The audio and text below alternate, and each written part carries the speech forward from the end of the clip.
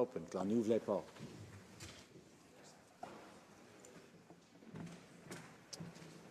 Tabling of documents. J'ai l'honneur de déposer. I have the honor to table, pursuant to Section 25(5) of the law, the 2016 string reports of the Commissioner of the Environment and Sustainable Development. These reports are referred to the Standing Committee on the Environment and Sustainable Development. J'ai l'honneur de déposer. I have the honor to table the report of a parliamentary delegation of Canadian parliamentarians concerning their visit to the United Kingdom and France, April 25th to 27th, 2016. Tabling of documents. The Honourable Parliamentary Secretary to the Government House Leader. Yes, thank you, Mr. Speaker. Pursuant to Standing Order 36(8), I have the honour to table in both official languages the government's response to 10 petitions. Introduction of government bills. Statements by ministers. Reports from interparliamentary delegations. Presenting reports from committees. The Honourable Member for Humber River Black Creek. Thank you very much, Mr. Speaker, and I have the honour to present in both official languages the fourth report of the Standing Committee on Transport, Infrastructure and Communities in relation to the Supplementary Estimates 2016-17. And, Mr. Speaker, I also have the honour to present in both official languages the fifth report of the Standing Committee on Transport, Infrastructure and Communities in relation to the motion adopted by the committee regarding certain provisions of the Fair Rail for Grain Farmers Act. Thank you very much, Mr. Speaker.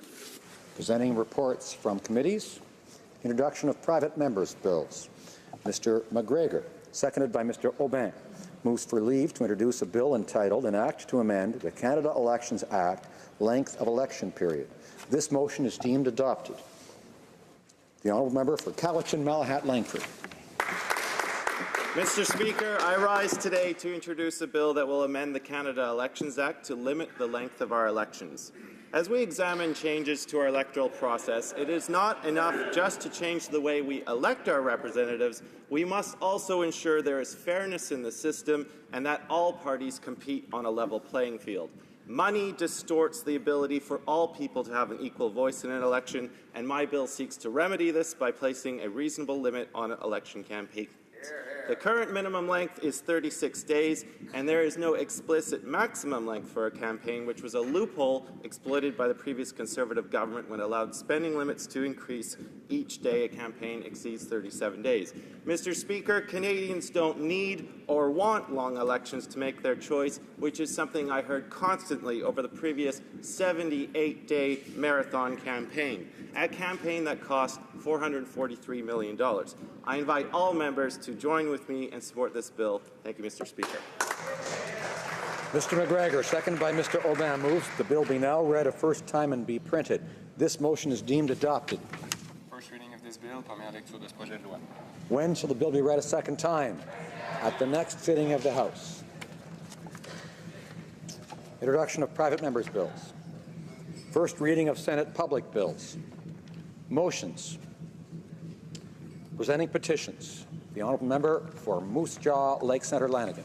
Thank you very much, Mr. Speaker. Mr. Speaker, I have the honour to present petitions circulated by the Family Action Coalition that features several hundred Saskatchewan residents that call upon the government to allow for sufficient time to broadly consult and more aggressively than they have been doing, Mr. Speaker, on the issues of euthanasia and physician-assisted suicide.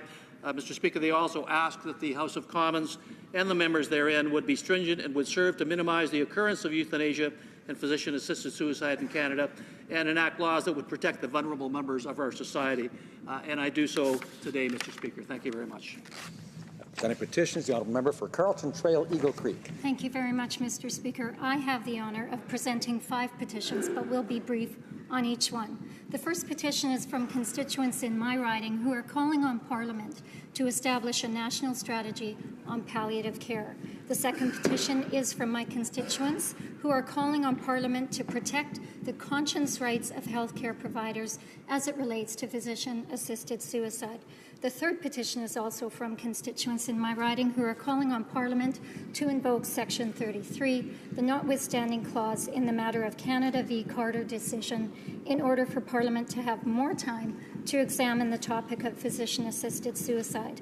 The fourth petition is from Canadians across our country, but with a large number being from the community of St. Denis in my riding, who are calling on Parliament to recognize preborn children as separate victims when they are injured or killed in the commission of an offence. And lastly, the fifth petition is from constituents and people living in Saskatoon who are calling on Parliament to ensure that religious freedom remains a central component of Canada's foreign policy and that the Office of Religious Freedoms mandate be renewed. Thank you, Mr. Speaker.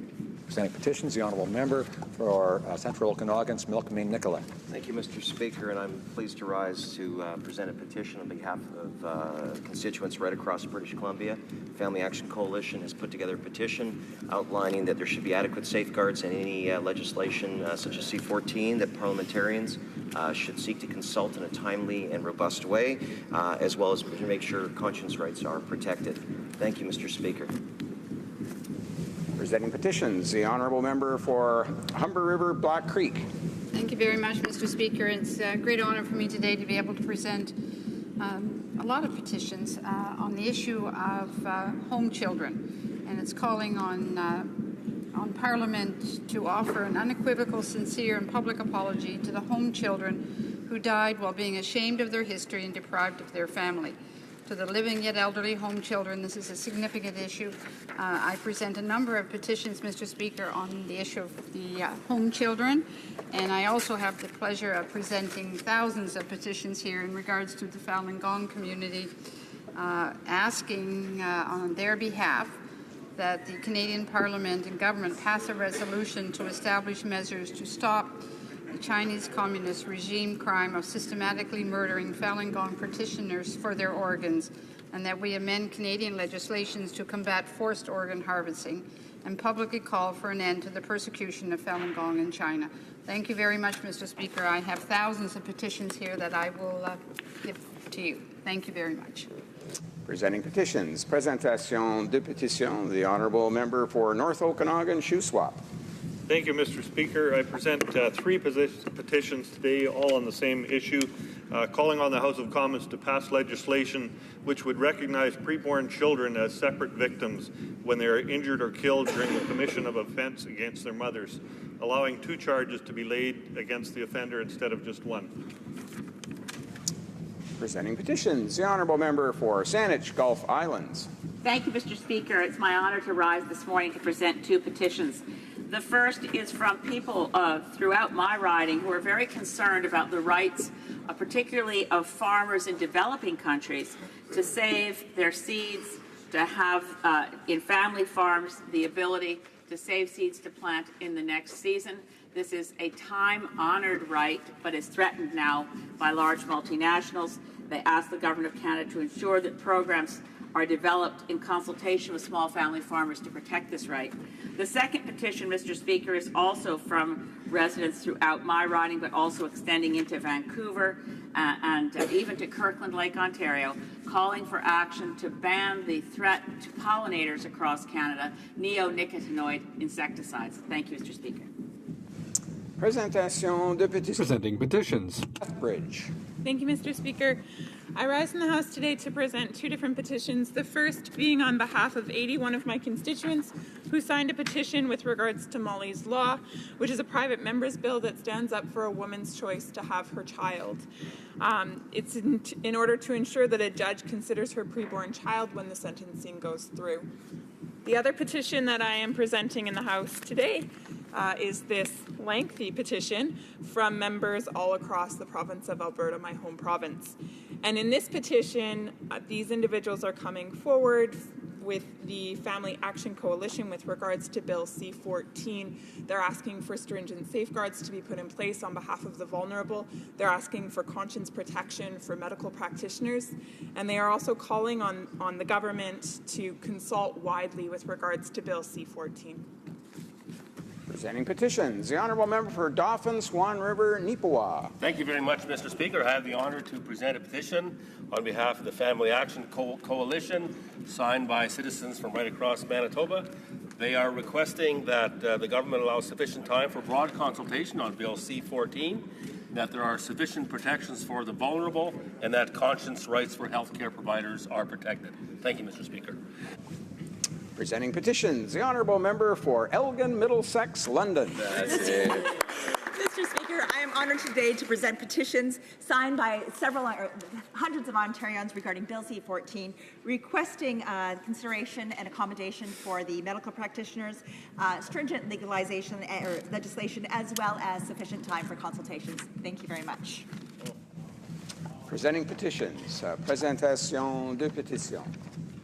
Questions on the order paper. The Honourable Parliamentary Secretary to the Government House Leader. Yes, thank you, Mr. Speaker. I would ask that questions number Q105 that will be answered today. And furthermore, Mr. Speaker, if questions number Q104 and Q106 could be made orders for return, these returns would be tabled immediately. Is it the pleasure of the House that the aforementioned questions be made orders for return and that they be tabled immediately? Yes? Agreed? Agreed and so ordered. The Honourable Parliamentary Secretary to the Government House Leader. Yes, and finally, Mr. Speaker, I would ask that all remaining questions be allowed to stand at this time. And is that also agreed? Yes? Agreed? Agreed and so ordered. Orders of the day. Ordre du jour. Government orders. Consideration at third reading stage of Bill C-14, an act to amend the criminal code and to make related amendments to other acts. Ms. Wilson-Raybould, seconded by Mr. Tutu, moves that Bill C-14, an act to amend the criminal code and to make related amendments to other acts, medical assistance in dying, be now read a third time and do pass. Debate the Honourable Minister of Justice. Thank you, Mr. Speaker. I want to begin today by acknowledging the contributions of all members of this House, in particular the members of the Standing Committee on Justice and Human Rights, for how they have approached our debate on C-14. It is clear that members from all parties have engaged closely with their constituents, members of other parties, and have brought forward their own experiences to make thoughtful and genuine contributions to our country's conversation on medical assistance in dying. This is one of the most important issues that this Parliament will address. Bill C-14 represents the government's policy choice to address medical assistance in dying, a choice that is fully informed by consultations with Canadians and experts and takes into account all of the interests and values surrounding this matter. When the Carter decision came down in February of 2015, one debate ended and another began. It was no longer a question of whether Canada would permit medical assistance in dying. Rather, it was about how our country would do it. Bill C-14 would create a statutory framework for medical assistance in dying that considers the perspectives of those who may wish to access it, those who are concerned about its consequences, including vulnerable persons who could be put at risk by the legalization of this practice, and those who may be asked to provide the assistance. While the Carter decision told us that an absolute prohibition in the former law went too far, it did not tell us how medical assistance in dying should be implemented. The Supreme Court acknowledged that the issue involves complex issues of social policy and a number of competing societal values. The Court has emphasized that there may be a number of possible solutions to a particular social problem and suggested that a complex regulatory response to a social ill will garner a high degree of deference. The challenge facing Parliament is about setting new boundaries. Who should be eligible for medical assistance in dying? What safeguards should be required? And how will it be monitored? and what issues require more study.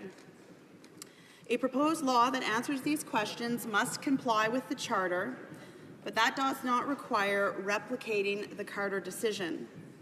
The Supreme Court has recognized that the relationship between the courts and Parliament should be one of dialogue. Just as Parliament must respect the court's ruling, so too must the court respect Parliament's determination of how to craft a statutory scheme in response to the court's judgment. It is helpful to know how this dialogue has played out in previous instances. For example, in O'Connor, in a 1995 Charter challenge in a sexual assault case, the Supreme Court mandated the disclosure of therapeutic records in the Crown's possession and set out how a common law procedure for the protection of these records. In response, Parliament enacted a statutory disclosure regime that differed in significant ways from the court's approach. The court upheld the constitutionality of that statutory regime, noting that it could not be presumed that just because Parliament's scheme looked different from what the court had envisioned, that it was unconstitutional.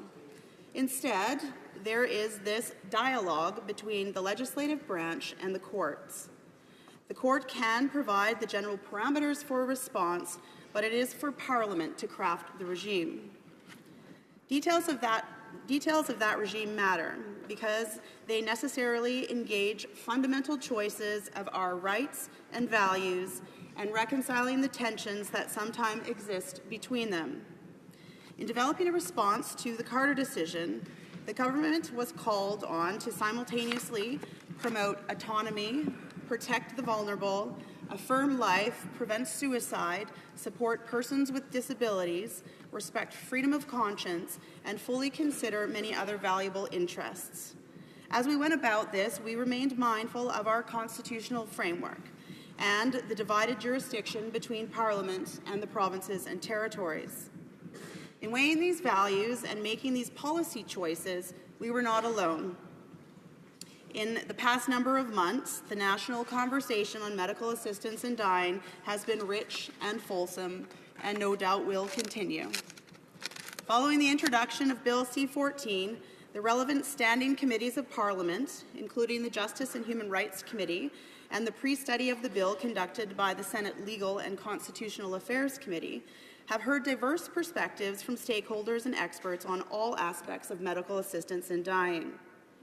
Bill C-14 strikes a balance regarding eligibility and safeguards, as well as what the federal law should do and what should be left to the provinces and territories to regulate. Not everyone agrees with these policy choices. Still, I am confident that the decisions fall squarely within the range of alternatives that are legally open to Parliament to adopt. It would have been easy for the government to cut and paste the language from the court's decision into a new federal statute, but such an approach would have meant ignoring all the consultations and evidence that I have just referenced. It would also have fallen far short of developing a complex regulatory regime to balance competing interests that the court said was the task of Parliament to craft and not the courts.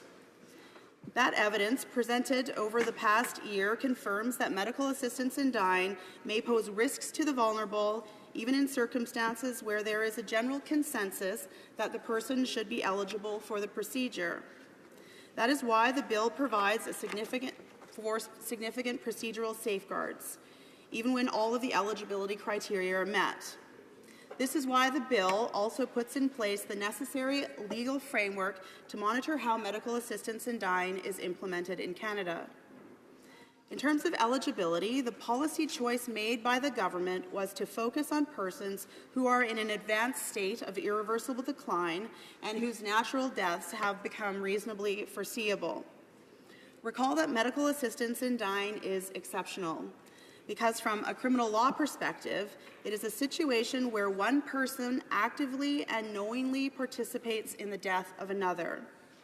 We criminalize and strongly condemn this conduct in all other circumstances. The only time in our criminal The only time in our criminal law where this conduct is justified is in self-defense, where a person is permitted to take a life, but only in order to save their own life or someone else's. While medical assistance in dying has medical and health law aspects to it, we cannot lose sight of this dimension either, because it is the criminal law power that is the primary source of Parliament's jurisdiction to address this issue. And it was the criminal law that, before Carter, stood in the way of medical assistance in dying.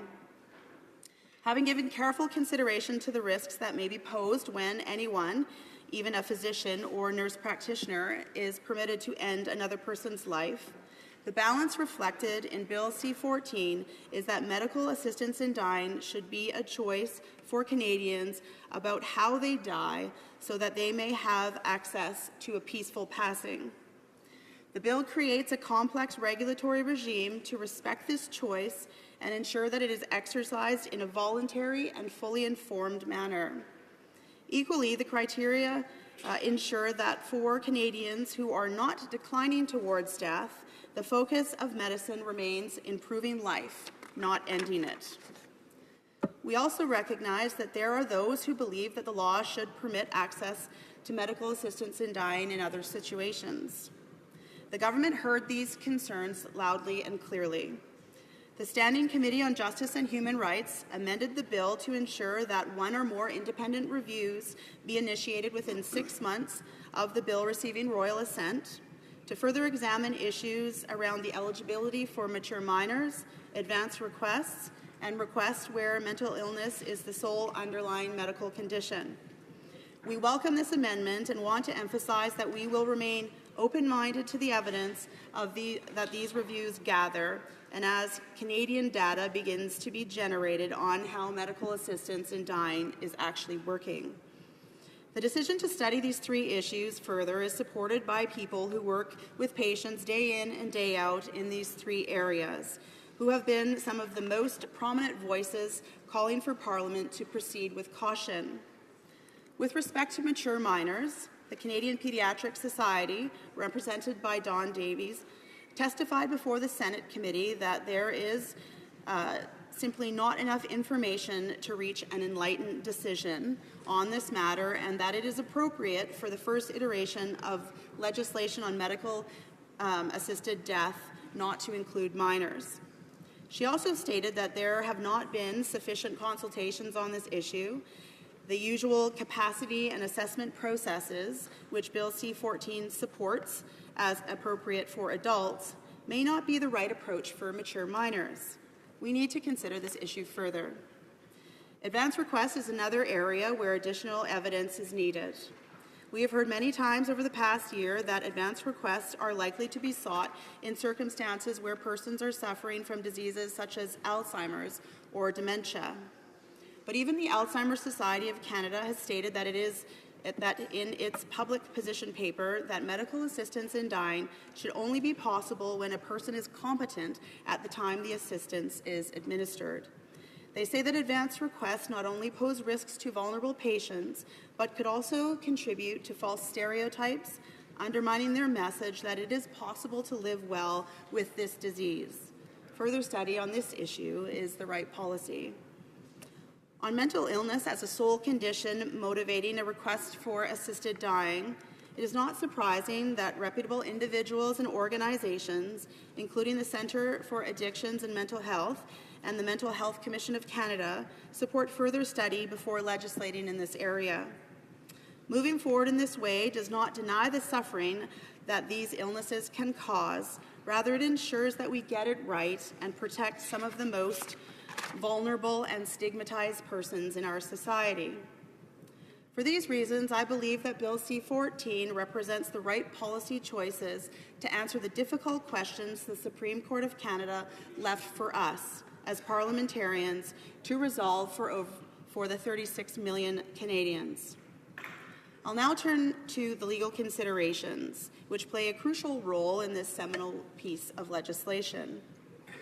A consistent area of discussion has been around whether Bill C-14 is constitutional.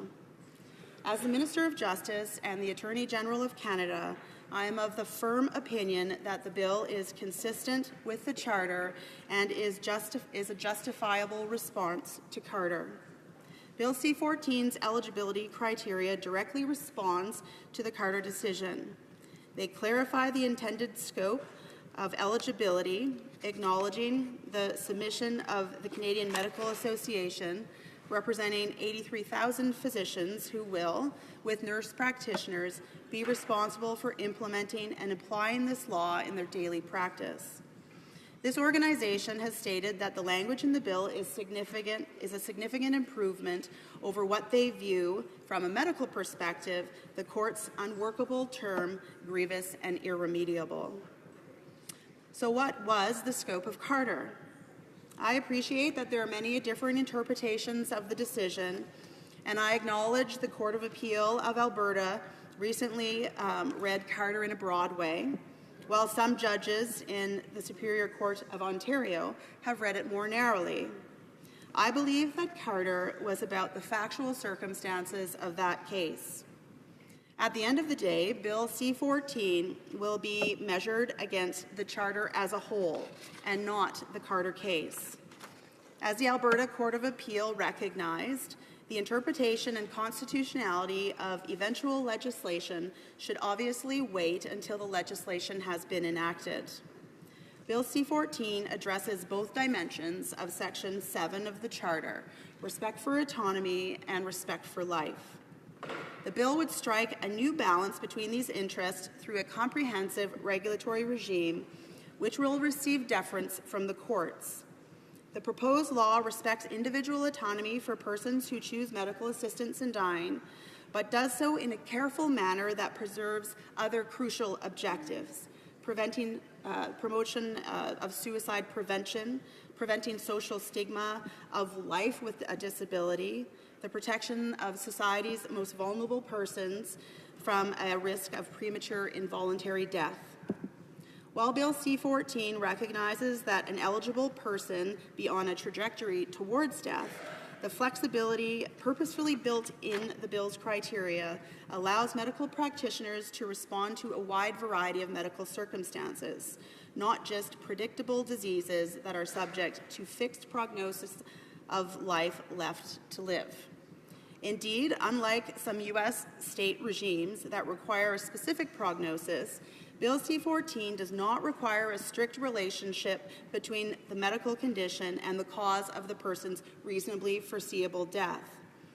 I do not agree with those that say the Carter decision means that Parliament is constitutionally mandated to enact one of, if not the broadest, assisted dying regimes in the world, and that Parliament has little scope to consider other societal interests aside from autonomy.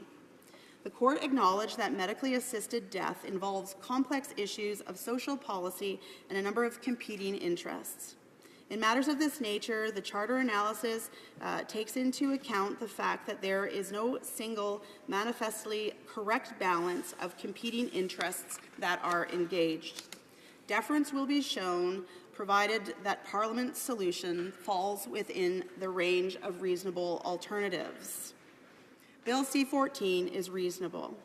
It would provide people who are in a path towards death a choice that respects their wish to die with dignity.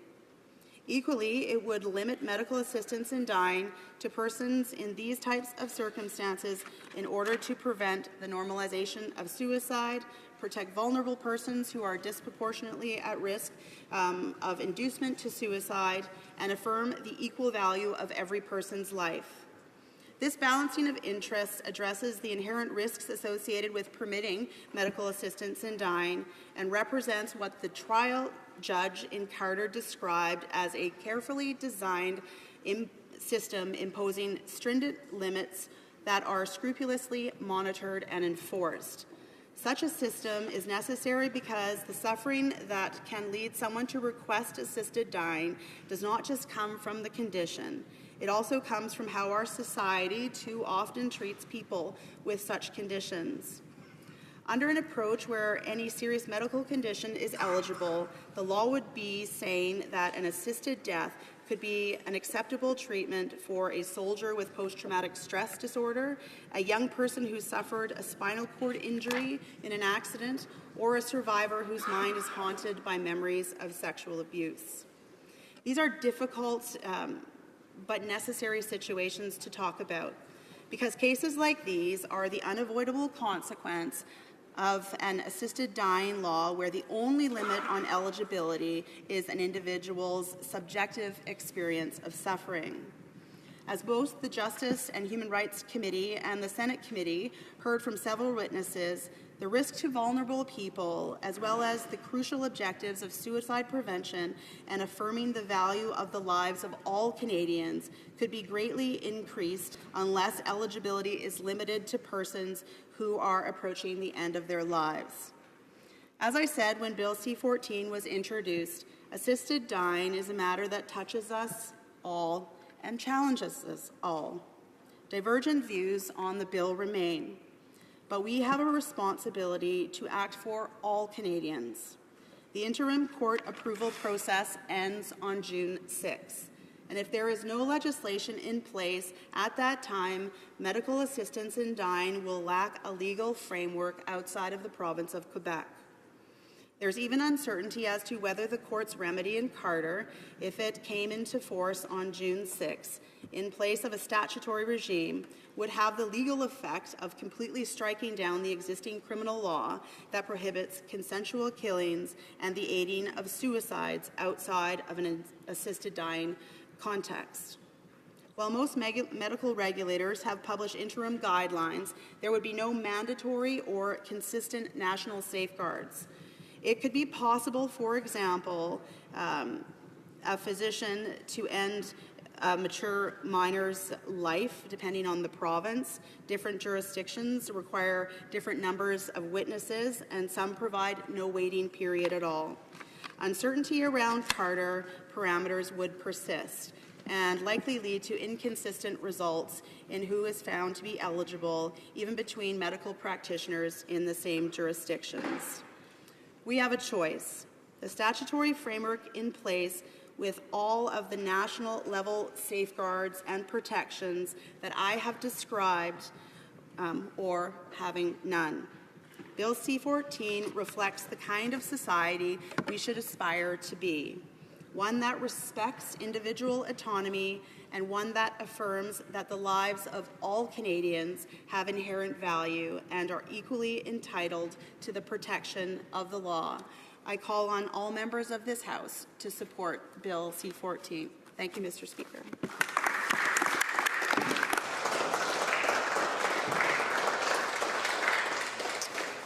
Questions and comments? Question commentaire. The honourable member for Kamloops, Thompson, Caribou. Thank you, Mr. Speaker, and I do want to acknowledge the very difficult balancing act that the Justice Minister has had to do in terms of crafting this very sensitive piece of legislation. The one part that still gives me great cause for concern, and from 100% of the people in my riding, they thought there should be very clear language and very specific language that looked at the protection of the health conscience rights of our healthcare providers. You know, I know last night we turned down what I thought was a very reasoned amendment, so I'm hoping that the Minister could share very clearly with Canadians why they voted against something that I believe, and most Canadians I believe, is absolutely critical. The Honourable Minister of Justice. Thank you, Mr. Speaker, and I thank my honourable colleague across the way for the question. And certainly the conscience rights of medical practitioners is of the utmost importance, and we have in every aspect of the consideration of this legislation taken that into account. And I recognize the work of the Justice and Human Rights Committee of the House of Commons that considered substantive amendments and in fact voted in 16 amendments, including having the conscience rights of medical medical practitioners in the preamble of the legislation, but for greater certainty had voted in an amendment to ensure that the conscience rights of medical practitioners are in the body of the legislation. There's nothing in this legislation that would compel a medical practitioner to perform medical assistance in dying. And beyond that, we are, and the Minister of Health is working in a concerted way with the provinces and territories to assist them in developing the complex regulatory regime that will be required, and that is underway, and that conversation will continue. Question commentaire. The Honourable Member for Trois-Rivières. Thank you very much, Mr. Speaker.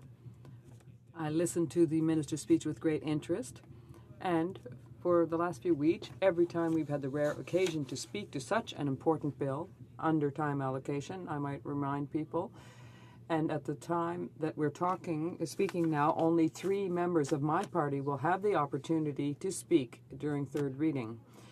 And with always the same argument, this deadline issued for June 6th, and even on the government side, and the Minister of Health, among others, were saying that the goal of achieving this by June 6th is far from a certain thing because of what will happen in the Senate. So my question to the Minister is simple. What seems most important to her as we speak today? Respecting this June 6th deadline, which seems obvious will not be met, or seeking the consensus of the members in this House would probably require the same thing in the Senate? The Minister of Justice. Thank you, Mr. Speaker, and thank the honourable member for the question. And first of all, I'd like to say that there has been substantive debate on this topic. This has been a national conversation that has been underway for many, many months. I and our government have the utmost respect for the Supreme Court of Canada and the deadline that the Supreme Court of Canada has imposed of June the 6th. And we are doing everything that we can to ensure that we meet that deadline. Certainly there are risks, but the risks are greater if we do not have a legal framework for medical assistance in dying in place by the Supreme Court of Canada's deadline. If we do not have a legal framework in place, there would be no ability for an individual to apply to a superior court to seek an individual exemption. There would be not the substantive safeguards in place that the Supreme Court in Carter instructed Parliament to put in place, and there would be no certainty for medical practitioners, and access would remain uncertain for patients wishing to have medical assistance in dying. I believe that it would be irresponsible for us as parliamentarians not to do everything we can to ensure that we meet the June 6th deadline. Question commentaire. L'honorable député. The Honourable Member for Montcalm. Thank you, Mr. Speaker. The Minister never answered the question that I asked her. She invited us to participate in the debate, but when there's a debate, we have to expect that at some point in time, there is an ability on the part of a majority government to accept some amendments.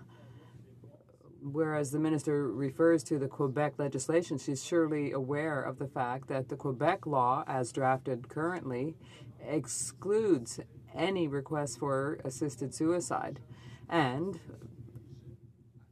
excludes people who are ineligible from carrying out a hunger strike. So is her bill here doing the same thing? Does she find it acceptable and humane that a person must turn to a hunger strike to have access to assisted dying? And Kay Carter would not have been eligible under this bill. The Honourable Minister of Justice. Thank you, Mr. Speaker, and thank you for the questions.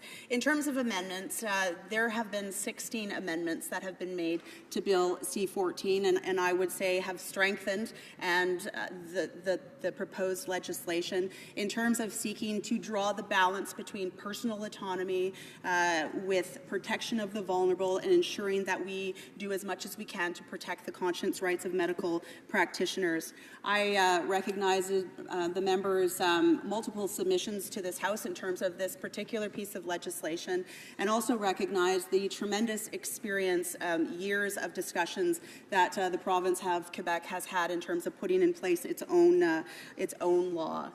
With respect to Kay Carter, I am absolutely certain that Ms. Carter would qualify under the eligibility regime as presented in Bill C-14, and we specifically ensured that we provided a broader definition around what grievous and irremediable means and put in place eligibility criteria that would ensure there's flexibility in our regime and provide medical practitioners with the ability to engage with their patients. They're the most familiar with their patients, and to, by virtue of that relationship, determine whether there's eligibility or not. Questions and comments. The honourable member for Fleetwood Port Kells. Oh, thank you, Mr. Speaker.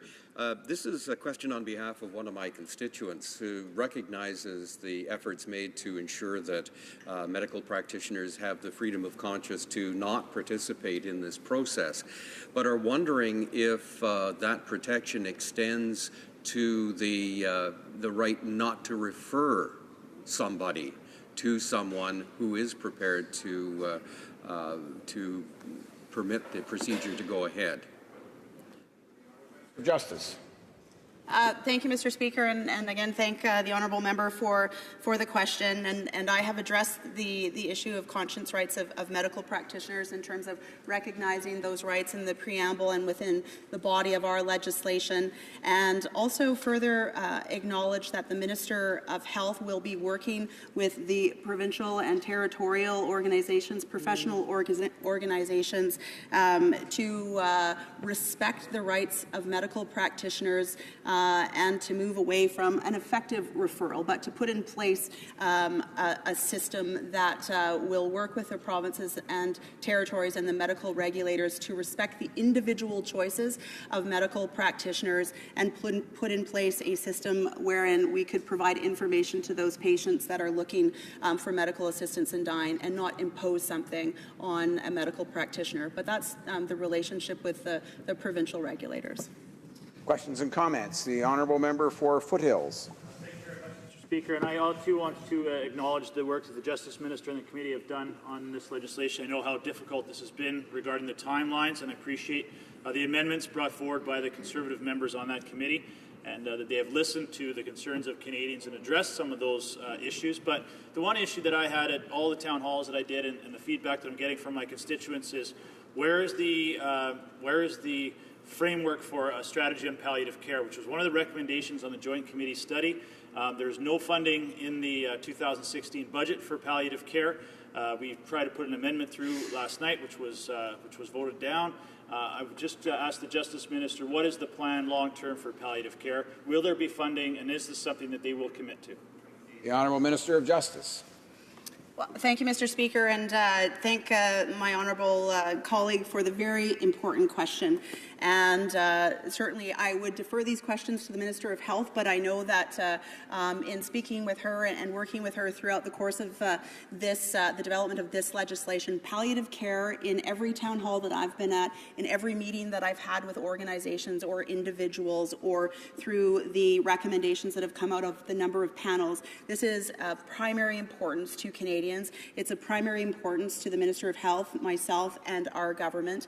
And the Minister of Health has ensured and committed that while working with the provinces and territories in the renewal of the Health Accord, will ensure that there are provisions in place to ensure that every Canadian, no matter where they live, right across the country, has access to palliative care. That's the commitment that the Minister of Health has made. Resuming debate, the honourable member for Langley Aldergrove. Thank you, Mr. Speaker. I'd like to begin by asking consent that I can share my time with the member from Caribou Prince George. Does the honourable member for Langley Aldergrove have the unanimous consent of the House to split his time? Yes? Yes, agreed. Agreed and so ordered. The honourable member for Langley Aldergrove. Thank you, Mr. Speaker. I want to thank the Minister of Justice for being here today, for speaking in the House and sharing her perspective and the government's perspective on C-14. I've found her always available and very thoughtful. And I thank her for her involvement. I've been honored to be part of the joint committee that dealt with this starting in January, and then also was part of the when this was sent C-14 to the Justice Committee. And as the minister said, the opinions on this issue of assisted suicide are very diverse. Within each of the parties, it's very diverse. And so I do want to thank all members of Parliament for being respectful and working together on this important issue. We are dealing with this issue because of the Carter decision. The Supreme Court said in the Carter decision, this must be allowed. The criminal code will be amended, and it's up to Parliament to come up with safeguards. Not that this is permitted. Supreme Court decided that. We're to create safeguards. We've also heard that 84% of Canadians want this. But that statement that we've often heard is a little misleading because 84% of Canadians do support this under certain criteria, and that criteria is that it's terminal, the person is suffering terribly and repeatedly asked to have assisted suicide to end their suffering.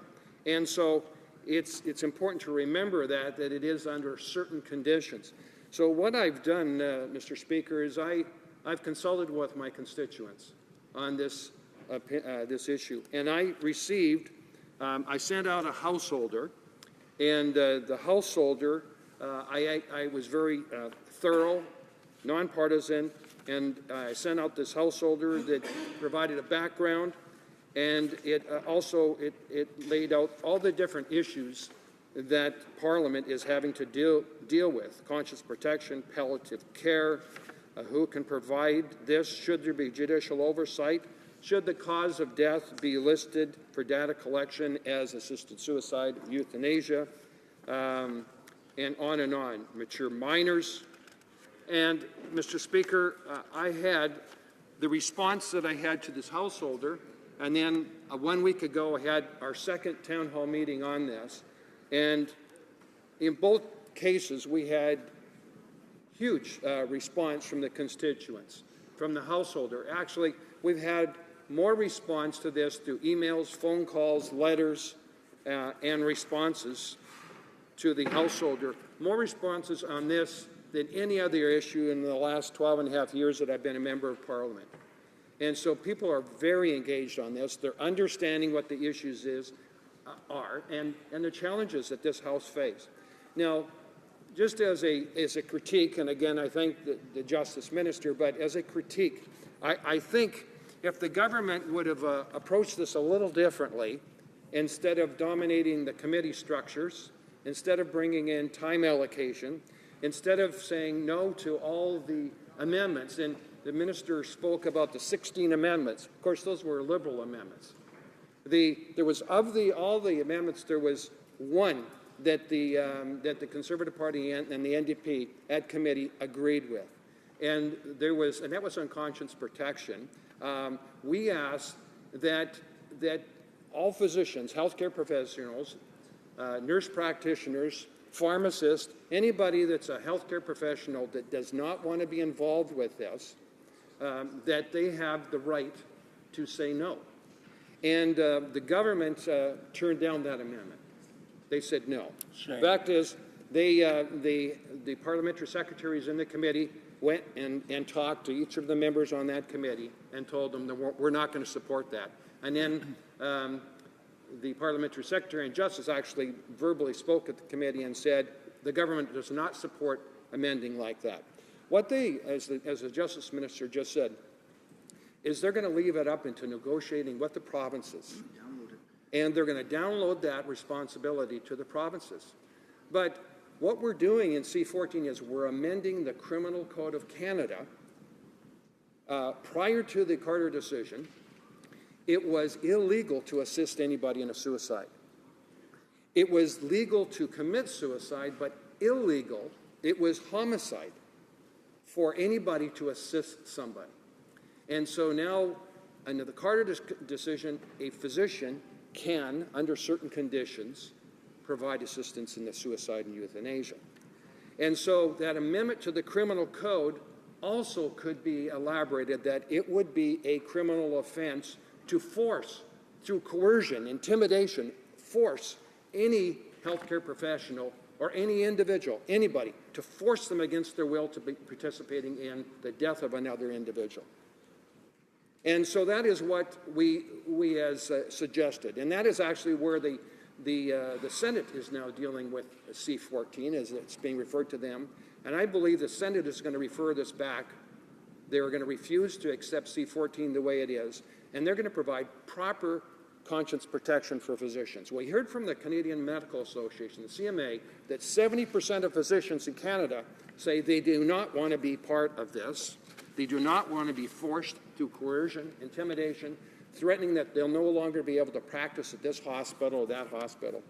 And I'm reading from a National Post here, and there was an article on that called Killing Patients versus Doing Their Job, a sharp division of opinion on whether doctors should be required to assist in suicide. And there was a doctor here that says she has been practicing medicine for 37 years. She says the family doctor has decided not to renew her medical license in June, this coming next month. Dr. Naylor has no desire to quit medicine, but she says she's appalled at the thought that she would be forced to refer. And so, and there was another one, a Dr. Burke. He says he practices physical medicine and rehabilitation in Windsor, Ontario, and he said he's renewing his medical license in Michigan, where assisted suicide is illegal. And Mr. Speaker, I've heard that as I've gone to town hall meetings across the country, actually, and in different provinces, and also the two I had in my own community.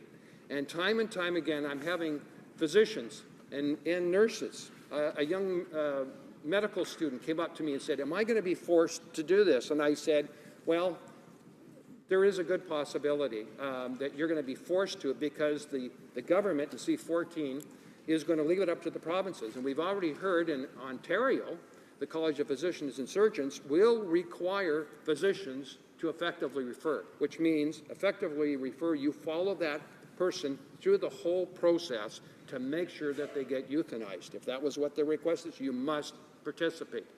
And we are going to have, Mr. Speaker, physicians, like I just read, across this country saying, I refuse to, I'm now of age to retire, I'm going to retire, or I'm going to relocate to another jurisdiction where I will not be forced to be part of this against my conscience. That will, Mr. Speaker, create a medical emergency in Canada, a shortage of physicians, a shortage of nurses, because they're forced against their conscience unnecessarily to participate in something that they find against their conscience.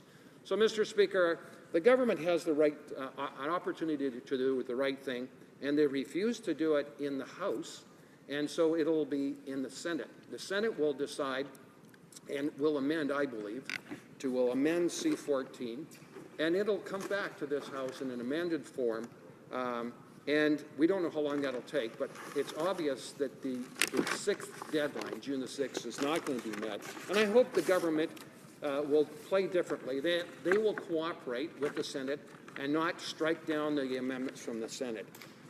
I believe it is better to have C-14 than nothing, but C-14 does need to be amended.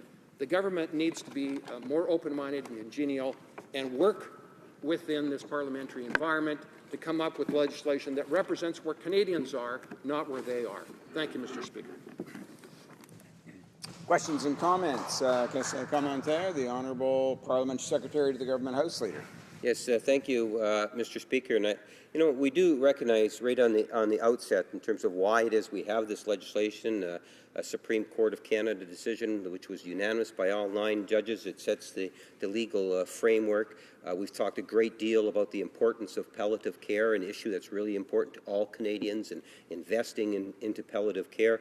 I am a bit concerned in regards to Some of the issues that the member has raised, I've been a parliamentarian for many years and here in Ottawa for 5 years, and there have been ample opportunities for members extending sitting hours into the evening, which would have afforded more people the opportunity to be able to have that debate.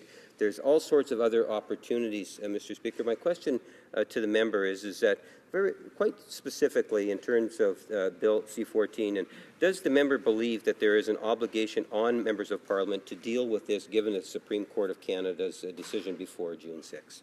Member for Langley Aldergrove. Mr. Speaker, I agree with the member that there's an obligation to do what we can to see this legislation passed. And I wish the government would have asked for a year, not 6 months. It took Quebec 6 years and 3 premiers to come up with this, and they've rushed this whole through it, and they've botched it. He referred to the time allocations, motions to have a debate on this by exhaustion. And that's where they, instead of cooperating and working within the Parliament in a proper way, respecting one another, respecting the diverse opinions on us, they've tried to force this, and it's backfired on them. So hopefully from this point, they will cooperate and work with Parliament in a congenial way. Questions and comments? Question commentaire. The honourable member for Windsor-Tecumseh. Thank you, Mr. Speaker. I'd like to ask my honourable colleague, just with regards to the response that he just gave from another member across the way, would he agree then that it makes more sense what we should have done in terms of a deadline and getting this done right? We've rushed this through. It's obviously faulty. There are so many opinions still at this point on the eve of voting, so it's obviously something problematic. Would he agree that it would have made more sense to refer this bill back to the Supreme Court, get some clarity on the constitutionality, and do this right, and not have June 6th leaning over us in a looming way, but more as a target for us, a goal, but what we really need to do is to get it right? And would he not agree that the Supreme Court really can be playing a role in some meaningful development on this bill? Member for Langley Aldergrove. Well, Mr. Speaker, I agree that that June 6th is a date that's not likely to be reached, which then the government should be asking for an extension. They should have asked for a longer period of time from the get-go. We need to do this right, and to rush it and get it wrong is not in the interest of protecting the vulnerable Canadians that are going to be considering assisted suicide. For Mr. Speaker, I think there's an environment, an appetite for us to work together to get this done right. And if the government does not want, if they want to bully this through, and no matter what happens, they're going to get it done by June 6th, it won't happen, Mr. Speaker. Questions and comments. The honourable member for Edmonton Manning. Well, thanks, Mr. Speaker, and I would like to congratulate my colleague for a thoughtful speech. The question is, we've listened to the story or the answer of the minister on the deadline of June 6th. I would like to hear another, there's other answers or better answers to that within the time frame. So I'd like to ask the honourable member, what would he think will happen if June 6 comes and we have no law in place? The honourable member for Langley Aldergrove. Mr. Speaker, that's the salient question. What happens on June 6th? And I talked asked for a report from the Library of Parliament, and they said that it'll be the Carter decision, and it will be applied differently across Canada. Each province, it'll be the College of Physicians and Surgeons that will determine. In Ontario, physicians will be required, and in some provinces they won't. Some provinces, provincial government will engage, and some won't. And so we will have a hodgepodge of how this is applied across Canada. That is not in the interest of Canadians. So we need to pass this, I believe. Legislation is required, but the problem is C-14 needs to be amended. It has some big holes in it, and so I hope the government will cooperate and listen to members of the opposition, listen to Canadians, and let's fix C-14. Resuming debate, I see the honourable Parliamentary Secretary to the Government House Leader Yes, may be rising on a point of order. On a point of order, Mr. Speaker. No, just a point of order. Earlier today in the tabling of documents, I had indicated that there was government responses to 10 petitions, and I should have said 11 petitions, Mr. Speaker. I'm sure the House appreciates the clarification on the part of the Parliamentary Secretary and has brought it to the attention of the House at the first instance. Resuming debate, the Honourable Member for Caribou, Prince George. Thank you, Mr. Speaker. I rise in the House today to speak on an issue that may very well be one of the most significant, important social issues that this Parliament, in the life of this government, will ever face. This is not a matter that I take lightly. The issue of life or death. Mr. Speaker, over the last few months, I've had the opportunity to speak with constituents in my riding. I've read the letters and emails they've written in. I've consulted with spiritual leaders from many faiths within the communities within my riding. And Mr. Speaker, I've sat through every single minute of this debate because the magnitude of this legislation is something that deserves our thoughtful consideration, and it is also something that has been weighing heavily on me because regardless of my personal beliefs, I represent the tens of thousands of friends and families in the beautiful riding of Caribou Prince George.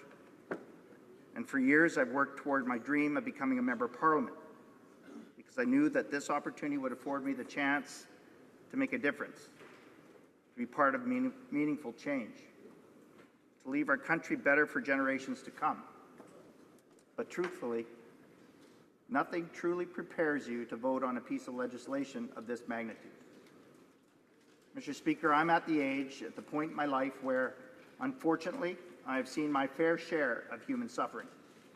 And I have to say that it is the true test of man, of humans, to watch a loved one, a friend, or even a stranger that is faced with intolerable suffering, suffering that leaves no hope of recovery. Mr. Speaker, it is a reality that physician-assisted suicide will indeed become law. This, we know, is true. In 2015, the Supreme Court of Canada issued a landmark ruling in Carter versus Canada, stating that the laws preventing Kate Carter from ending her life in Canada were contrary to the Charter of Rights and Freedoms. Kate Carter was a school teacher. She was a wife, a mother, and she was suffering from severe spinal stenosis, a disease which was making it impossible for her to move her body. She was 89, Mr. Speaker. And because medical-assisted dying was illegal in Canada, Carter and her family traveled to a Swiss medical clinic where she chose to end her life in 2010. It is not in dispute that Carter was faced with intolerable suffering, Mr. Speaker. But Carter's family and their lawyer have publicly stated that they believed that Kate Carter would have been ineligible for medical assistance in dying under Bill C-14. So my question for my colleagues across the floor, if this legislation, the very bill that was built to address the decision of Carter versus Canada, then why would it likely exclude the very case that opened the door for physician-assisted suicide in this country? Mr. Speaker, many have expressed their concerns that this legislation is unconstitutional. Benoit Pelletier, a professor from the University of Ottawa, had this to say when he appeared before the special committee tasked with studying assisted suicide. People suffering with illnesses that are terminal or cause intolerable suffering are at risk of being encouraged to seek an assisted death. All persons are potentially vulnerable. Being vulnerable does not disqualify them from seeking an assisted death, but it does put them at risk for being encouraged to seek an assisted death. This is amongst the most troubling testimony, Mr. Speaker. Beyond legal implications, the opposition to Bill C-14 crosses party lines. We have heard from Conservative members, Liberal members, NDP, concerned senators, multiple witnesses and organizations such as the BC Civil Liberties Society, the Alberta Court of Appeal, the Canadian Bar Association. At the core of our democracy is the ability to have thoughtful debate and discussion on a wide range of issues. Some of these issues are easier to address than others. Sometimes there's a unanimous consensus, and sometimes there isn't. We need to acknowledge in cases where there isn't consensus that more work needs to be done. Amendments need to be considered. And a majority control of this House shouldn't be used to thwart dissenting opinions, especially on an issue of this scope and magnitude. Dealing with the sanctity of life and death should be cause for more consultation, more discussion, and more debate than that over a pipeline or a budget. Mr. Speaker, we have debated this for approximately 20 hours. Over half of our caucus has not had the opportunity to debate this subject. Even more of the Liberal colleagues have not had the opportunity to speak on this. And it is concerning for me that a piece of legislation of this magnitude, that our Liberal colleagues have not had the opportunity to speak on this. It would appear from the outset, Mr. Speaker, that perhaps their backbench are indeed being muzzled on this, such an important piece of legislation. Quebec took 6 years in successive legislative assemblies to develop their physician-assisted suicide. 6 years of consultations and commitment to ensuring their bill was not just good enough, but one that captured most, if not all, concerns and safeguards. Mr. Speaker, time and again we've heard good enough is good enough at this point. Well, Mr. Speaker, to me, good enough isn't good enough when we're talking about life and death. Mr. Speaker, I'm a firm believer that it's better to miss a deadline than to get such an impactful piece of public policy wrong. This piece of legislation is likely the most important law in our generation. This Liberal government should allow all members to speak on behalf of their constituents and engage in further necessary consultations in order to get this legislation right. Because the alternative is passing a deeply flawed and, in my opinion, unconstitutional piece of legislation. Passing Bill C-14 in this manner will result in court challenges that will further deadlock the work of this House and of parliamentarians in having a workable document that protects the most vulnerable members of society from abuse. The debate on assisted suicide over the last few months has opened the door to some of the alternatives that also need to be considered when speaking about Bill C-14, Mr. Speaker. Palliative care is a critical component of this issue. We must always ensure that proper palliative care strategy is in place. And while the government would like to talk about this being core and an important piece in their budget and in their movement moving forward, they have not even mentioned it once in their most current budget. To ensure that individuals are well informed about their end-of-life options, not only for their physical symptoms, but to deal with the emotions that they're dealing with, palliative care needs to be a viable end-of-life choice. At a time when assisted dying is a hotly contested issue, it is important to engage in conversations around palliative care to ensure that people are making the best decisions to improve their quality of life.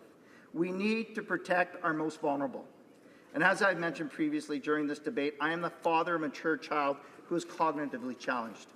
While a healthy and productive member of our community who I'm extremely proud of, my daughter could not today make an informed consent, let alone if she was dealing with a grievous and terminal disease.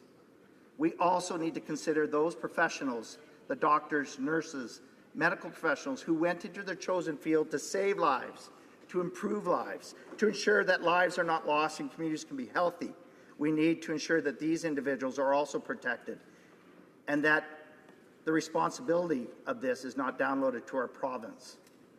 Mr. Speaker, we need to ensure that this piece of legislation does not become a vehicle for those suffering with mental health issues to end their pain, or that physician-assisted suicide is not chosen or forced due to obligation or feelings of burden. Mr. Speaker, I think Catherine Frazier, a professor of School of Disability at Ryerson University, said it best. At the heart of this debate, we must choose between competing visions of our social fabric. Shall we uncritically submit to the voracious demands of individual liberty, no matter what the social cost, or shall we agree that there are limits to individual freedoms, limits to serve us all when we are vulnerable and in decline? when we start deconstructing the foundation upon which our society is built upon, the social fabric, we need to ensure that proper safeguards are in place, a system of checks and balances, Mr. Speaker. The system isn't built overnight, and it is not built through a limited debate and time allocation. It is built through listening, learning, acknowledging a wide variety of viewpoints, stories, and opinions, through cooperation and through thoughtful analysis and acceptance and amendments. And again, none of which seems to be in line with this Liberal government. Mr. Speaker, I'm almost done. I would like to thank our colleagues from all sides who have shared their experiences with us over the course of this debate.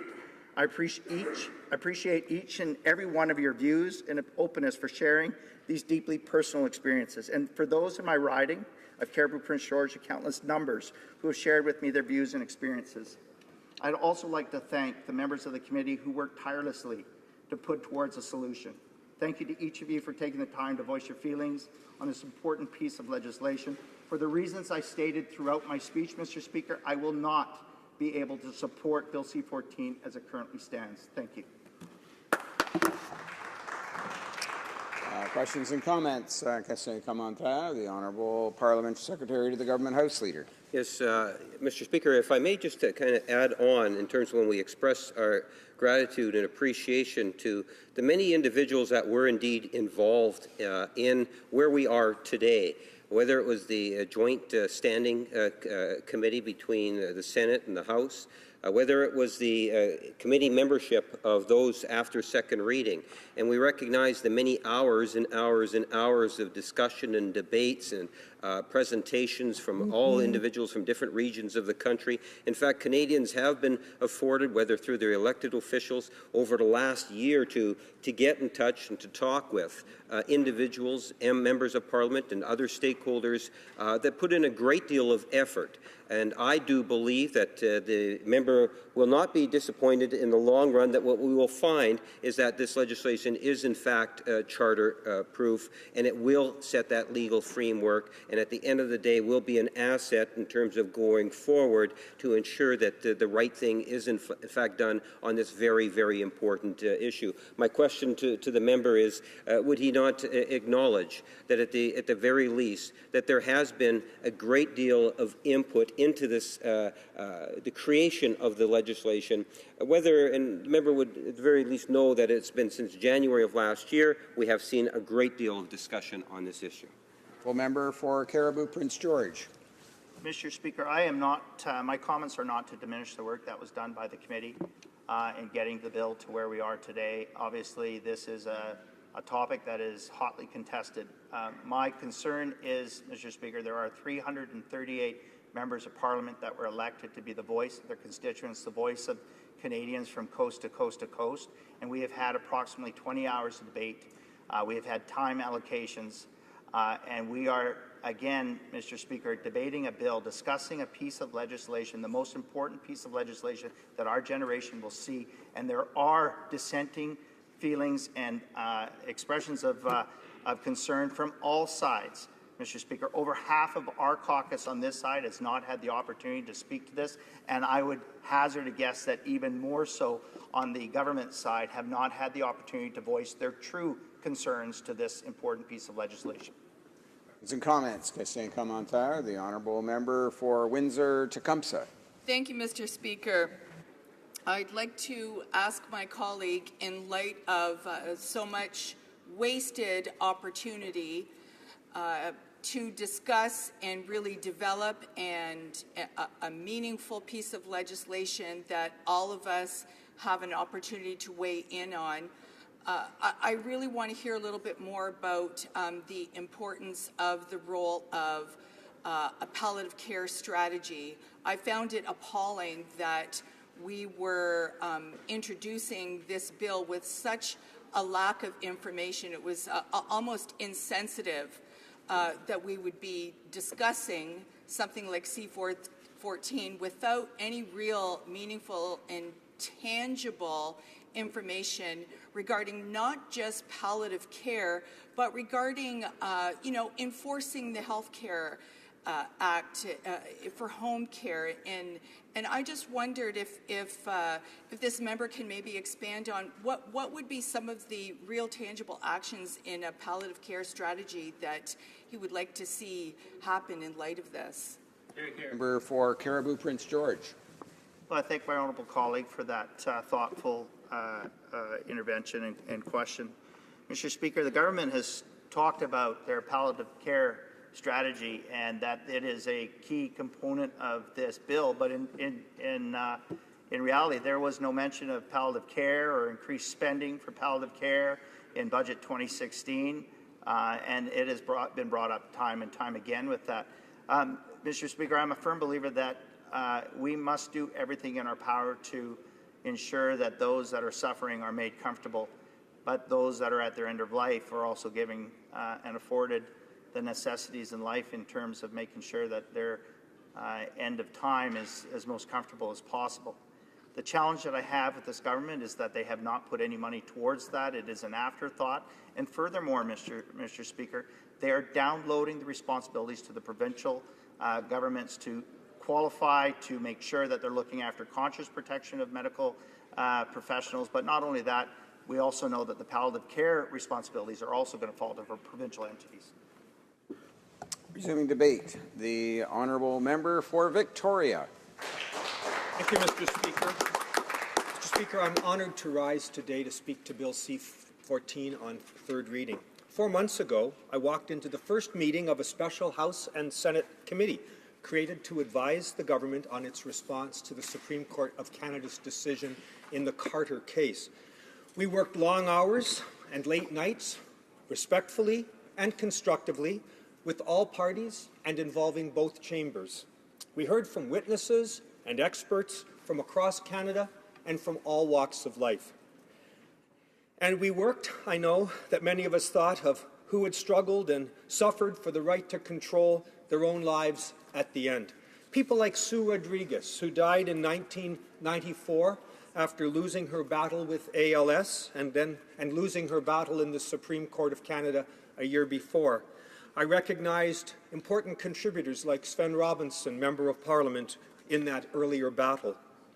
I think of people like Kay and Lee Carter, Hollis Johnson and William Sochet, and Gloria Taylor, who fought valiantly and won in the court last year.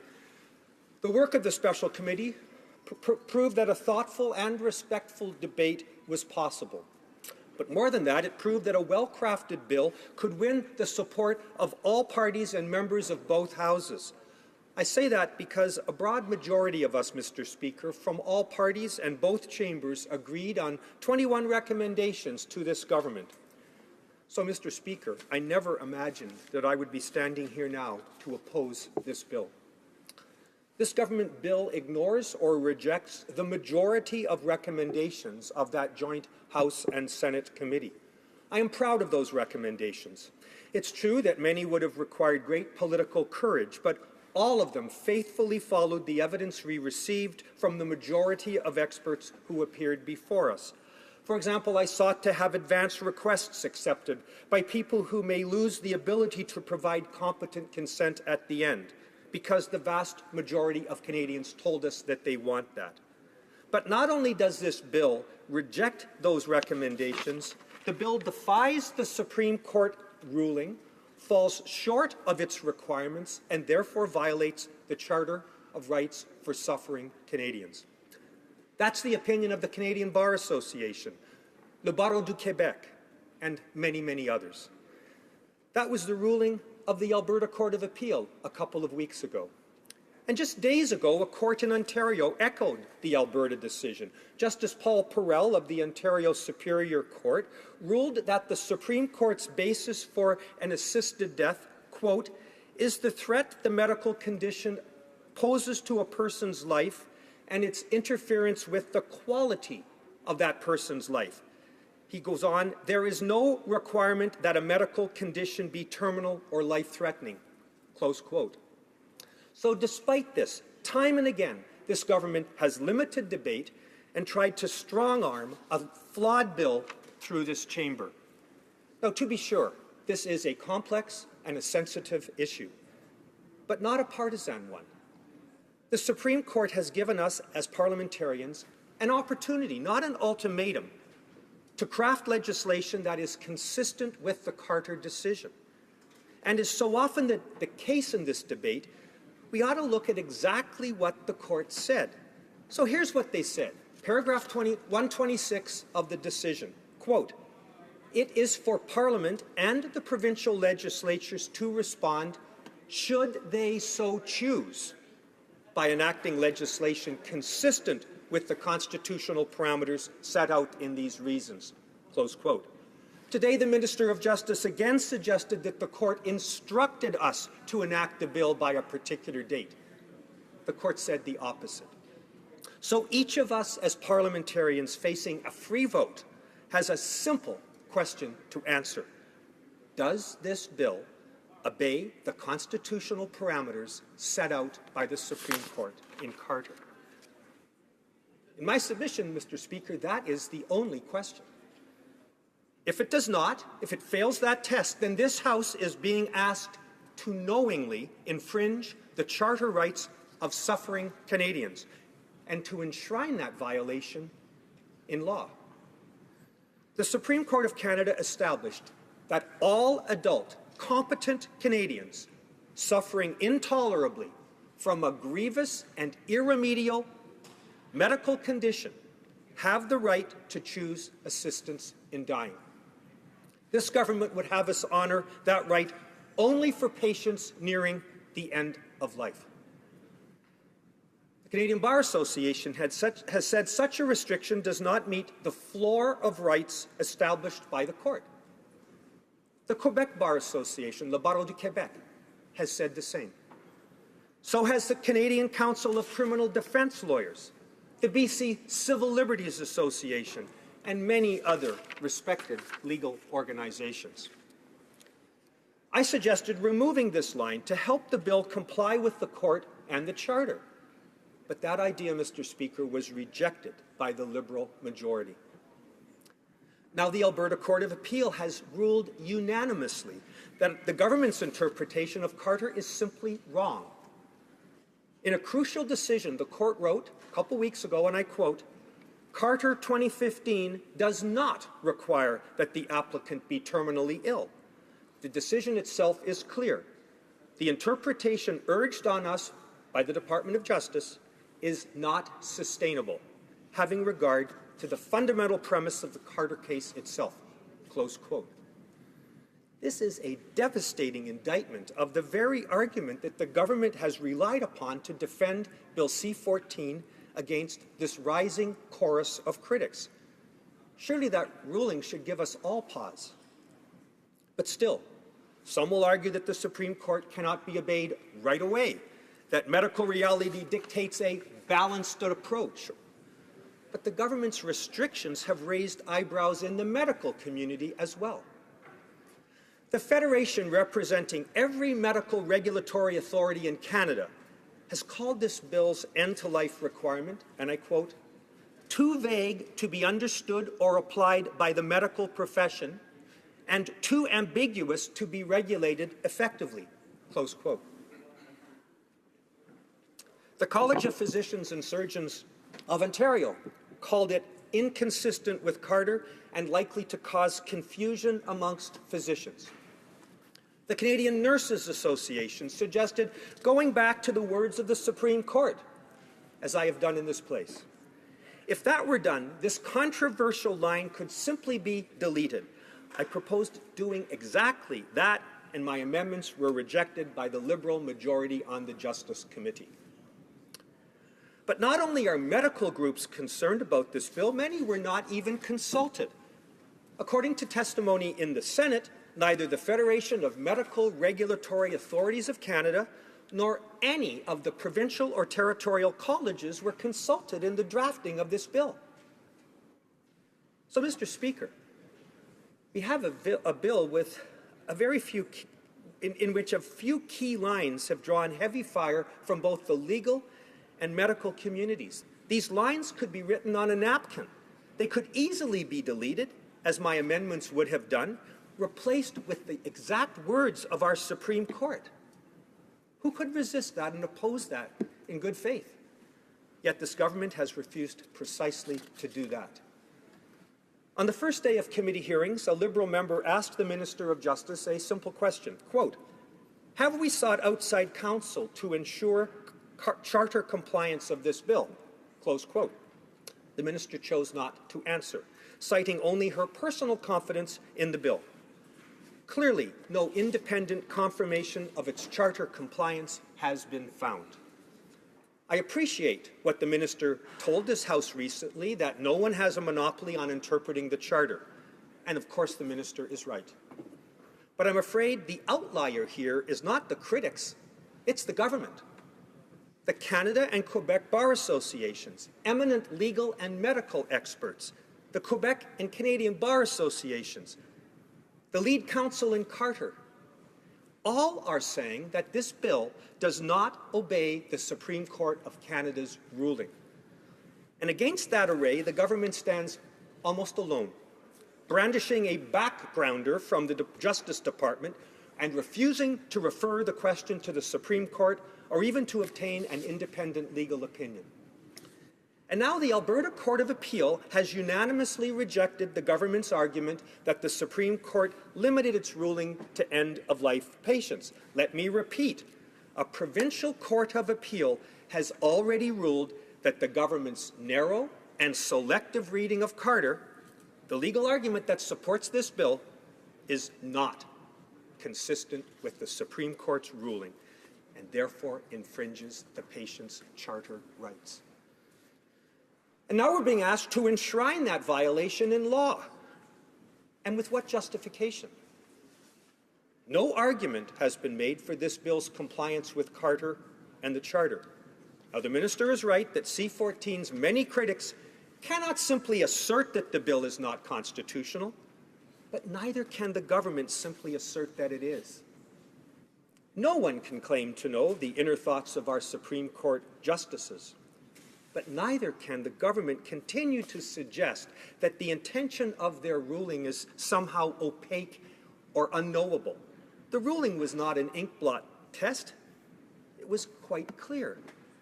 The court was looking at a law with the same objective as this bill, to protect specific vulnerable individuals suffering during moments of weakness. The court found the previous ban was overbroad because it caught people outside that class, competent people who were not vulnerable and therefore deserved to have their autonomy respected. That would remain true under Bill C-14. An entire class, Mr. Speaker, of competent adult Canadians would be condemned to intolerable suffering and denied recourse to assistance in dying. They may be forced to end their lives prematurely or violently. These are the same violations of Section 7 rights identified already by the court in Carter.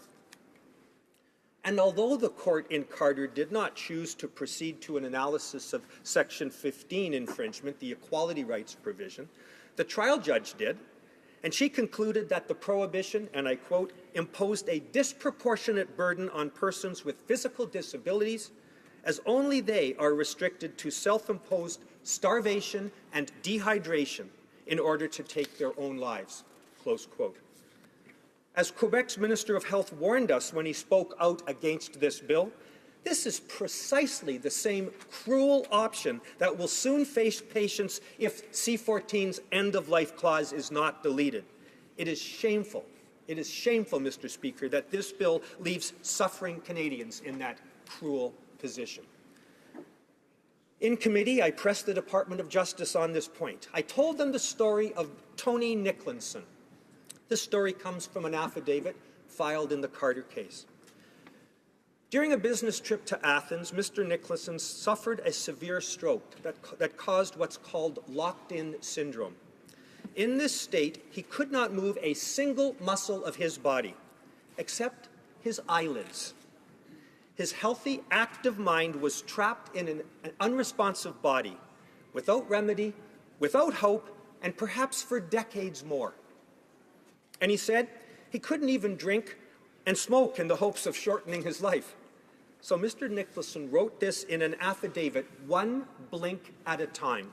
he told the court this: "The flaw in the argument is the assumption that we all want to live whatever the cost in terms of quality of life, when this is clearly not the case. I want to make that choice for myself. What prevents me is the fact that I am too disabled to take my own life, and unlike able-bodied person, I need help to die. By all means, protect the vulnerable, and by vulnerable I mean those who cannot make decisions for themselves. Just don't include me. I am not vulnerable. I don't need help or protection from death or from those who would help me if the legal consequences were not so huge. I am asking for my right to choose when and how to die to be respected.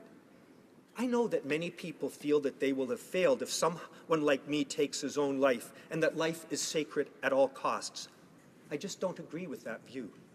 Surely the right and decent thing to do would be to empower people so that they can make the choice for themselves."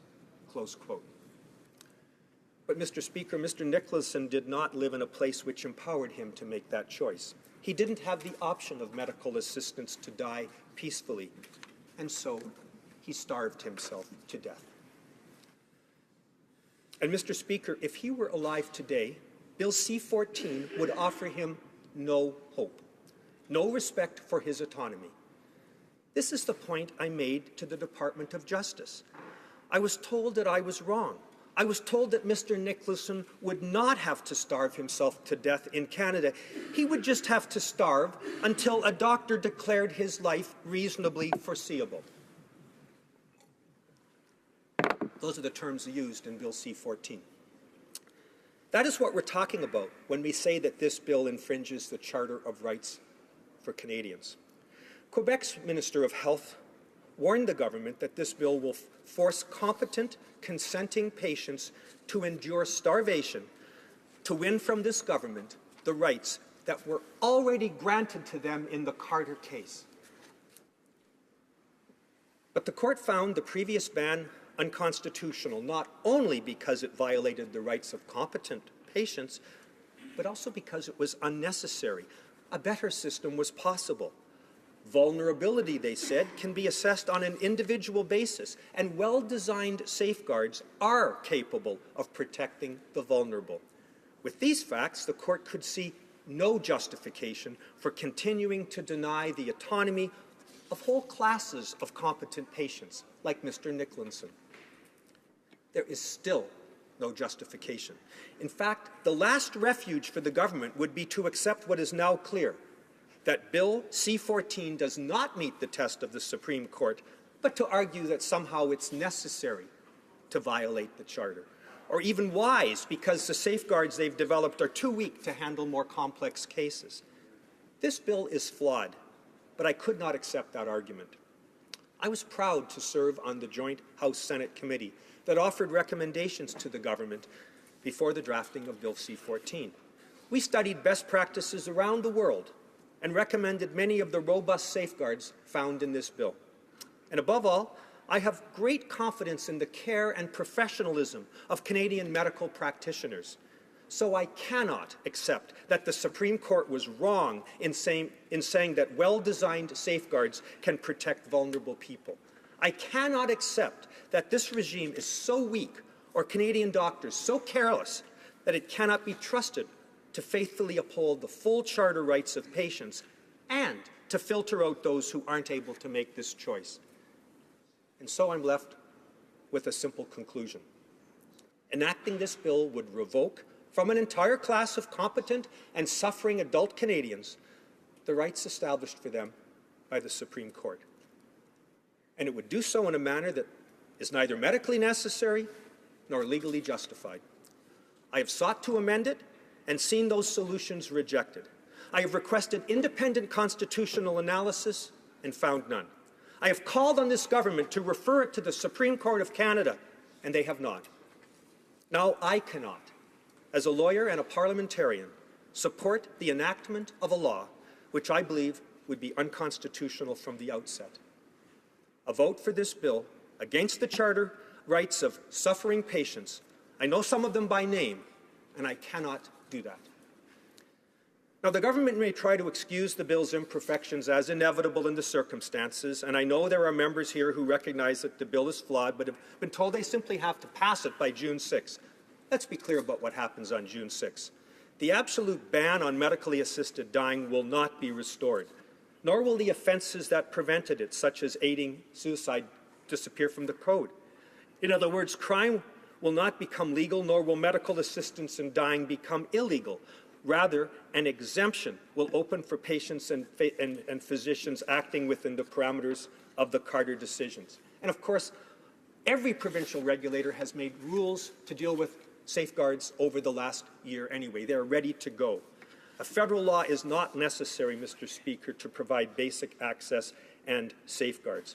So I call on my colleagues across the aisle with whom I've worked constructively and collaboratively to give real meaning to this free vote, to prove by their example what Canadians know to be true, that the final word on our constitutional rights comes not from the PMO but from the Supreme Court of Canada.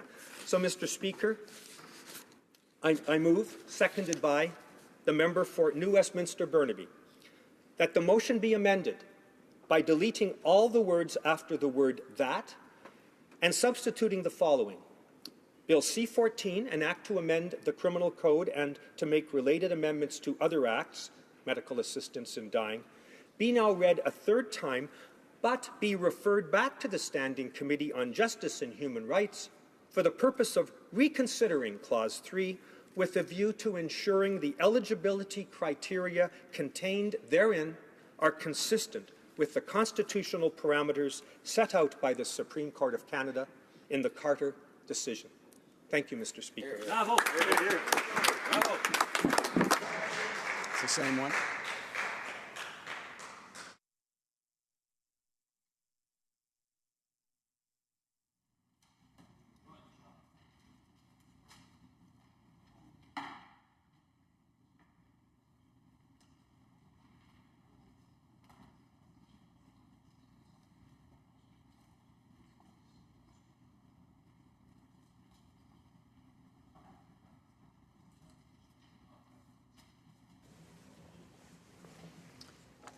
Mr. Rankin, seconded by Mr. Julian, moves that the motion be amended by deleting all the words after the word that and substituting the following. Bill C-14, an act to amend the Criminal Code and to make related amendments to other acts, medical assistance in dying, be not now read a third time, but be referred back to the Standing Committee on Justice and Human Rights for the purpose of reconsidering Clause 3 with a view to ensuring that the eligibility criteria contained therein are consistent with the constitutional parameters set out by the Supreme Court in its Carter versus Canada decision. The amendment is admissible. Questions and comments? Question et commentaire. The Honourable Parliamentary Secretary to the Government House Leader. Yes, thank you, Mr. Speaker. And I must say that I am disappointed that the member has chosen to move yet another amendment. It's become very clear that there are many members of the House that would rather not have legislation in place, not have the legal framework. And I would suggest to you, Mr. Speaker, that if, in fact, we were to have the will of those individuals, that, in fact, we would have a vacuum in Canada where our most vulnerable individuals would be put into a compromised position, and I do find it would be unfortunate. I listened very closely to what the member was talking about, and I disagree. When we have that Supreme Court decision, there is a role for Ottawa and the provinces, and what the member is suggesting, and my question is, why does the member choose to believe that it's better to have a legal vacuum than to have a legal framework? Would he not agree that there's going to be more people in a vulnerable position because of that vacuum? Member for Victoria. Well, thank you, Mr. Speaker. I thank my honourable colleague, the Parliamentary Secretary, for his perspective on this, and I'm sorry he's disappointed. We're trying to do our best for Canadians to get a bill in place that won't find suffering Canadians lined up at the Supreme Court doorstep as soon as we pass it. That's why we're doing this, and we hope that people will support that initiative. To talk about a legal vacuum is misleading, with great respect. We already have every college of physicians and surgeons across the land involved in having safeguards in place. Yes, Bill C-14 on June 6 would be preferable to not having Bill C-14 on June 6. But having knowingly passed a law that is unconstitutional would be even worse. Let's take the time, Mr. Speaker, I say, to get it right, not to get it done right now. Hear, hear. Questions and comments? Question commentaire. The honourable member for New Westminster Burnaby.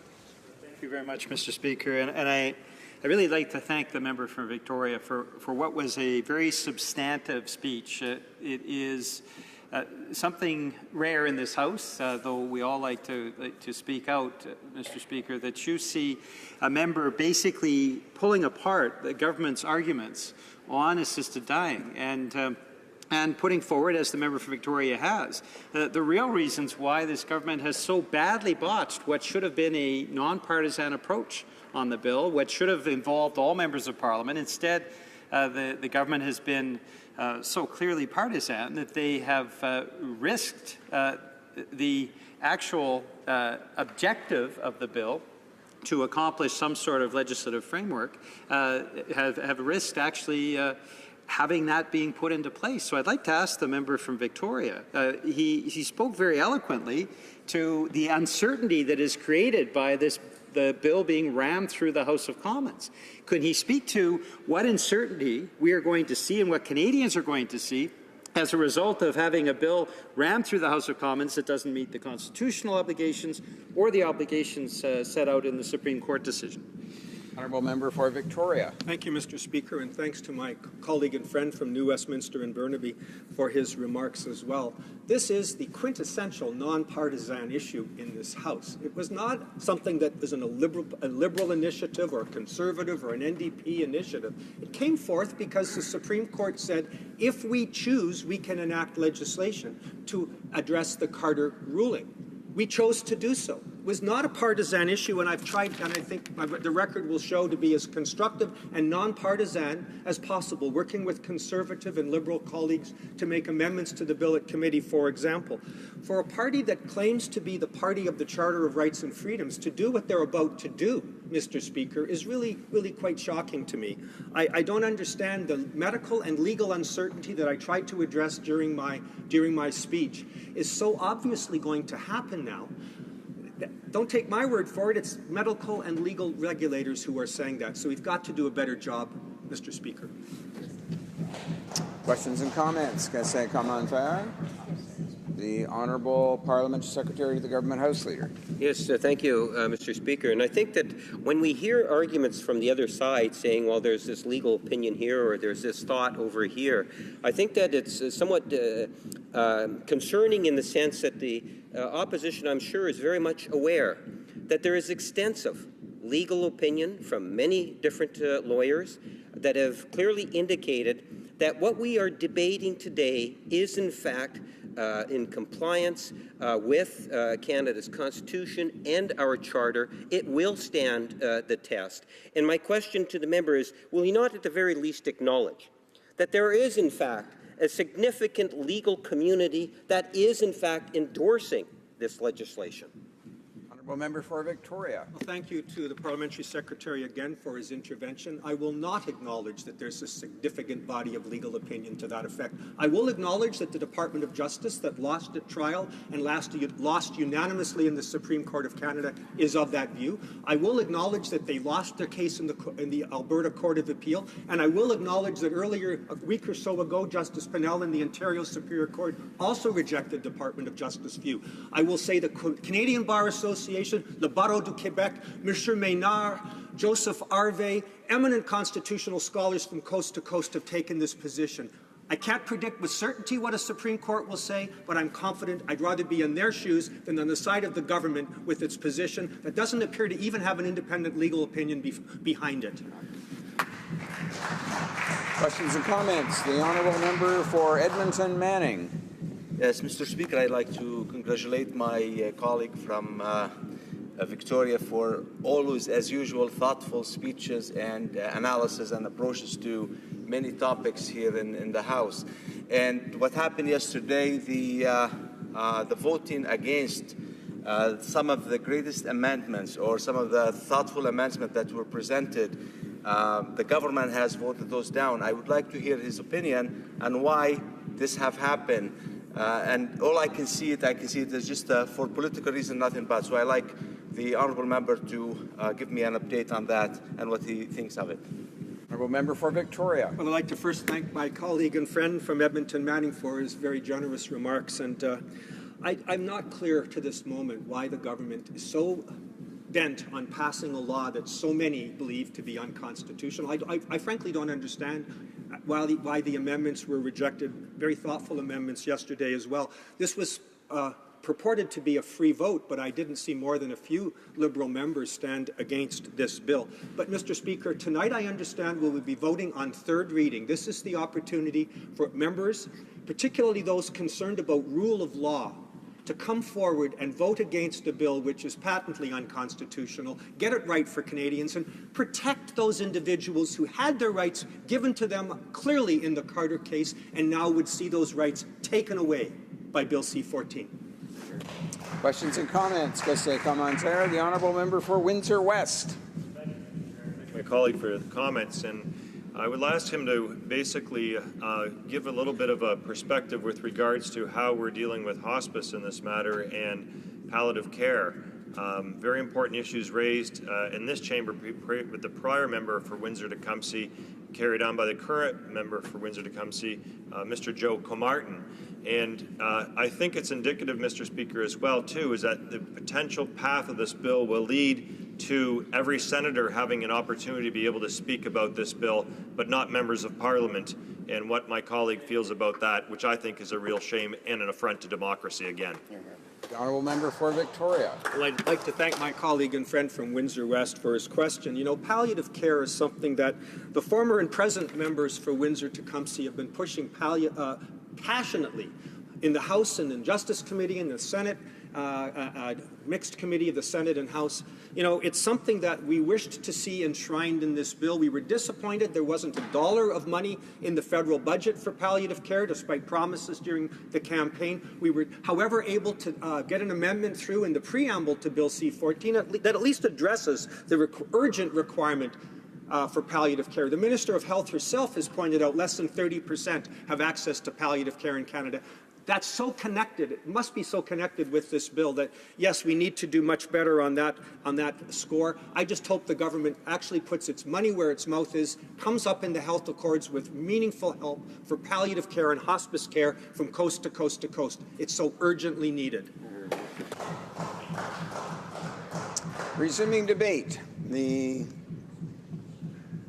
honourable member for Brampton South. Thank you, Mr. Speaker. I'm humbled to stand in this place and take this opportunity to speak about Bill C-14, an act to amend the criminal code and to make related amendments to other acts, medical assistance in dying. Mr. Speaker, I'll be splitting my time with the member of Kenora. I know this issue is very personal to Canadians. It is about quality of life and dignity. It is about autonomy. But most of all, it's about compassion. I listened to many people in constituency of Brampton South about this issue. I heard support from most people in my riding. I also heard sincere and heartfelt concerns, particularly from our Orthodox faith communities. I appreciate their conviction and that they raised their voice about this important issue. I will use my time today to explain why I will be voting for this important legislation. Mr. Speaker, my heart goes out to all those suffering and their family members facing circumstances I cannot imagine. I think we can agree it is those who are suffering and their families who this debate should be about, and I hope honourable members will not forget that fact. We must learn towards a compassionate approach to those affected. This is a serious matter and a complex issue, and so we must find the right balance. Our government must address this now. The Supreme Court made a decision, an unanimous decision, and soon there will be a legislative vacuum. I think we can agree that a patchwork approach by the provinces would be the wrong approach. We would be ignoring our responsibility to show national leadership on this matter. The framework laid out in C14 provides a solid, focused, and detailed plan, and it will meet the June 6 deadline set out by code. Let me explain why. Permitting medical assistance in dying will extend more control to eligible terminal ill patients on how to live out their last days. This legislation also provides important safeguards and limitations. It requires the Minister of Health and the Minister of Justice, in consultation with the provinces, to create regulations that will protect all involved. In permitting medical assistance in dying for competent adults whose deaths are reasonably foreseeable, I believe we are striking the right balance between patients' autonomy who seek this medical assistance and the interest of patients in need of protection. It is important to note that this bill doesn't stand alone. I want to point out the critical work of improving palliative care in this country. The ideas of medical assistance in dying and a strong palliative care system are not in conflict, but rather the two are complementary and both important issues to address. That is why I'm proud the Minister of Health has recommitted to home care and palliative care improvement in response to a question that I asked during question period on May 3rd. In her reply to my question, the Minister quoted Dr. Atul Gawande, who talked about how people want not only a good death, but they want a good life to the very end. The Minister reiterated her commitment to palliative care and providing dignity when Canadians are suffering. She announced how she will work with the provinces to ensure high-quality care of all Canadians. She also brought up how the Government of Canada is committed to an investment of $3 billion over 4 years to support that goal of palliative care and home care improvements. And I commend this step forward. We cannot view assisted dying legislation separate from investment in our healthcare system. Quality palliative care is, in fact, a critical priority of this government. Indeed, Mr. Speaker, as our government renegotiates the health accord with the provinces, I look forward to seeing palliative care discussed. The work with provinces, territory, and stakeholders is essential to providing option to end-of-life care. My background is as a research coordinator and diabetes educator. I know how the role and views of physician and nurse practitioners is vital to this issue. As a member of the Health Committee and someone who worked in the healthcare field for almost 20 years, I understand the importance of consulting the people on the front lines. Physician and nurse practitioners are central to the end-of-the-life process. This conscience rights will be respected in this legislation. We are actively working on the best way to ensure their views are always taken into account. The rules in this legislation are clear and the eligibility has been carefully defined. I want to be clear that there is nothing in the legislation that compels any medical practitioner or authorized nurse practitioner to provide medical assistance in dying. The legislation is meant to balance access to medical assistance in dying while respecting the personal conviction of healthcare providers. Again, this is about finding the right balance. Canadians are looking to their doctors and nurses to provide health care and to help them maintain their quality of life. However, when the quality is no longer attainable, Canadians want to know that their healthcare providers will also them when their choice is a dignified end of their lives. We have struck the right balance. In my view, by having proper procedural safeguards. Access to medical assistance in dying would only be available to those who meet the following conditions: be a mentally competent adult who's an advanced state of irreversible decline in capability, have a serious and incurable illness, disease, or disability, and experiencing enduring and intolerable suffering, and whose deaths are reasonably foreseeable. It will also remain a crime to assist a person either in dying or in causing a person's death in situation other than lawful medical assistance in dying. Protective measures are a key part of the legislation to ensure that patients eligible have given informed consent. Patients have to make a written request for medical assistance in dying and have it signed by 2 independent witnesses. 2 independent medical opinions have to confirm that the patients meet all the criteria. These first 2 criteria are intended to ensure that requests for medical assistance in dying are truly voluntary, that they reflect the wishes to the patients and are not made as a result of external pressure. Our evidence-based approach will include regulated monitoring and reporting. This monitoring and reporting system will also be able to signal any issues or unexpected consequences. We want Canadians to see a system that is functioning and preventing abuse or errors.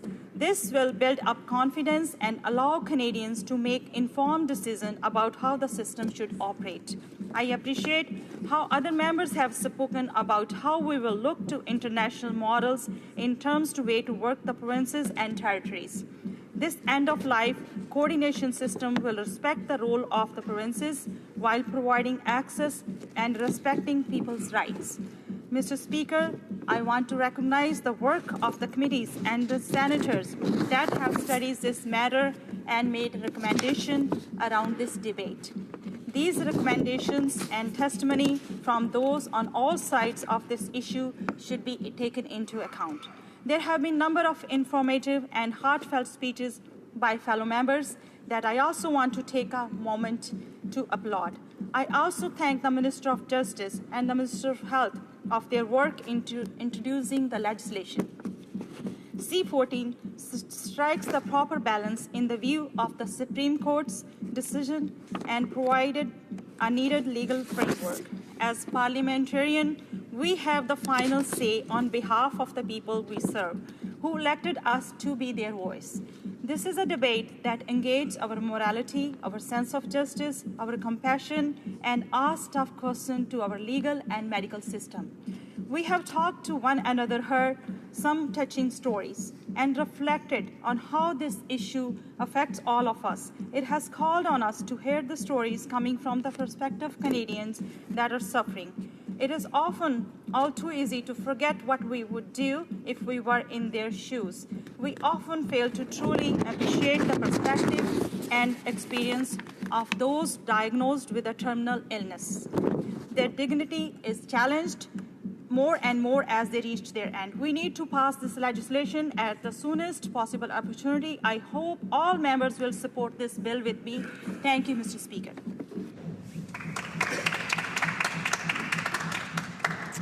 Questions and comments. Question commentaire. The Honourable Member for Caribou, Prince George. I'm sorry, the Honourable Member for Kamloops, Thompson, Caribou. Thank you, Mr. Speaker. And there's one part of the argument that the Liberals have put forward that is making absolutely no sense to me. And that is the commitment, the very firm commitment they gave for $3 billion to go towards palliative care. Now, I know they say, well, we have to negotiate the health accord and we have to do this and that. Mr. Speaker, this matter is too important.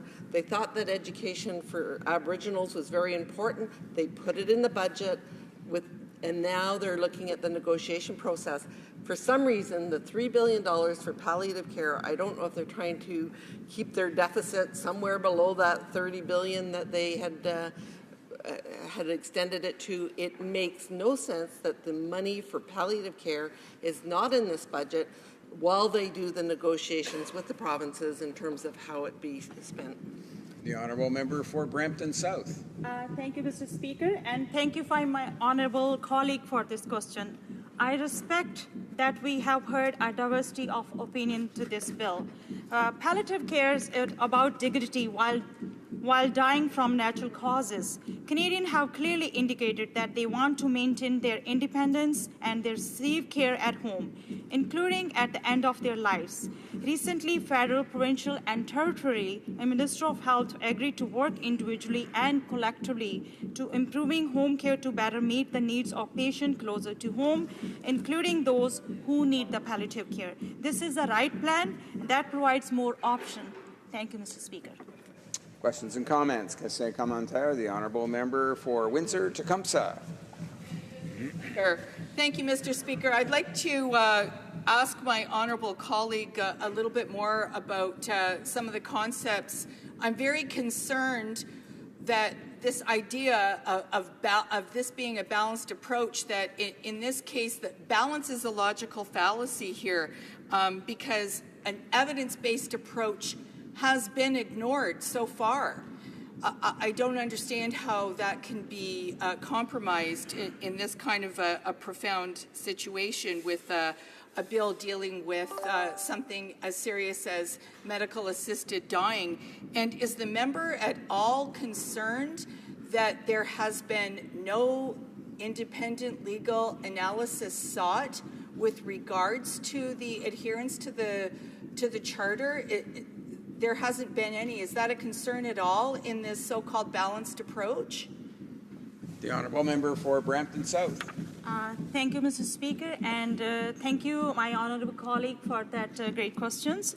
Yes, committee did great work, and without federal legislation in place, Canadians will face an uncertain situation. I respect the views, but the job is about representing our Constitution and their views in the place. It is also about passing evidence-based policy that benefit Canadians. The people of Brampton South elected me to be here to their voice, to bring a different approach and implement our government's better plan. C-14 is the right bill at the right time.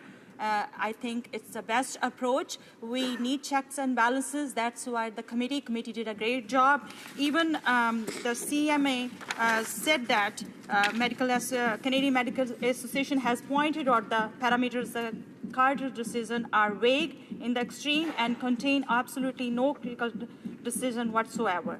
The term grievous and irreversible, which is used by the court, is not a medical term, so we need more clarification for that. So that's why the committee did a great work. We listened all the consultation, and this is the right bill. We have to listen all the Canadians, and that's the right bill. We have to bring it. I have time for just one more short question. The honourable member for Cambridge. Thank you, Mr. Speaker. I want to thank the member from Brampton South for her speech and her contribution to this debate. I think the core principle that this debate is about, balance, cannot be emphasized enough. This has been mentioned by all sides. I'm wondering if the honourable member can speak a little bit more about the government investing in palliative care, as well as possibly maybe elaborating a little bit on the work that has been done in each of the ridings to consult. Thank you. Well, member for Brampton South. Thank you, Mr. Speaker. Thank you, my honourable colleague, for that great question about the palliative care question, which I asked Minister of Health has been very clear. She committed in this House. In fact, my response to that question I asked on May 3rd, invest in palliative care. As part of multi-year health accord, the federal government has committed to providing $3 billion over the next 4 years to improve home care, including palliative care. She's working with the provinces and territories. Palliative care is more about dignity while dying from the natural causes, and that's the right plan. Our health minister is very keen to implement that. That's what we are doing it. Thank you, Mr. Speaker. Resuming debate, the honourable member for Kenora. Thank you very much, Mr. Speaker, and it's an honor to take this opportunity to speak to a piece of legislation and enter this debate.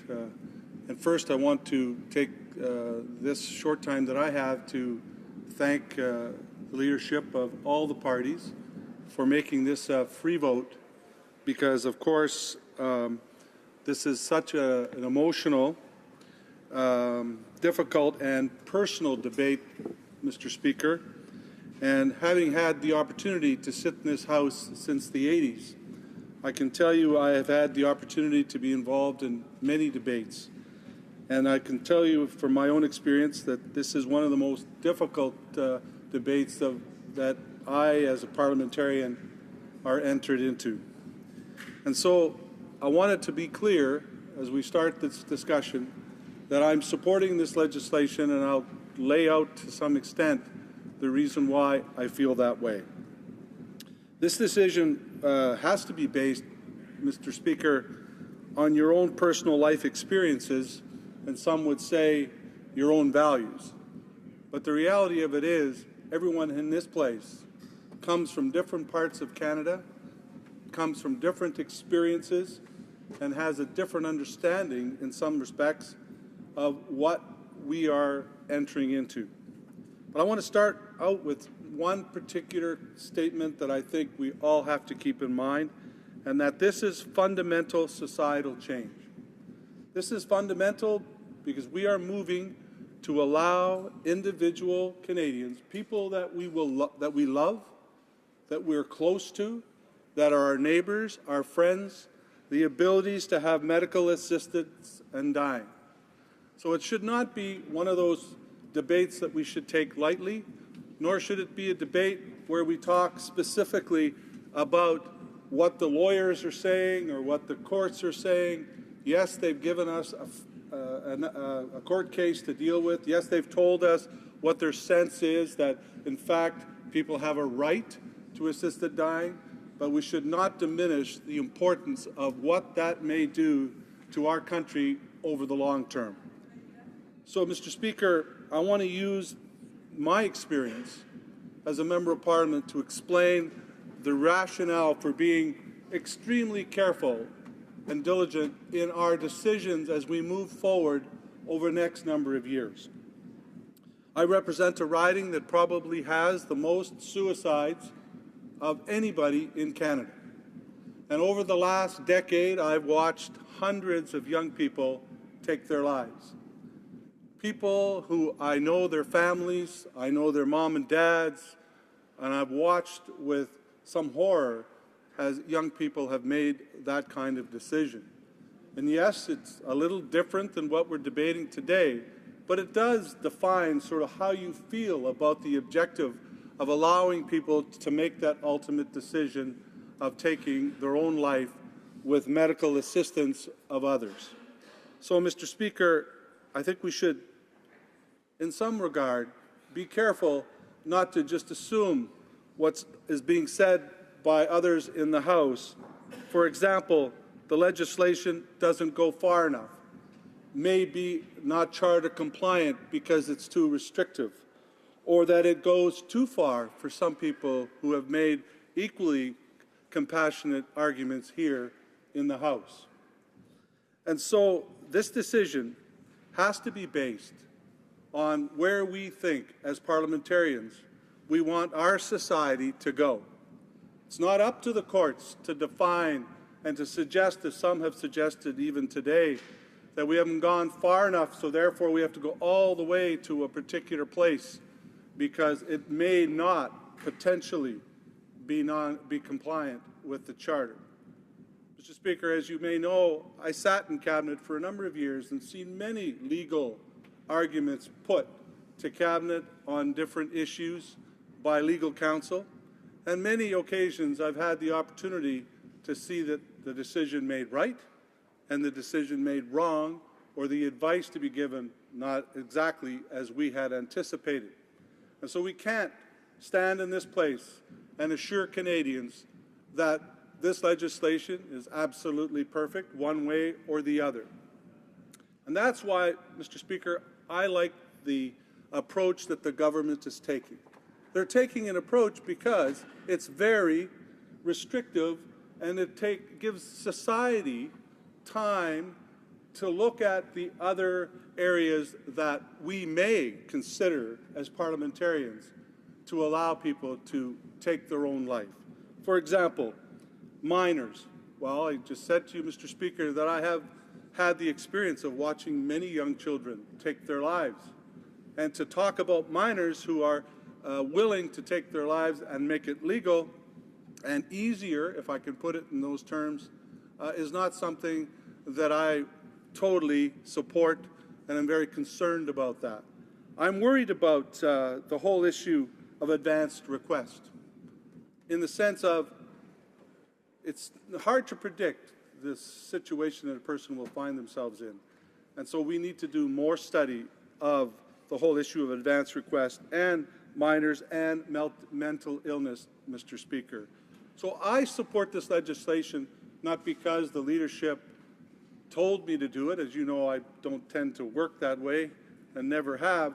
I think it's the best approach for something that's fundamentally going to change our society forever. We have to remind ourselves as we stand here and or we vote, Mr. Speaker, tonight, that someone close to us very soon is going to use this legislation. It may not be as comfortable and as simple as some people have made it sound as we've had this discussion today. Mr. Speaker, I think the legal framework is important. I think it's important for the Senate not to get into this discussion about does it go far enough or not far enough. I think the reality of it is that if it's a framework that allows us to get the compliance we need through the Charter, we should move forward on this legislation with the understanding. And I want to make this clear, Mr. Speaker. I don't care which legislation we would pass, the one that the NDP seems to favor or the one that the Conservatives seem to want to have.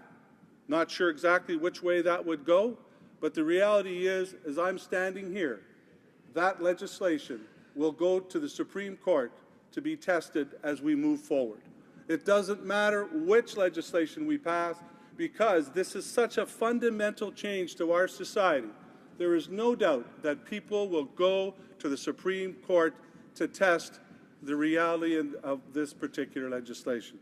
So, Mr. Speaker, here's the reality that we face.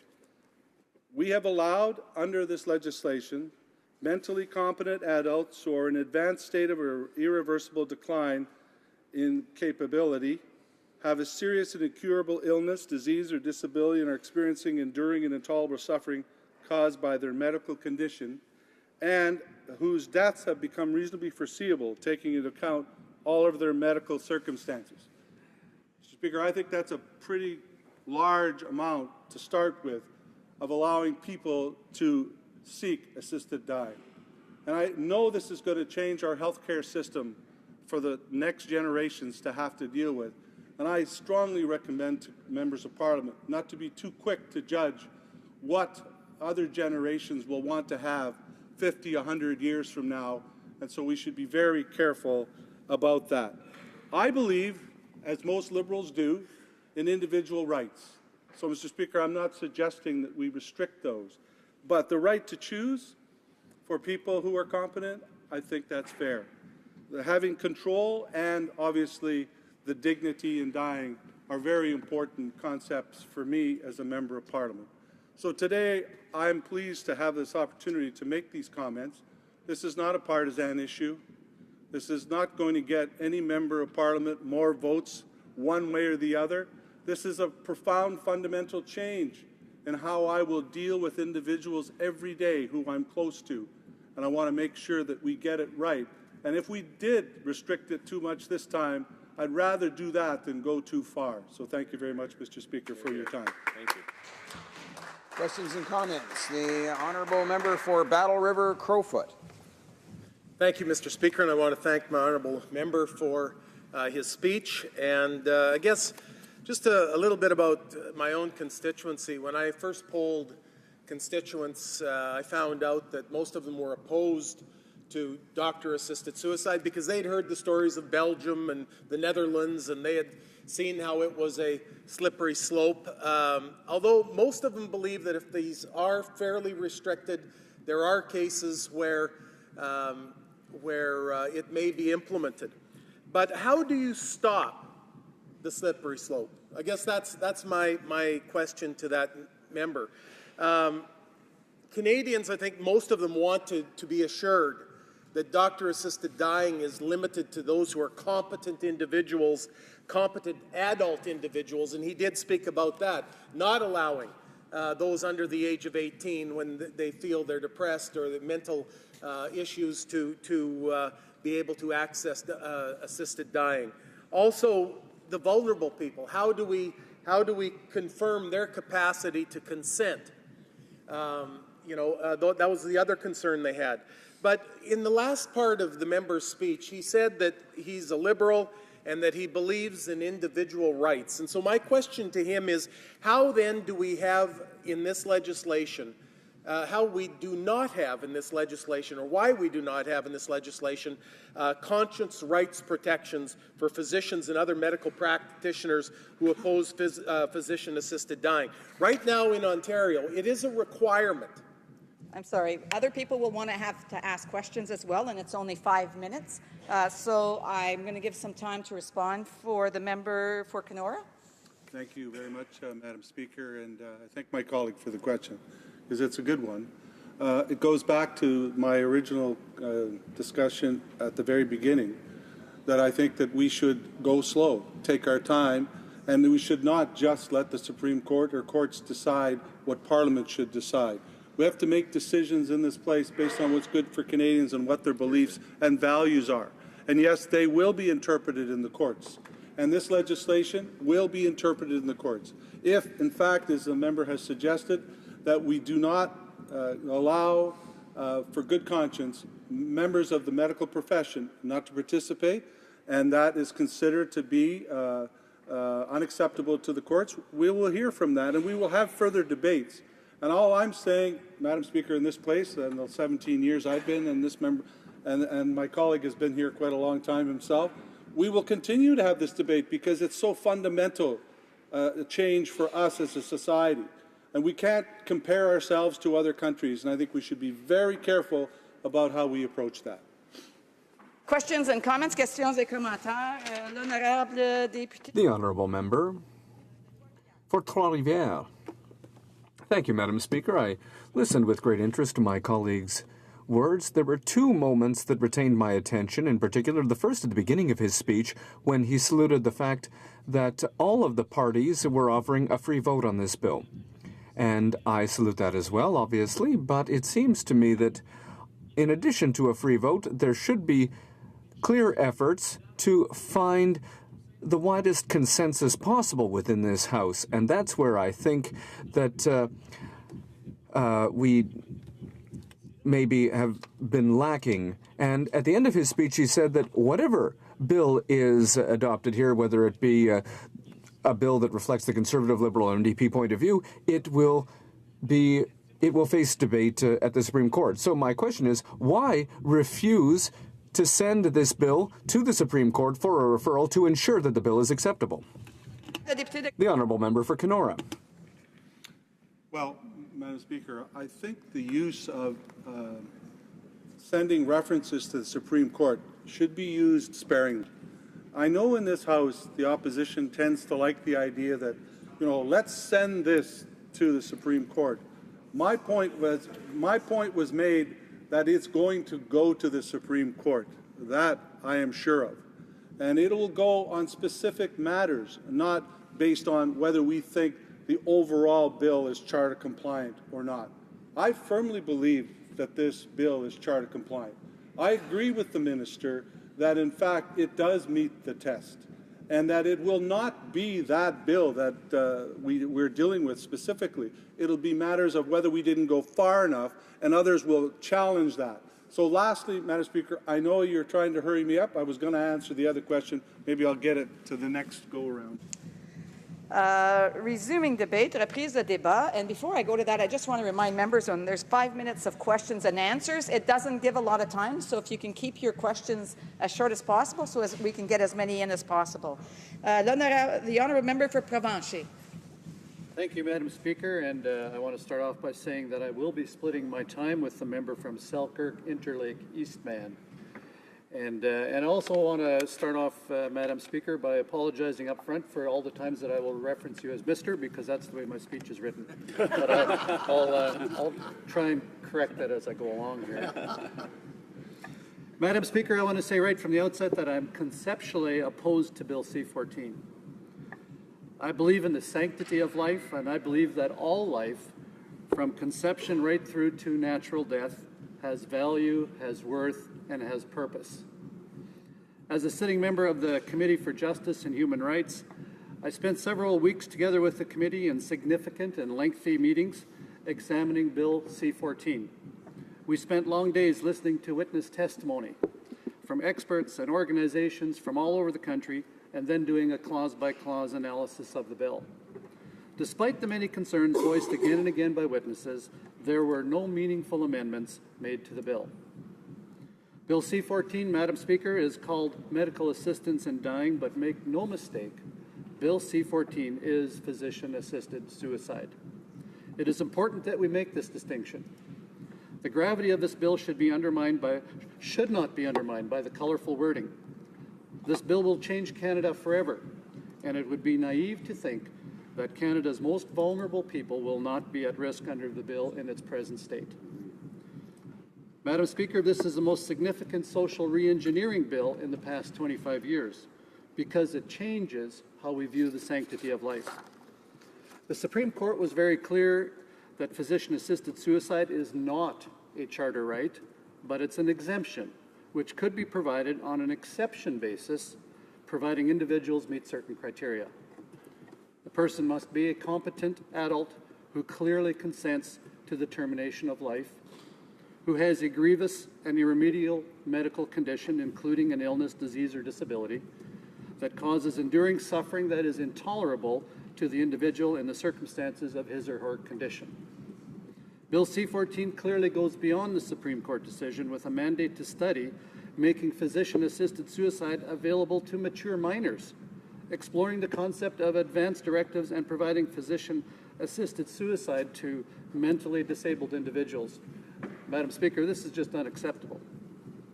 This committee heard testimony from approximately 42 individuals and/or groups who have all vested interest in this issue. Over 100 amendments were presented to committee based on evidence from witness testimony provided to committee. Sadly, the Liberals did not present any substantive amendments and, in fact, actually voted against any meaningful amendments presented by any of the opposition parties. The Conservatives presented many thoughtful amendments that would have strengthened the bill and added important safeguards, as they did last night at report stage. Madam Speaker, this is a missed opportunity.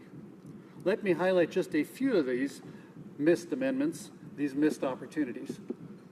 These amendments included things like assuring that only trained and qualified medical practitioners, or in other words, physicians, would assess the individual and administer the lethal cocktail that would eventually procure death. The way that the legislation is presently drafted allows a person to obtain the lethal drug from a pharmacist, take it home, self-administer, and procure their own death. This worries me, and it should worry every Canadian. Witnesses presented testimony that in other jurisdictions that permit this practice, 30 to 40% of prescriptions for death go unused. So what happens to these unused drugs? What if the drugs fall into the wrong hands? What if the drugs were not administered properly? What if they didn't take all of it and complications set in as a result of it? How can we be sure that the individuals weren't at some point pressured into it? Mr. Speaker, Madam Speaker, there are just way too many unanswered questions in this bill. It also makes it near impossible for medical practitioners to monitor and report on subsequent events. Did the patient self-administer the drug, or did the patient die from an illness? How do we ensure that we have the correct data to track euthanasia in Canada? These are valid concerns being voiced by Canadians, and they could have been addressed in the amendments that we proposed at committee. The Liberals were unwilling to consider an amendment to ensure physicians' supervision during the procedure. In addition, Madam Speaker, Bill C-14 allows for nurse practitioners to provide medical assistance in dying. There are substantial differences between a medical practitioner and a nurse practitioner, including the length of time spent training and the ability to prescribe various narcotics. And yet suddenly in this bill, we are affording them the ability to assess individuals' eligibility for physician-assisted suicide and prescribe life-ending cocktails, which is in stark contrast to the typical expectations we have of nurse practitioners. This goes too far, Madam Speaker, and is another issue we sought to address in the bill. But again, a missed opportunity. We also provided an amendment that would have removed psychological suffering as an eligibility consideration for physician-assisted suicide. This quite simply leaves too much room for interpretation. Allowing for psychological suffering as an eligibility consideration is the start of a very slippery slope, and in terms of who can receive physician-assisted suicide and for what purpose. We also suggested that reasonably foreseeable death, as defined in the bill, would be replaced with imminent death, or at least death expected within 30 days. We heard testimony from witnesses on either end of this spectrum raise various concerns about this wording. Reasonably foreseeable in one physician's eyes could be completely different in those in the eyes of another. This will certainly open the door to uncertainty among patients and practitioners and will definitely lead to subsequent lawsuits. Madam Speaker, to further strengthen safeguards, we proposed an amendment requiring that prior judicial review had occurred to ensure that all criteria for physician-assisted suicide eligibility had been met. Dr. Will Johnson, chair of the Euthanasia Prevention Coalition of British Columbia, came to testify before committee, and he said the following: although it might be assumed, nowhere is it specified that the doctors must actually examine the patient. To what extent they must do so, or to what extent the doctors must inquire into the internal and external factors creating the vulnerability for the patient. Dr. Johnson brings forward a valuable consideration. Bill C-14 does not stipulate to what degree a patient should be examined, nor does it require examination of the factors creating vulnerability for the patient. In addition, we know that this is a complicated matter, difficult to address in legislation. Every individual and every disease presents different sets of challenges. Judicial oversight would ensure that individuals meet all the criteria given their unique set of circumstances and would further protect Canada's most vulnerable people. Again, this very reasonable amendment was rejected. We also put forward a request for palliative care consultation be included as a criteria for seeking physician-assisted death. Patients would be made aware of all options available to them and ensure that palliative care options were understood, offered, and available. We heard time and time again in committee about access to palliative care is a problem in this country. We also heard that palliative care, especially chronic treatment and counseling services, is very successful at alleviating suffering, depression, and anxiety, things that lead people to wish to hasten their death. The minister spoke on palliative care and insisted that palliative care and physician-assisted suicide go hand in hand. Yet the committee refused to adopt palliative care consultation as a prerequisite component in this bill. The Canadian Society of Palliative Care Physicians outlined the issue well before committee. They wrote, in order to ensure that medically assisted death is not our first or only response to human suffering, we need to build an explicit legal requirement to identify, explore, and record the source of a person's suffering and attempt to address the motivations of his or her request for death. This should not be undertaken as a screening or determination process, but rather as an opportunity to ensure that a person who requests an assisted death is fully informed of available options for treatment. The bill should be amended to incorporate a meaningful right for patients to be informed of the full range of available treatments, technologies, and supports that could ease the suffering wherever its source. Palliative care consultations would protect patients and ensure that physician-assisted death does not become the first response to human suffering. Cannot understand why the government would not want to ensure patients have sought out all the alternatives before requesting physician-assisted death. Madam Speaker, you've given me the indication that my time is running out. I would like to just move ahead a little bit here in my speech, because one of the things that we were very clear about that the evidence produced over and over again in committee was the whole need for conscience rights protections, not only for individuals but institutions. This came across as a large concern. We've presented several amendments to committee that would have met the concern of many institutions and individuals that may be forced or required to offer this service. And these amendments were all rejected, not only at committee, but they were rejected here last night at report stage as well. We find that unacceptable. Questions and comments? Questions et commentaires. L'honorable député de Mont-Royal. The honourable member for Mont-Royal. I look at my honourable colleague from Provencher and I made exactly the same mistake. And I don't even have notes in front of me. I want to congratulate my honourable colleague on the excellent work that he's doing as Deputy Chair of the Commons Committee on Justice and Human Rights. And while we disagree about the ramifications or the outcome of the committee hearings, I want to thank him for his part in the process. It's always a pleasure working with him. I wanted to say that I obviously disagree that there were no meaningful amendments made at committee. There were 16 amendments made, including issues of conscience and palliative care. And what I think is problematic is that when we talk about the Liberals rejecting, the Liberals didn't reject amendments that were proposed by all the opposition and the Liberal members voted against. As we know, I don't know of any occasion where the NDP Bloc and Greens agreed with the Conservatives. There was always differences, and the Liberals were sort of in the middle, agreeing with some and not agreeing with others. So I don't think it's fair to say the government rejected or the Liberals rejected. And I want to give one example and ask my honourable friend if he can respond to it. My honourable friend spoke of an amendment that came up at committee related to... As I've mentioned, you have to try to keep your questions short so that others can have the opportunity to ask questions as well. So now I will ask the member to respond. The honourable member from Provencher. Well, thank you, Madam Speaker. I'm not sure what I'm responding to, but I also want to make reference to my colleague there from Mount Royal. He chairs the Committee of Justice and Human Rights, and he does a very, very admirable job in doing that. And he serves us well. He serves his country well, and I think he seeks to maintain a neutral and unbiased position and give us all an opportunity to present our concerns.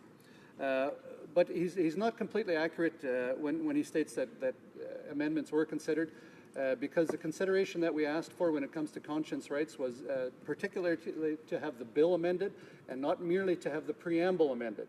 The preamble does state that no one shall be compelled by this legislation to perform physician-assisted suicide, but it doesn't provide specific and implicit conscience rights protection for healthcare individuals.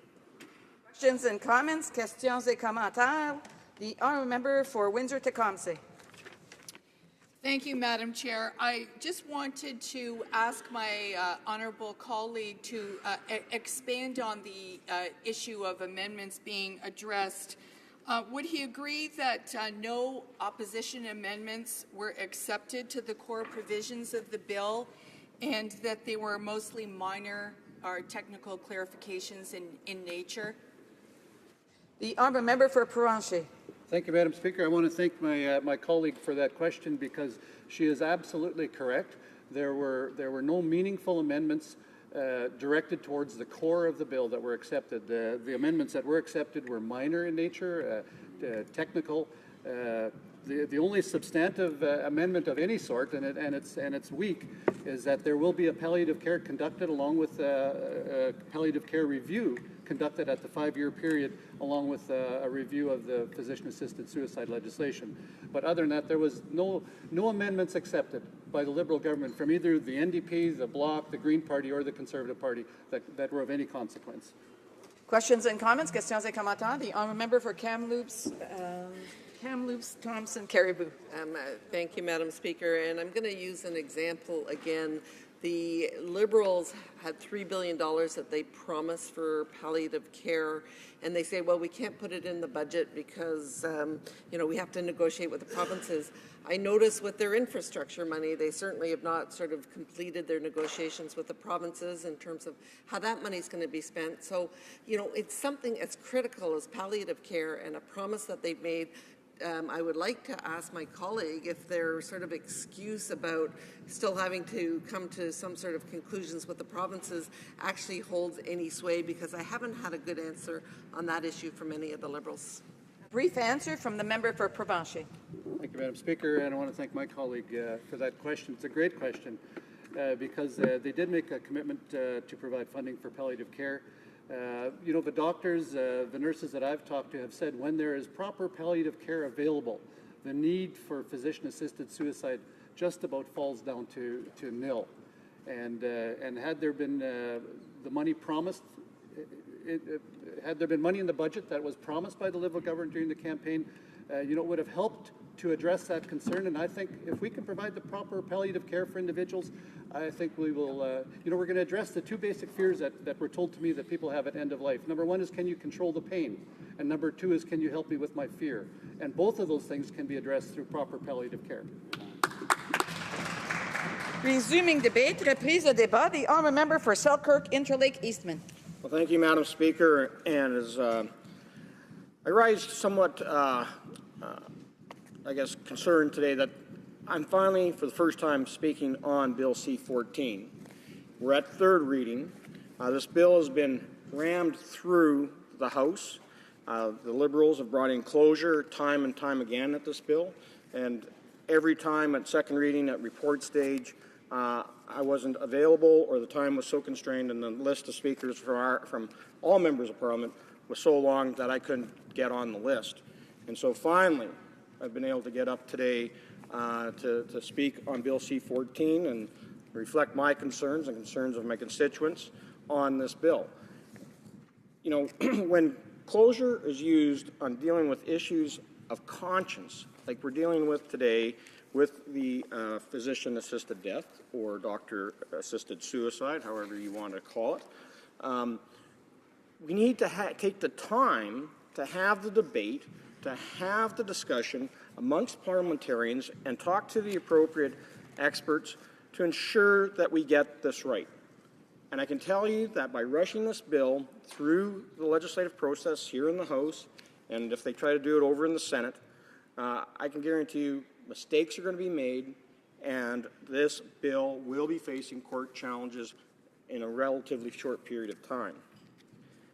And I also have to say that to reflect what my friend from the riding of Provencher said today, it's extremely disappointing that so many reasonable amendments were presented by opposition parties and opposition members, and not one of them found their way into this bill at report stage last night. And that truly is disappointing. Now, in my riding of Selkirk Interlake Eastman, the topic of physician-assisted suicide is divisive, as it is right across the country. The majority of constituents who have contacted my office have been opposed to this policy on two fronts. First, many people have deeply held moral, ethical, and religious beliefs that are strongly against assisted suicide. And on the second, many believe the policy will be used prematurely to end the life of those who have become a burden to their families, society, or the medical system. It's important to note that the Liberals broke a key election promise to invest $3 billion in long-term care, including palliative care. Now, access to palliative care is an essential part of end-of-life decision-making. There was unanimous agreement from the Special Joint Committee and from stakeholders, including the Canadian Medical Association, of the need for a pan-Canadian strategy on palliative care with dedicated funding. This would be an important step forward for Canada, and it is something that the Liberals have glossed over in favour of introducing this legislation in a very careless and expeditious manner. Now, many medical doctors, nurses, and healthcare professionals are conflicted with the ethical and moral conundrum that assisted suicide presents, as it runs counter to the modern adaptation of the Hippocratic Oath. Now, the University of Ottawa captures the challenge of this principle, and they say, given the complexity of medicine in the 21st century, an ancient oath cannot possibly encompass current values. Therefore, the significance of the Hippocratic Oath does not reside in its specific guidelines, but rather in its symbolism of an ideal. And that ideal is the selfless dedication to the preservation of human life, the stress on the preservation of human life. Now, even though the Canadian Medical Association in the last year turned themselves inside out and turned their back on their previous position on physician-assisted suicide, and the Supreme Court of Canada, of course, went to great lengths and grasped at straws to change their position and their previous rulings on whether or not there should be exemptions offered for physician-assisted suicide. The World Medical Assembly, which Canada is a member, the Canadian Medical Association is a member of the World Medical Association, adopted a resolution back in 1992 on this. They revised it slightly in 2005, but reaffirmed it in April of 2015 in Oslo, and it says, physician-assisted suicide, like euthanasia, is unethical and must be condemned by the medical profession.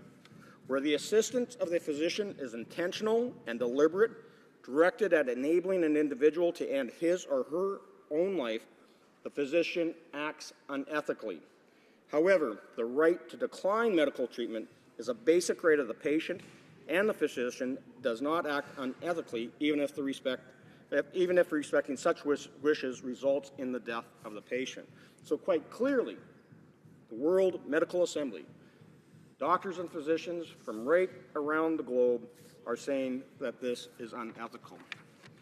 Now, as it's been pointed out, we're quite concerned from our side, and I am in particular, about the Charter rights under Sections 2, the freedoms of conscience.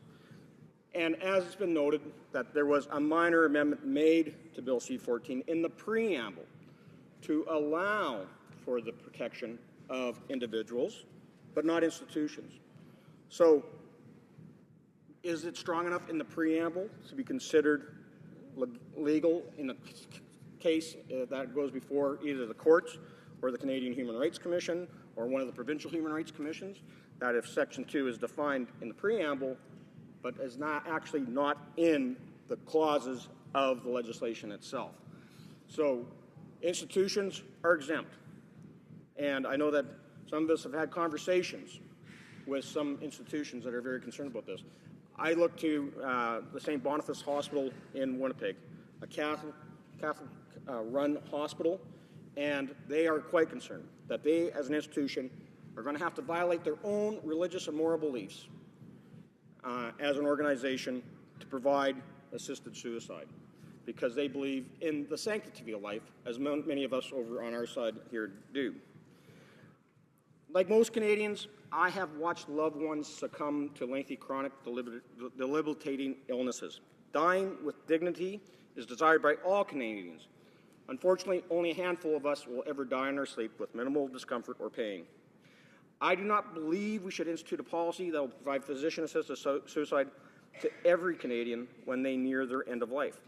Dying with dignity does not apply only to physician-assisted suicide. Expanding and improving palliative care services are by far the better public policy and should be a priority of all health care providers across this country. I am recommitting myself to working with like-minded Canadians and policymakers and parliamentarians right here who want to enhance palliative care in Manitoba and right across the country. Now, my wife, Kelly, works as a nurse in a personal care home and provides palliative care services all the time. And she agrees that strengthening palliative care services will allow more Canadians to die with dignity. One of the other concerns I have in this is I've met with the Manitoba League of Persons with Disabilities and talked to Carlos Sosa, who is the Manitoba representative on the Council of Canadians with Disabilities, and they are very concerned the way Bill C-14 is laid out right now, because it does little to address the concerns about the vulnerable and how it's going to be dealing with people in the disabled community. In particular, the bill did not provide for an assessment of vulnerabilities that may be inducing a person to assist and seek an assisted suicide. And it has not an expedited prior review and authorization by a judge or independent body with expertise in the fields of healthcare, ethics, and law. And this was one of the amendments that we actually brought forward last night, and it was defeated.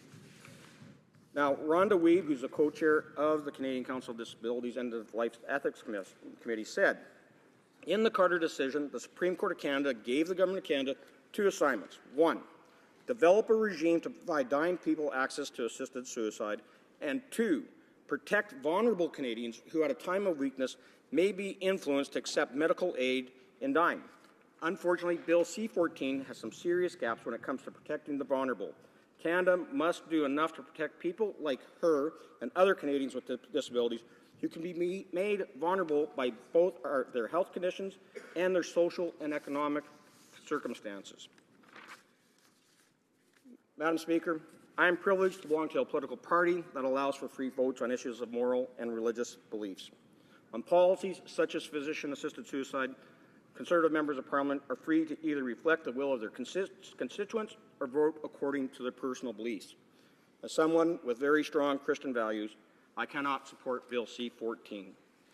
C-14 needs better protection in place for youth under the age of 18 and safeguards for those who are vulnerable, including those who are dealing with mental health challenges. Thank you, Madam Speaker. Questions and comments? Questions et commentaires?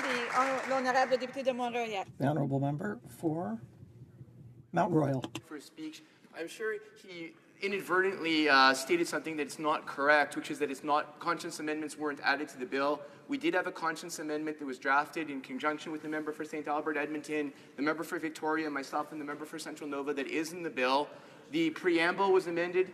The preamble was amended, and the bill itself was amended. So just want to correct him on that point. My question for the honourable member is as follows. There was a judgment by the Alberta court yesterday saying that a non-Canadian citizen not eligible for Medicare was eligible for physician-assisted dying. We've had a judgment from the Court of Appeals of Alberta that has stated that a psychiatric patient of 58 years old who wasn't dying or death was not only not imminent, but not even foreseeable, was eligible. Does the honourable member not agree that without this law being adopted by June the 6th, and without safeguards in place such as 2 opinions, a waiting period, and all of the other safeguards in the bill, we're going to be going down a very slippery slope? The honourable member for Selkirk Interlake Eastman. Well, I do agree, Madam Speaker, that we don't want the slippery slope. We don't want judges without any backgrounds at all in the ethics or medical fields to making rulings on individuals and getting cases like the member from Mount Royal just outlined. But we also know that the amendment that was accepted was rather watered down, and it's again in the preamble and not in the body of the bill. Now, we have some options here. The government has options. They can request an extension from the Supreme Court of Canada, so we don't have to go for the June 6th deadline. We can work with the opposition members and make this right and accept some of these amendments that we brought forward that are very reasonable, or we can use the notwithstanding clause. But there is options out there, but ultimately I ask people to defeat this bill. Questions and comments, questions et commentaires. The honourable member for New Westminster, Burnaby. Thank you very much, Madam Speaker.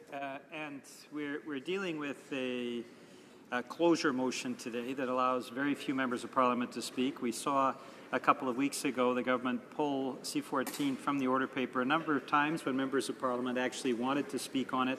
We saw as well the government refusing even the ability yesterday under closure, knowing that we had a vote on Monday evening, to allow members of Parliament to speak during the day. It defies logic that a nonpartisan bill of this nature would be treated so reprehensibly by this government. And so I'd like to ask the member, given all of the concerns raised by legal and medical professionals, their communities, given all the concerns raised about the lack of constitutionality of this bill, has now been pointed out in 2 court decisions, why does he think the government is trying to ram through this bill in such a partisan and inappropriate way? The honourable member for Selkirk Interlake Eastman. Well, thank you, Madam Speaker, and I thank my friend from Burnaby, New Westminster, for his comments. There's no question that this is an issue that deserves to have the proper time for debate here in Parliament. And the government, for whatever reason, and I other than the June 6th deadline, and rather doing the right thing and asking for another extension so that we can get this right, is using closure.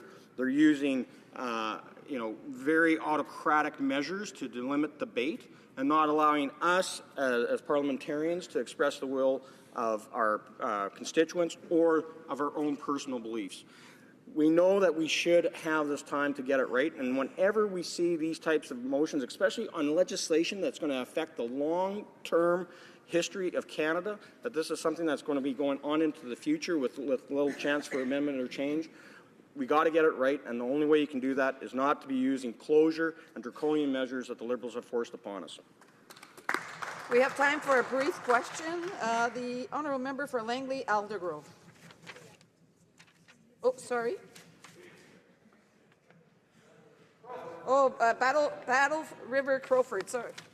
Sorry. Yeah, thank you, Mr. Speaker. And I, with all due respect, Madam Speaker, with all due respect, the member who gave his speech talked a little bit about why they would have done it. In some ways, it may be competence or incompetence. I think they've pushed this thing off as long as they can, expecting that they'll just be able to ramrod it through. And now they're all of a sudden saying, hey, we aren't going to make that June 6th deadline. Wow, guys, what can we do? And that very well may be it. Thank you for talking, Mr. Speaker. Madam Speaker, I thank the member for speaking on palliative care. Why, to the individual who gave the speech, my colleague, why do you believe that the government wouldn't have addressed palliative care initially in the budget, saying that we recognize what's coming, and here is our commitment to palliative care? Now, through all this debate, they have. Sorry, I want to give the member a chance to respond, and so a brief answer for the member from Selkirk Interlake Eastman. Thank you, Madam Speaker, and I agree with my friend from Bell River Crowfoot.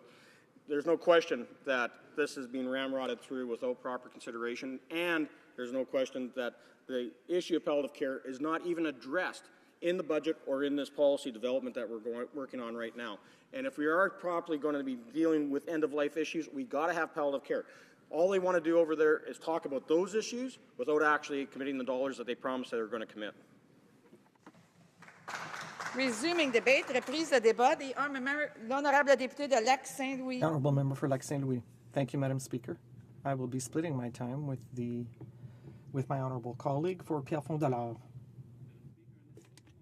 Of ours, with its tendency at times towards a certain kind of what some might call libertarian relativism, we must continue to believe and affirm that there exist values we can all agree are objectively good and worth protecting and promoting. Values that should inform, motivate, and guide us both individually and collectively. Namely, we must subscribe to the imperative that we as human beings have a duty to support each other in our struggle, in this fight for life, as some colleagues have put it. This struggle against the undeniable reality of our finite existence, of our mortality. Every moment of life has value. This truth is to be asserted and upheld. This is the prevailing consensus, one that has become deeply rooted and entrenched in society over the course of history. It is also our best instinct. Many of my constituents fear that Bill C-14 undermines this consensus, this instinct.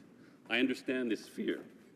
Let me first say that we cannot allow ourselves to fall into indifference, to be quietly seduced by the facile notion found in the well-worn phrase, to each his own, whereby we agree on everyone's right to choose, but beyond that don't think it our business to provide reinforcement for the desirable and good choice. When I hear anyone appear to frame the debate on medically assistance in dying as one of pure libertarian choice, I must admit, Madam Speaker, that a little part of me shudders. After much reflection, I do not believe that Bill C-14 will necessarily lead us down a path to an increasingly permissive and contagious attitude toward self-directed death. I would like to quote bioethicist Margaret Somerville, someone generally identified as a philosophical conservative on bioethical matters, someone who has written on the dangers of legalized doctor-assisted death. I quote, "The bill would legislate these actions, medical assistance in dying, as an exemption from, an exception to, prosecution for the criminal code offenses of culpable homicide and assisted suicide that would otherwise be committed.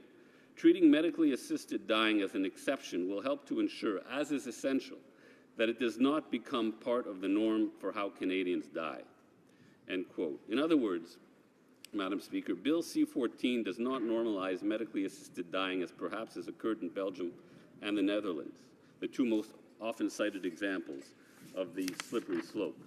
Dr. Somerville goes on to say that, quote, "Recognizing medically assisted dying as an exception also helps to establish that access to it is not a right, but rather, under certain conditions, an immunity from prosecution for a criminal offense," end of quote. This approach, she further states, quote, "carries an important anti-suicide public health message," end of quote. I would add, Mr. Speaker, that the government has taken care to emphasize that this message, in the bill's preamble, which acknowledges that, quote, "suicide is a significant public health issue that can have lasting and harmful effects on individuals, families, and communities. I'm not a doctor who deals with life and death on a daily basis, and I have not been at death's door. Comme nous tous ici, je suis un élu qui tente..." Like all of us here, I am an elected representative concerned with making the best decision in the face of the undeniable reality of a unanimous Supreme Court decision in a heart-wrenching case, the Carter case. A decision that requires Parliament to create a new legal framework to govern a particular end-of-life decision, or, if we do not take up our responsibility to do so, enter a partial legal and regulatory void with respect to that decision. To quote the Ontario Hospital Association, If this bill is not passed by June 6th, assisted dying would be lawful where it is provided in accordance with the parameters established by the court and provincial regulatory bodies. Fairly general. The court did not offer precise prescriptions for what an operative medical assistance in dying framework should look like. It is not the role of the courts to be so prescriptive. This is not to say that I do not have concerns in voting for this legislation. Absent a Supreme Court ruling, and had the issue been raised once again through a private member's bill, I would very likely not have voted for medical assistance in dying. I've already in the past voted against a private member's bill on doctor-assisted suicide. But we do have a Supreme Court decision that creates a requirement to act. The Prime Minister and the Ministers of Justice and Health have, in my view, acted wisely in taking a cautious approach to the issue, notwithstanding the excellent work of the Special Joint Committee under the capable and intelligent stewardship of my friend and colleague, the member from Don Valley West. The bill may not be perfect, but I believe it would be a mistake to suggest that it leaves a wide open field in medically assisted dying, a fear expressed to me by many thoughtful constituents committed in the highest degree to the protection of human life. Bill C-14 establishes numerous criteria to be met before access to medically assisted dying can be granted. In addition to being 18 years of age, the person must have a grievous and irremediable medical condition that meets 4 distinct criteria. The illness, disease, or disability must be serious and incurable, and the individual must be in an advanced state of irreversible decline. Moreover, the illness must be causing enduring physical or psychological suffering that is intolerable, and natural death must be said to be reasonably foreseeable. In addition, the person must make a voluntary request that is free from external pressure, and that is the result of informed consent. The bill also includes a number of safeguards. The individual must make a request in writing or through another reliable means. If the request is being signed by a proxy, that proxy must be at least 18 years of age and understand the nature of the request. The request must be made after the person has been informed that their natural death has become reasonably foreseeable. The request must be signed and dated before 2 independent witnesses. In turn, these witnesses must not consciously be beneficiaries, financial or in any other material way, of the individual making the request, and they must not be directly involved in providing personal care to the person making the request. 2 medical practitioners must provide a written opinion confirming that the person meets the eligibility criteria, and these medical practitioners must be independent. For example, one cannot be a supervisor of the other or a mentor of the other. And crucially, the person must be informed that they have an opportunity to withdraw their request at any time. All of this said, I'm not at all convinced that medical assistance in dying is a serene and dignified phenomenon, even if often depicted in this way. I suspect that complications may arise. This is why it is crucial, and to the government's credit, that the bill allows for monitoring of medical assistance in dying through detailed reporting. Il y a quelques années, une poignée de parlementaires. A few years ago now, a small group of parliamentarians, including the members from Kitchener-Conestoga, Saskatoon-Rosetown-Biggar, Newmarket-Aurora, Guelph, and Windsor-Tecumseh, including myself, founded a committee to explore the need for more and better palliative care in this country. Joined a committee on compassion and palliative care and produced a report. The silver lining in this debate is that palliative care is receiving a degree of attention never before seen in this chamber or in national discourse at large. My sincere hope, Madam Speaker, is that once quality palliative care of the kind provided by the West Island palliative care residents is available through appropriate federal and provincial funding to all Canadians approaching death, this legislation will become somewhat of a relic. That medical assistance in dying will no longer be considered the default option in relieving end-of-life pain and suffering. In this regard, I am heartened that in addition to the government's existing commitment to do more to fund palliative care, the bill makes specific reference to this commitment. The advent of universally available quality palliative care will hopefully one day be seen as the high watermark and the measure of a truly just society. Thank you, Madam Speaker. Questions and comments, questions et commentaires. L'honorable député. The honourable member for Montcalm. Thank you, Madam Speaker. My Liberal colleagues seem to think that the bill is perfect. They're congratulating the minister. They feel that it's going to pass the test before the courts. So a simple question. How is Bill C-14?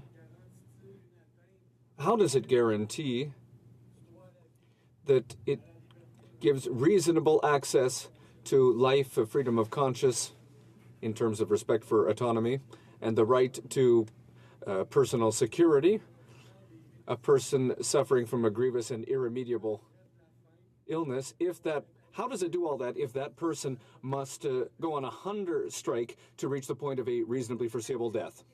The Honourable Member for Lac Saint Louis. Madam Speaker,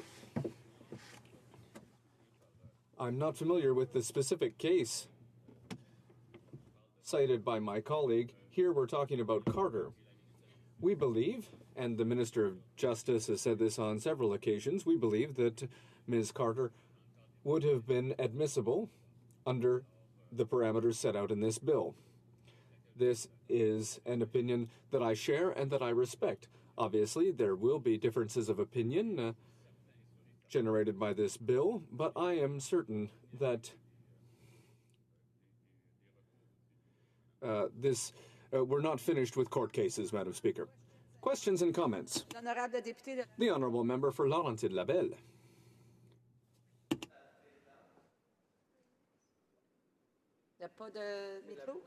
No microphone? There it is. Thank you, Madam Speaker. And I'd like to thank my colleague from Lac Saint Louis for his speech. And I'd like to ask him if he's satisfied with the process and the result that has been, the process followed and the result. Yes, the Honourable Member for Lac Saint Louis. I am happy with the results of the debate. And I think that we have had a debate, a long, good debate. I have personally sat to midnight at least once to listen to excellent speeches from all sides of the House on this issue, but it's important to remember that unlike certain bills that are debated in this House, this is a subject that is also being debated in society in general right now. So this isn't just a debate that's happening in a silo here. Not only are members speaking out, and to the best of my knowledge, a majority of members have spoken out, but this is a debate that is happening right now in the media and in kitchens in communities across the country. Thank you, Madam Speaker. The Honourable Member for Trois-Rivières. Thank you, Madam Speaker.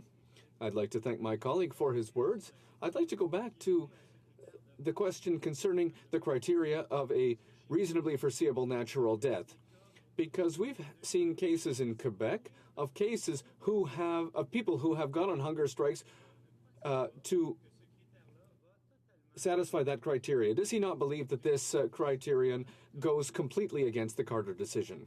The Honourable Member for Lac Saint Louis. Well, I'd like to say, Madam Speaker, that we've looked very closely at the Supreme Court decision, as we must, but it's important to remember that right now we cannot predict how the Supreme Court will rule if this goes before the Supreme Court. It's very probable that the court will show respect to the will of the House of Commons as expressed, as it will be expressed tonight at third reading.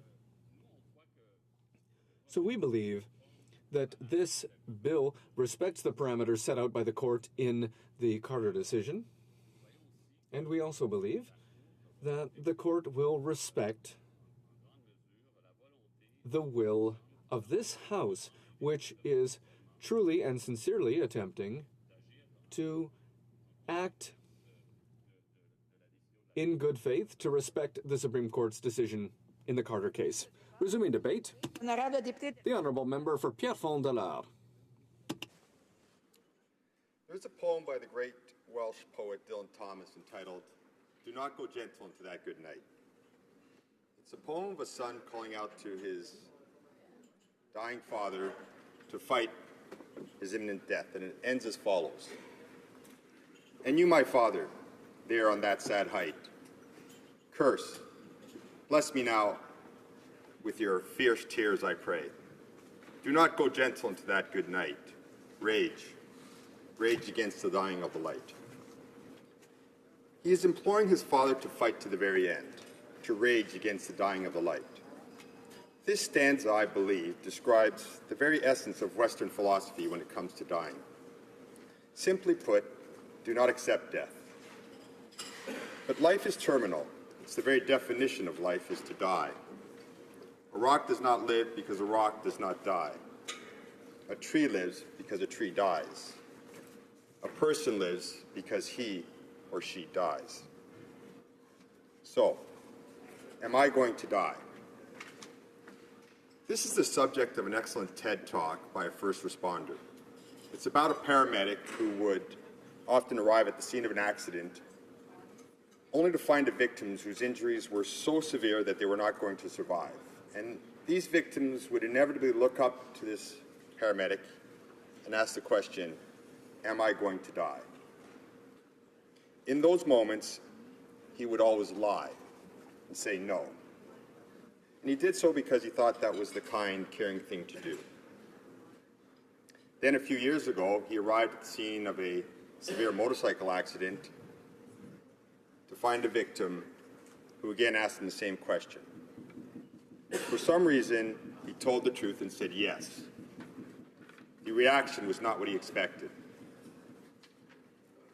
The victim showed calm inner peace, wisdom, and acceptance. And from that time forward, he always told the truth. Dylan Thomas, in his poem, tells us, wise men know at the end, dark is right. So, am I going to die? Yes. We are all going to die. Now we find ourselves discussing an issue that is foreign to many of us. With Bill C-14, we are trying to determine when is it acceptable to accept to die. That is to say, when is it acceptable to go gentle into that good night?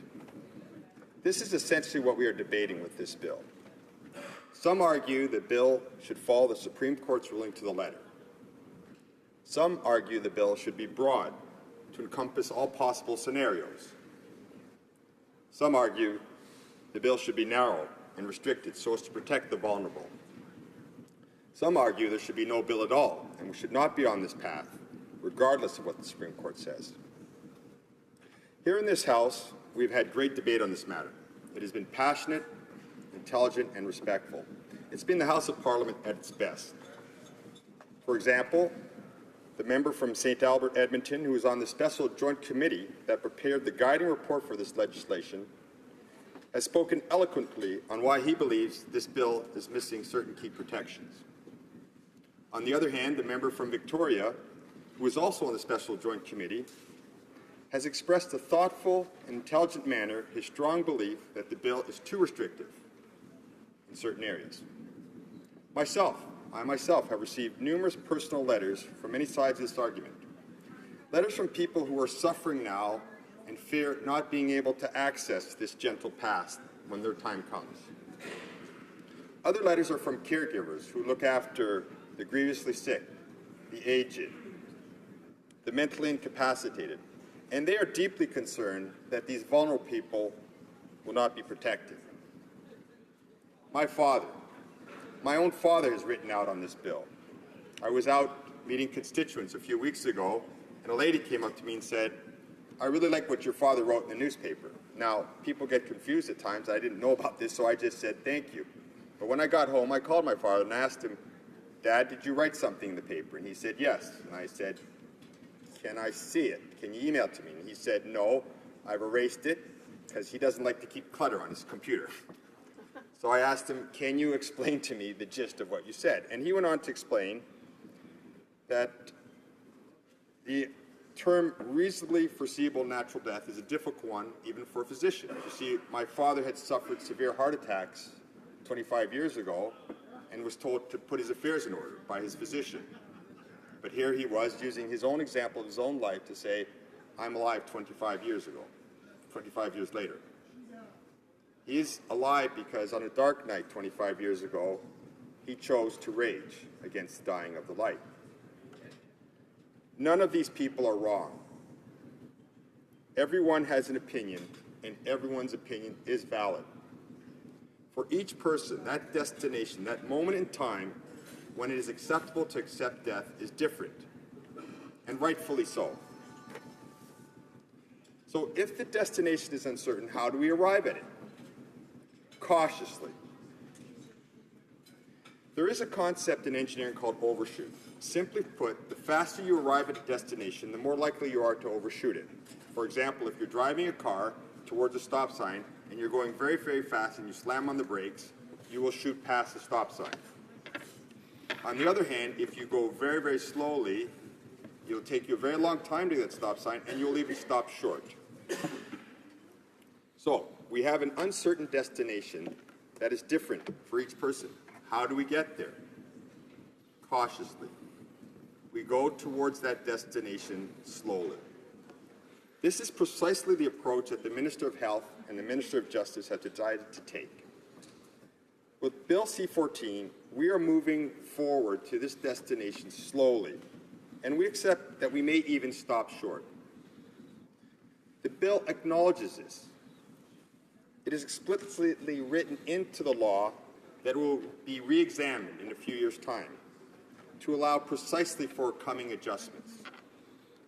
I believe that this is a very wise approach, and I commend the Minister of Health and the Minister of Justice for the work they have done to bring us here. In summary, we will all face our death. At that time, some of us will choose to fight to the bitter end. As a society, we already support that decision, and we use the full weight of our medical system to help those people who choose to rage against the dying of the light. On the other hand, some of us will choose to accept death with inner peace and calm. As a society, we must now accept their decision and allow our medical system to help them. With this bill, we will help some of those people to go gentle into that good night. Questions and comments? Questions et commentaires? L'honorable député de Drummond. The Honourable Member for Drummond. Thank you, Madam Speaker. It's a pleasure for me to participate in this debate. It's a discussion that's very important, and everyone in my riding of Drummond and in my region are very concerned in particular about palliative care. There are people who are working very hard in the palliative care sector in the Great Drummond region. For example, there's the Maison René Vellier, which is doing remarkable work in palliative care. And I know that for the Liberals, this is also an important subject, but unfortunately, there's nothing in the recent budget for palliative care, and in this bill, again, there is nothing that indicates that an accent will be put on palliative care. And so this is the question that I would like my colleague to answer. Thank you, Madam Speaker. The Honourable Member for Pierrefonds-Dollard. An excellent question, Madam Speaker. Palliative care is an absolutely essential part of the decision that we're making when it comes to offering medical assistance in dying or not. And we're lucky in Montreal to have the West Island Palliative Care Centre. It's a centre that's recognized across Canada as being a centre of expertise in palliative care. And I know that we've already started working with them to look at best practices that we can share with the rest of the country. Questions and comments? The Honourable Member for Mont-Royal. Thank you. On an excellent speech. The member for Drummondville had mentioned palliative care. Perhaps the member for Drummondville is not aware that at committee we inserted palliative care in the bill twice, both in the preamble as a statement that palliative care and the Minister of Health's requirement to work with their provincial and territorial counterparts on palliative care was an essential issue that needed to be done, and in the bill where we stated it after 5 years, the committee reporting on medically assisted dying also needs to report on palliative care, because nobody in this country should exercise medical assistance in dying because of a lack of good palliative care. So I'd like to ask the member for Pierrefonds-Dollard, was he aware of these amendments, and can he talk more about this government's commitment to palliative care? The Honourable Member for Pierrefonds-Dollard. I thank the member and my friend for that great question. Again, palliative care is a critically important aspect of this decision that one day all of us will face. Hopefully, it will be there for all of us. As the member mentioned, this is part of the preamble and an essential part of this process we are going through. Some people are frustrated that everything is not done at once. Everything hasn't fallen into place overnight. It doesn't work like that in the real world. This is why I believe it's the right approach to go slowly, to learn, adjust, learn from our experiences, and at the same time, work to bring on palliative care, which will have a critical impact on these people that are forced to make such challenging decisions. Questions and comments? Questions et commentaires? L'honorable député de Mont-Royal. Thank you very much, Madam Speaker, and I'm so pleased to have another chance to question my friend from Pierrefonds-Dollard. My friend from Pierrefonds-Dollard talked about a balance, and this is a balanced approach. I'm sure he's aware of the recent court decision yesterday that stated that a non-Canadian citizen had the right to exercise medical assistance in dying in the absence of legislation that clearly sets out what this Parliament intends for medical assistance in dying. Can the member speak a little bit to his concerns if the delay of June the 6th is not met by Parliament?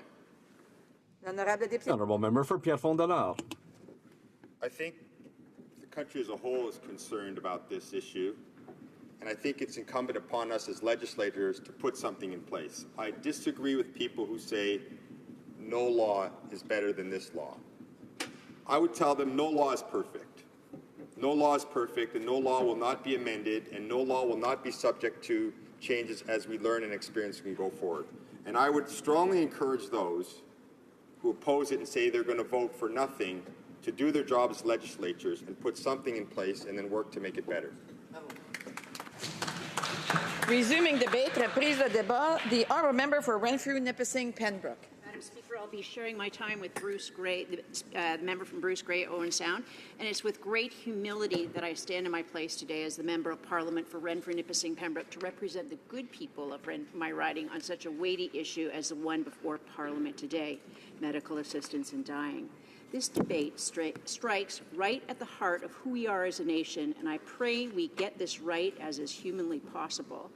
I thank all those constituents who answered my call to contact me regarding their thoughts on this legislation. And I'm pleased to confirm I have sought out the views from as many constituents as possible to guide when the time comes to support or oppose the government or the Supreme Court who are driving this issue today. I've listened carefully to my fellow MPs on this topic. They've expressed the various points of view eloquently. In keeping with my principles and those for which my voters have elected and continue to re-elect me, I believe it's important to give a voice to those individuals who have not been given the opportunity to speak in this place, but should be heard. I'm pleased to add to this debate on medical assistance in dying a sampling of letters and comments that have been received by my office to guide me in this debate. While time does not permit me to read all the correspondence I received onto the official record, please be assured that all points of view are important and will be considered. This letter from Carmel in Pembroke. Dear Honourable Member, I understand that the government plans to introduce a law regarding medical aid in dying. I totally disagree with many of the recommendations of the Special Joint Committee on Physician-Assisted Dying. Once euthanasia and assisted suicide are legalized, we've embarked on a slippery slope. The boundaries will continue to be challenged. I urge you to write a law as restrictive as possible and to respect and include the rights of many Canadians who see any legalization of euthanasia and assisted suicide as murder. As a former healthcare worker for many years, I urge the government to invest more money in palliative care. I know from experience pain can be controlled and they will receive passionate, loving care and death will come naturally, trusting that common sense will prevail in your good judgment. This email was received from David in Arnprior. Hello, Member of Parliament. I do not support this legislation, not because I do not firmly believe in a competent citizen's right to commit suicide at the end of life, as determined solely and completely by that individual, but because C-14 does not go far enough. This bill certainly needs to be passed federally so a provincial regulatory ragtag patchwork does not evolve. As well, C-14 needs expansion in at least 4 areas. Enshrine my right to predetermine through a prearranged power of attorney for personal care that suicide is my wish if I become incapable of making that choice later on. In other words, similar to my legal right now to refuse treatment before treatment is ever needed. Enshrine my right to commit suicide on my own without a doctor's direct assistance. This change will allow medical practitioners to merely prescribe requested and appropriate meds for this most personal action, not to have to do it themselves in an environment perhaps not of my own choosing.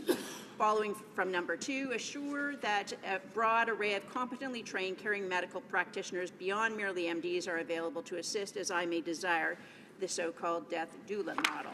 Ensure that the so-called mentally ill can benefit from the legislation if they are deemed competent to do so by due process, since by virtue of being labeled mentally ill, a person should not also be deemed mentally irrational or incompetent in all areas or aspects of life. This is very unlike children under 18 or the developmentally delayed, however, who must be closely protected, at least by benefit of clear due process. At the same time, there's a clear need for those ethically opposed in both caring professions and institutions to be able to opt out because of their beliefs, but only insofar as they must also be compelled to refer me to those who are non-opposed. This should also hold true, by the way, for abortion, legalized marijuana, and like matters. There's also a clear case for broadly based, publicly funded palliative care services for those who want this kind of assistance. At the end of one's life, it must always be about informed and competent personal freedom of choice, whatever that choice may be. This is, in fact, the basis of all quality of life and death, as entrenched in our Canadian Charter, as decided by our Supreme Court. A national referendum on the matter is unwise and not needed. Similarly, I refer you back to Conservative PM Mulrooney's 1980 second election, which was a referendum vote on a large free trade. He won it then, as did NAFTA. Therefore, I largely agree with a previous Pierre Trudeau's 1960 statement when he was Liberal Justice Minister. The state has no right in the bedrooms of the nation. I think that goes a bit too far, he states. The state does not have a limited right, but only to ensure vulnerable persons, as well as persons who may become vulnerable, are not exploited and are always treated with dignity and respect. In this, the Dutch, Swiss, and Oregon models serve well. Thank you. Please do acknowledge this email and feel free to share your thoughts. This note was received from David in Combermere. Our local newspaper here in Barry's Bay featured your request for input on Bill C-14. Thank you for doing that. I personally view the bill as a Pandora's box and with so much language that leaves it ambiguous enough for the most liberal government to permit almost anything for the killing of Canadians. I don't know if you follow the studied newsletters of the Euthanasia Prevention Coalition and its editor, Alex Schadenberg, but I'm closing their latest issue on Bill C-14. It's a whopper. EPC clearly presents the issues I endorse and in a more studied way than I could present to you. Please consider it my opinion on this vital life and death issue that you are wanting to present to Parliament. Thank you for all that you can do on this matter, and God bless you. This letter was received from Betty from Killaloe. Dear Member of Parliament, I strongly oppose physician-assisted suicide. I believe that life is given to us by God and should be taken away by Him as well. We don't know what His plan is for us, and we need to trust in Him with our lives. Even for non-believers, once that door is open to taking the life of a patient who is terminally ill, how long will it be until a needle will be given to those who are in long-term care, who are costing the healthcare system a lot of money to keep them there? How about the disabled, whom a lot of people believe are a burden to our society, the mentally ill, etc.? Let us put money into our palliative care and hospices where people can die naturally. History has shown us that where people interfere with the natural order and God's plan, that evil and disaster follow. God's law states, "Thou shalt not kill," which should be above all the laws of the land. Thank you for giving me a chance to express my views. This email came from a couple in Arnprior. Dear Member of Parliament, both my wife and I are advocates for doctor-assisted dying. We not only would like to see assisted dying for those people who are in need of this procedure and who have their full faculties, but even more so for the thousands of poor souls suffering from Alzheimer's and who cannot make an informed decision. What we suggest is that it be made legal for people to choose this option during the preparation of their will with family and/or doctor as witnesses as they wish. We have a mother in long-term care in Almont, and the number of people suffering from Alzheimer's disease far outnumber the people who are lucid.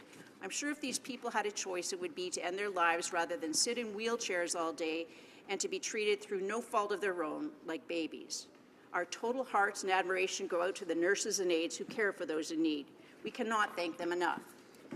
Nancy from Deep River wrote, "Dear Member of Parliament, I'm answering your request for feedback on this specific euthanasia bill. First, a few generalities.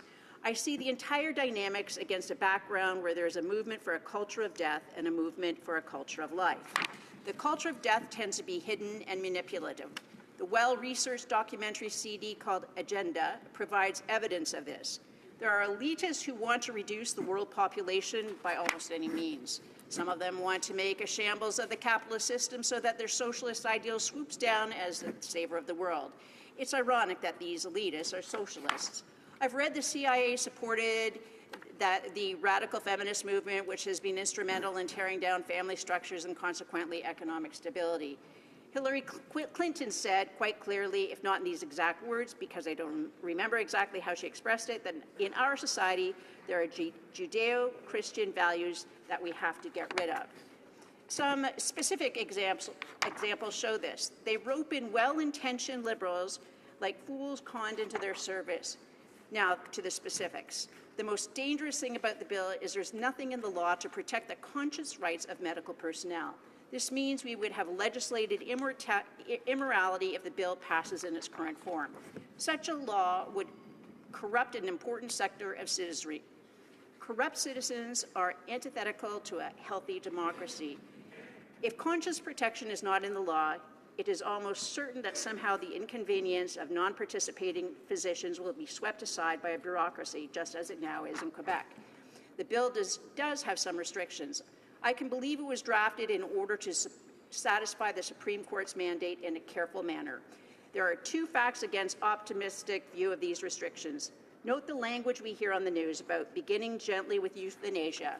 Such language indicates that the plan over time it will include more situations where euthanasia would be permissible. Make no mistake about these restrictions. Like dew on roses, they will evaporate. This has been the experience in Europe. And comments, questions et commentaires. The Honourable Parliamentary Secretary to the Government House Leader. Yes, thank you, Madam Speaker. And my question to the member is just related to the whole need that we have here before us today in terms of this legislation will, in fact, provide the legal framework to ensure that there are vulnerable people across Canada that are at the very least being considered and taken care of. One of the things that I wanted to ask the member was for her to acknowledge that in the committee stage, what we saw were members from all political parties where they were able to advance amendments and ultimately get some accepted, and which I think is a wonderful thing. And at the end of the day, I would ask the member if she believes that it is better to have some legislation in place or a law in place than no law in place. Because if it is the latter, there are going to be a lot of Canadians that will be very vulnerable to this situation. I wonder if she would respond to that. Member for Renfrew, Nipissing, Pembroke. Thank you, Madam Speaker. And what I'm doing is providing the thoughts of my constituents who feel that this has not had proper debate and would like to see longer debate. So as Nancy from Deep River was saying, that now in the Netherlands, a significant percentage of deaths are reported as executed by physicians without any request by the patient or family. The actual number would have to be greater than those where the physician has the temerity to admit this, which is murder and is illegal. So from a practical standpoint, it's almost impossible to make restrictions robust over time. The Council of Canadians with Disabilities says that bill does not provide protections they ask for in their vulnerable person standard. And those protections, which are not in the bill, have to do with the assessment of vulnerabilities that may be inducing a person to seek assisted suicide, as well as a review with the authorities with relevant expertise. The bill has three major drawbacks.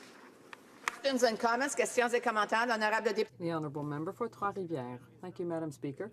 I listened carefully to my colleagues' comments, and I congratulate her for having taken the time to speak on behalf of her constituents. As we've heard from many, there are people who are for and some against, very diverse opinions. But there's one point that seems to really represent that of a lot of people, and that is that regarding palliative care services. Would there not be some way in which we could make the connection between these people, between those who are for and against, when we talk about palliative care, often by increasing medications that relieve pain, the person dies more quickly but more comfortably. So with medically assisted or physician-assisted dying, the patient is choosing to do the same thing through medication. Pembroke. Thank you, Madam Speaker. And as a matter of fact, a worker in palliative care explained to me that Canadians were very confused by this bill because the definition of palliative care is medical assistance in dying. And this bill is the same thing. So they are begging the question, does the government think that palliative care and assisted dying, as in this bill, are one and the same? And I think Janet from Cobden says it best. Real medicine does not kill. Real medicine alleviates suffering without eliminating the one who suffers. She asks if I'm okay with corrupting real medicine to allow for this abuse to occur. And the court made a fundamental error in making this decision. Questions and comments? Questions et commentaires. The honourable member for Edmonton Manning. Well, thank you, Madam Speaker. The question is, I've been hearing twice today or this afternoon from the opposite side on better to have a law today than not having a law today. As if we're telling people we're going to turn this bill to assisted dying in today because it's cheaper than assisted dying tomorrow. Why can't we ask for extra time and make sure that we get the best bill possible? I would like to see if my honourable colleague will be able to comment on this. Member for Renfrew, Nipissing, Pembroke, a brief answer, please. Thank you. And through the correspondence I received, many people, as they were from Ontario, are skeptical that this whole bill has little more to do with saving the provincial government money in healthcare costs. Resuming debate, reprise de débat, the honourable member for Bruce Grey, Owen Sound. Well, thank you very much, Madam Speaker, and it's a pleasure to be speaking on this bill today in the House of Commons and sharing my time with my honourable member from Renfrew, Nipissing. So I'm pleased to rise in the House today to speak to this legislation, as I said, and I've had the honour to be a member of Parliament since 2004, and I can honestly say, Madam Speaker, that this is one of the most sensitive and controversial pieces of legislation that I have spoken to in this House. This is an issue that many Canadians have very strong opinions on, and so it's very important throughout this process to respect all sides and to ensure, number one, that we can come up with the best legislation possible that responds to as many concerns as possible. Today, I'd like to share some of my personal opinions on this legislation, as well as the expressed opinion of my constituents, many who I've heard from. My vote on this bill will be based on what my constituents want and what my own conscience are telling me. Now, I recently wrote an op-ed in my local newspapers and distributed it to all media in the riding to connect with my constituents and try and consult with them on this bill. I asked them to send their concerns to my office so that when I vote on this bill, I can be confident that I am voting in a manner that represents the views of my constituents. As of right now, Madam Speaker, the majority of my constituents, almost 80%, have told me to vote against this legislation. And I want to point out that some of them are opposed to the bill as is totally. Some would support some small amendments, but definitely against it in the form that it is. The emails and letters are still coming in as we speak.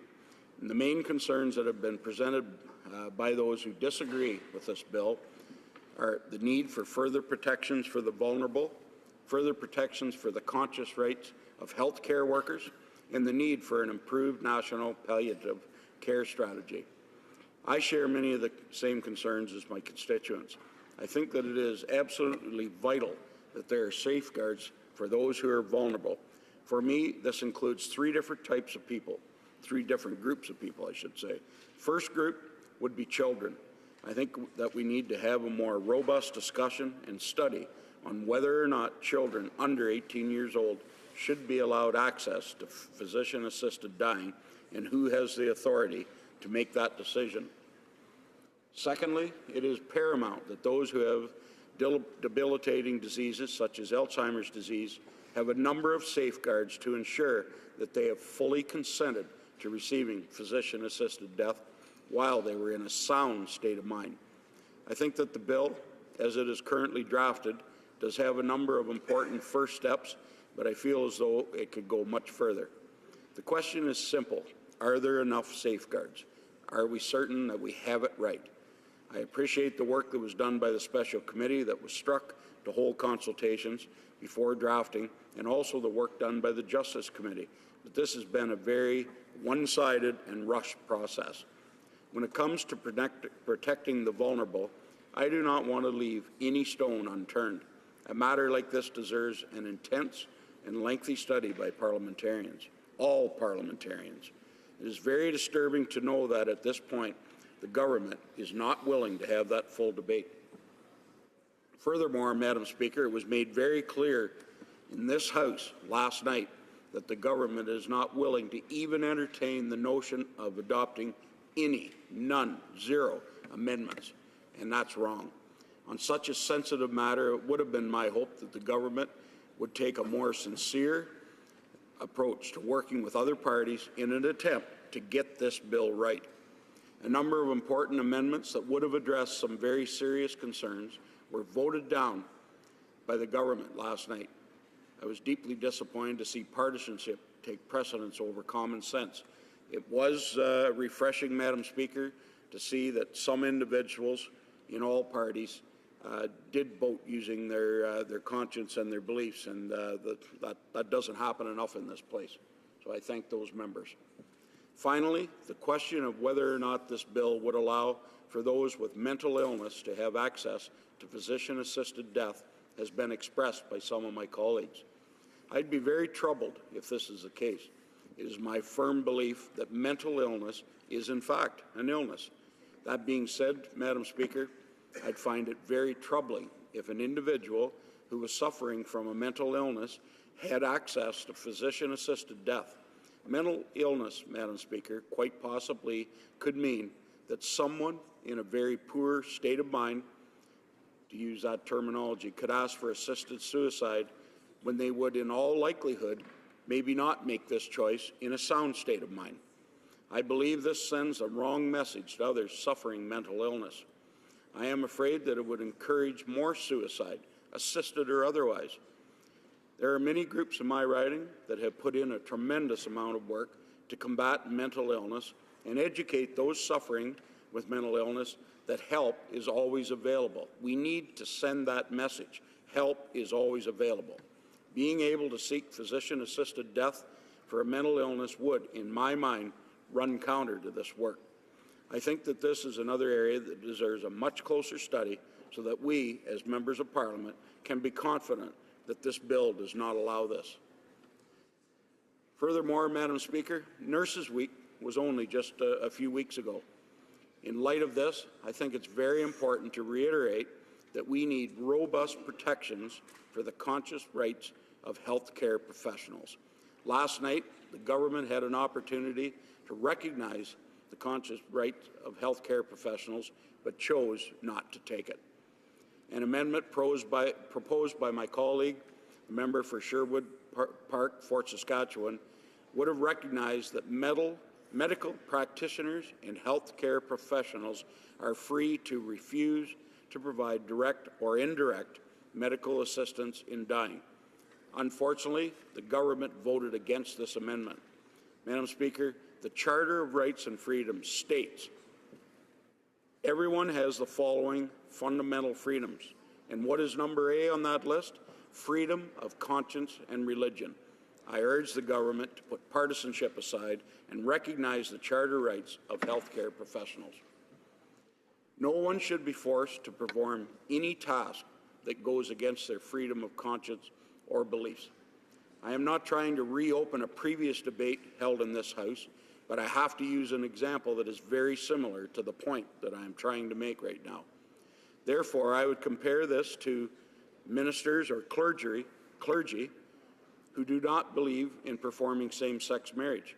Freedom of conscience and religion are just that, fundamental freedoms, and protect individuals that do not wish to take part in something that runs counter to their beliefs.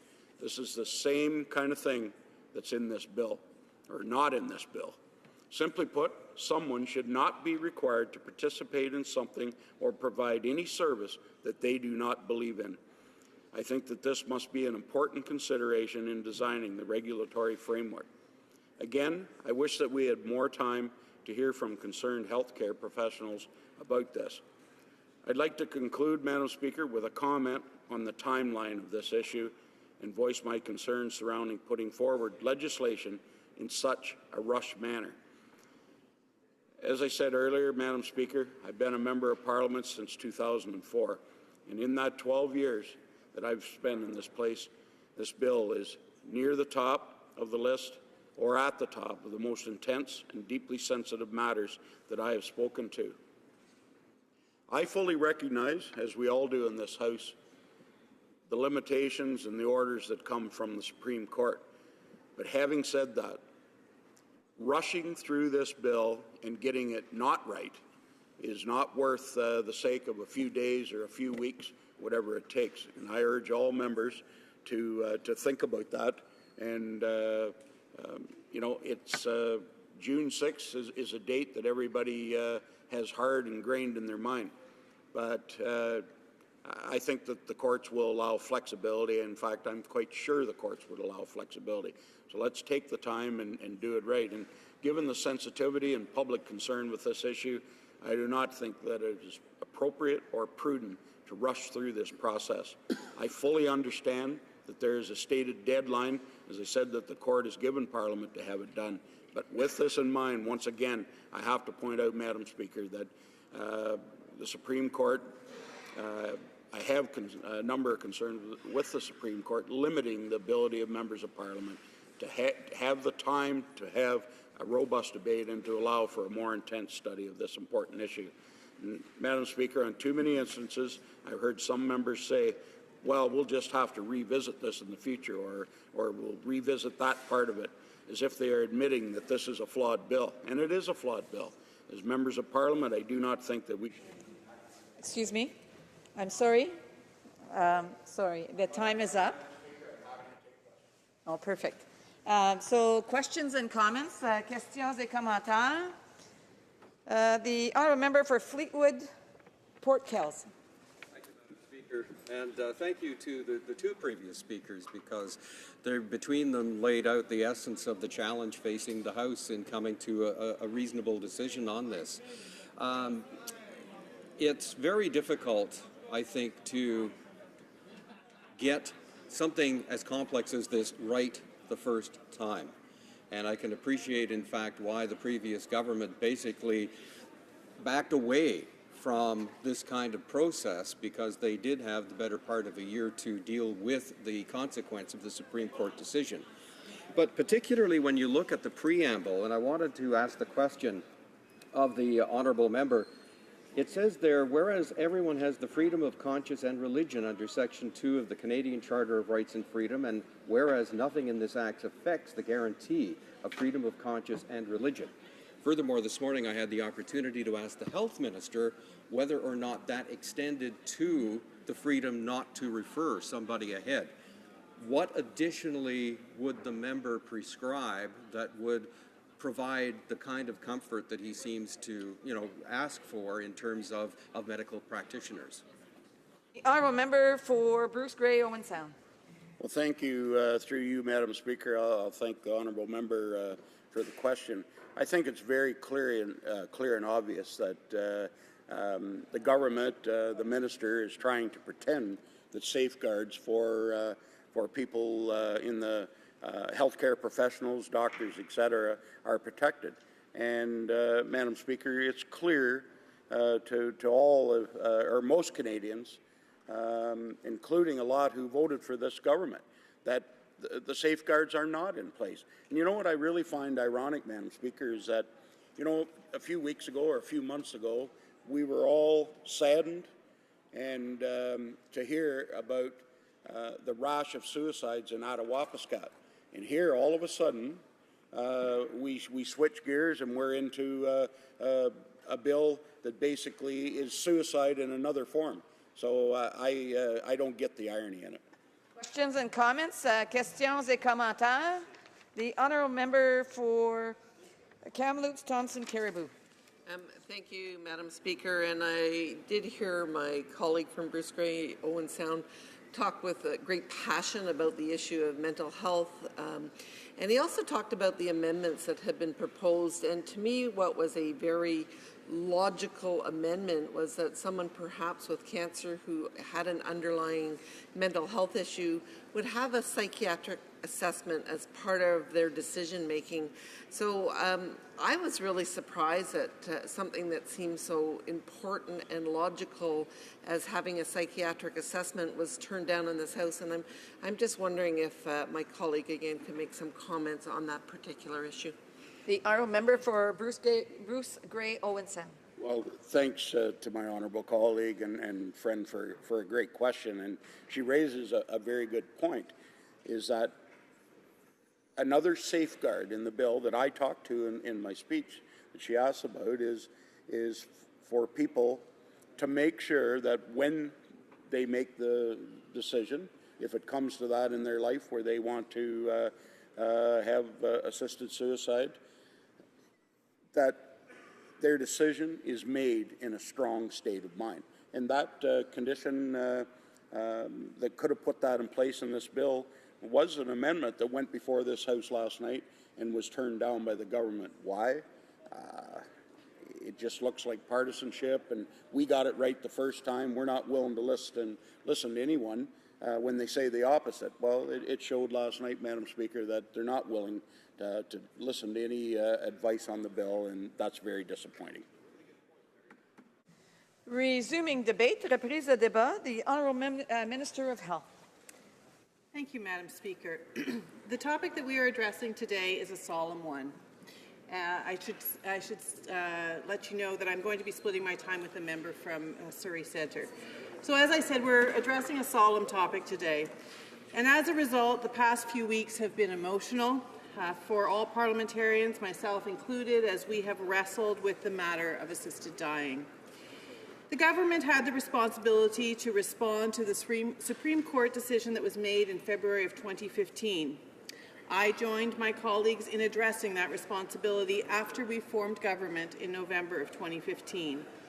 Thus, in the very short time since forming government, there has been an incredible amount of work by officials and parliamentarians with input from Canadians with a diverse range of views. Before us today is a legislative framework that we believe is the right approach for Canada. It is transformative. It will forever change the range of options that Canadians will have as they approach the end of their life. In developing the legislation that is before the House today, I would like to reflect on the principles that make up the foundation of our government's legislative approach. First, it is about the principle of personal autonomy, in helping people, in a sense, to write their own story, in providing Canadians with access to medical assistance in dying, for the Supreme Court made it clear to us that Canadians must have that access.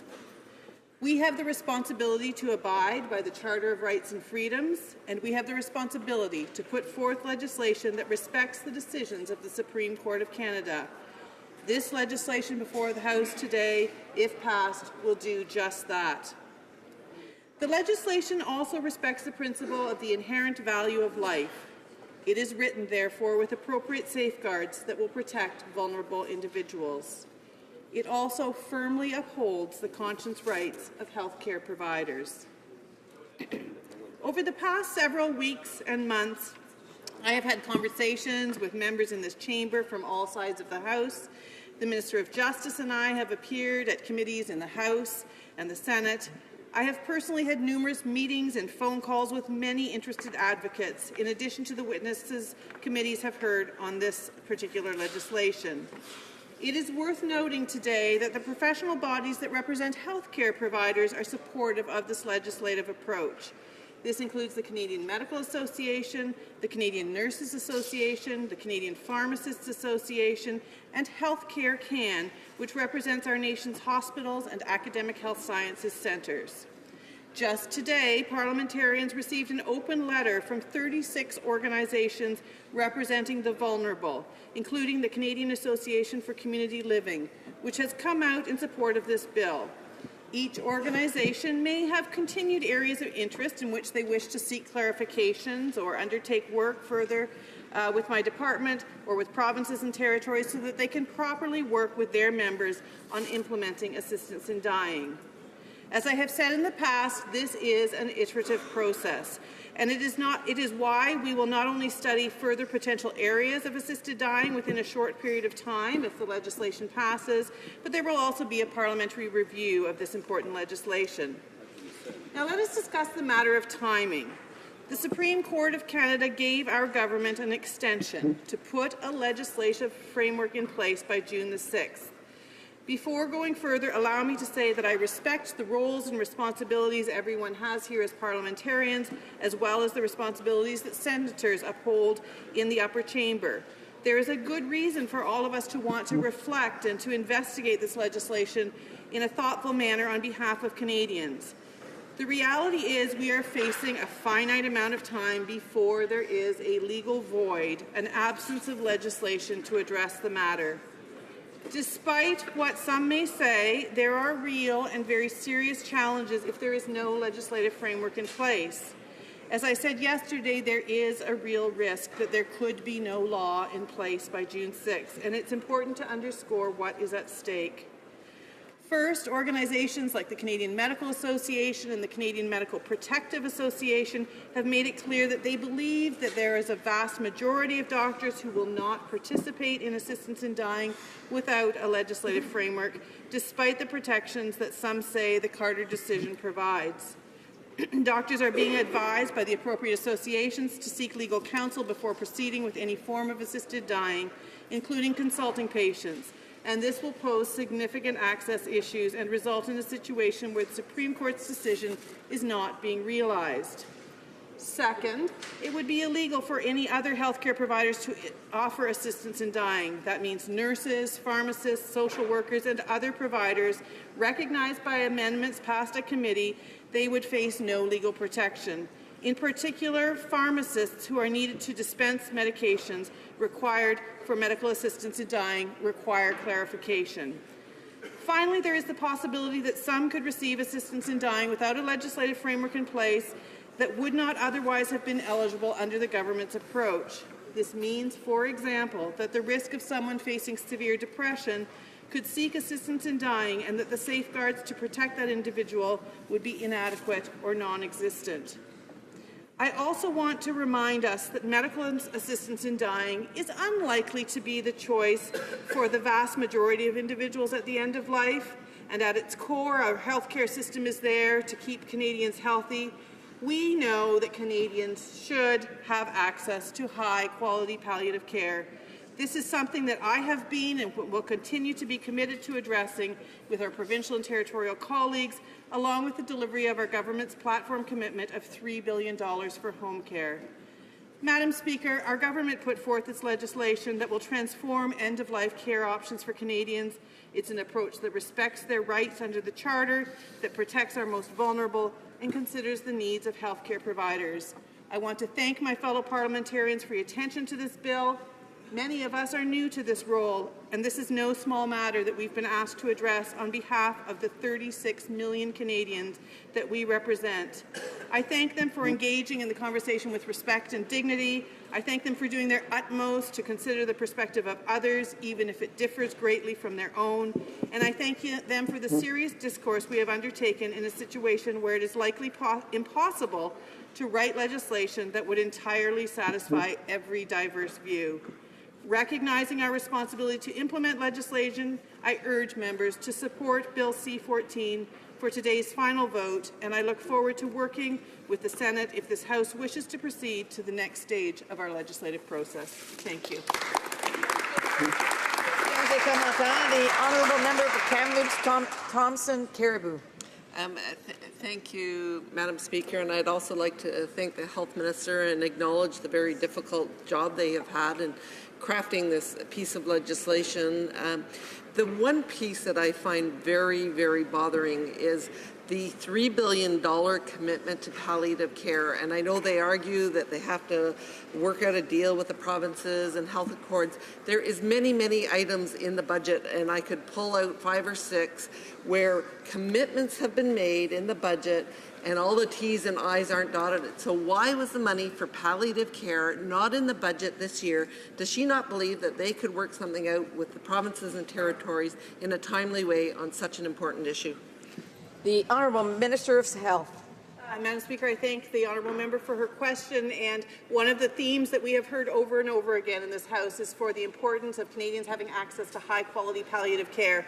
As my colleague knows, healthcare delivery lies largely in the domain of provinces and territories. I have been impressed with the work of my colleagues, ministers of health in those jurisdictions, and I will continue to work with them. We look forward to establishing a health accord that will provide further investments to enhance the work that they are already doing in the area of palliative care.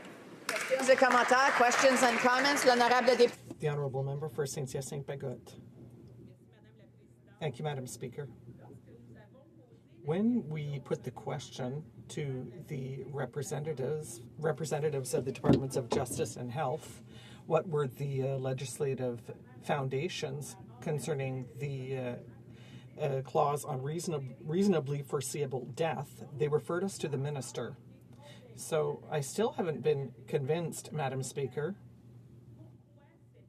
as to why that clause that is practically impossible to interpret. Well, I'd like to know why, from the Minister, why such a vague clause was inserted into such an important piece of legislation. The Honourable Minister of Health.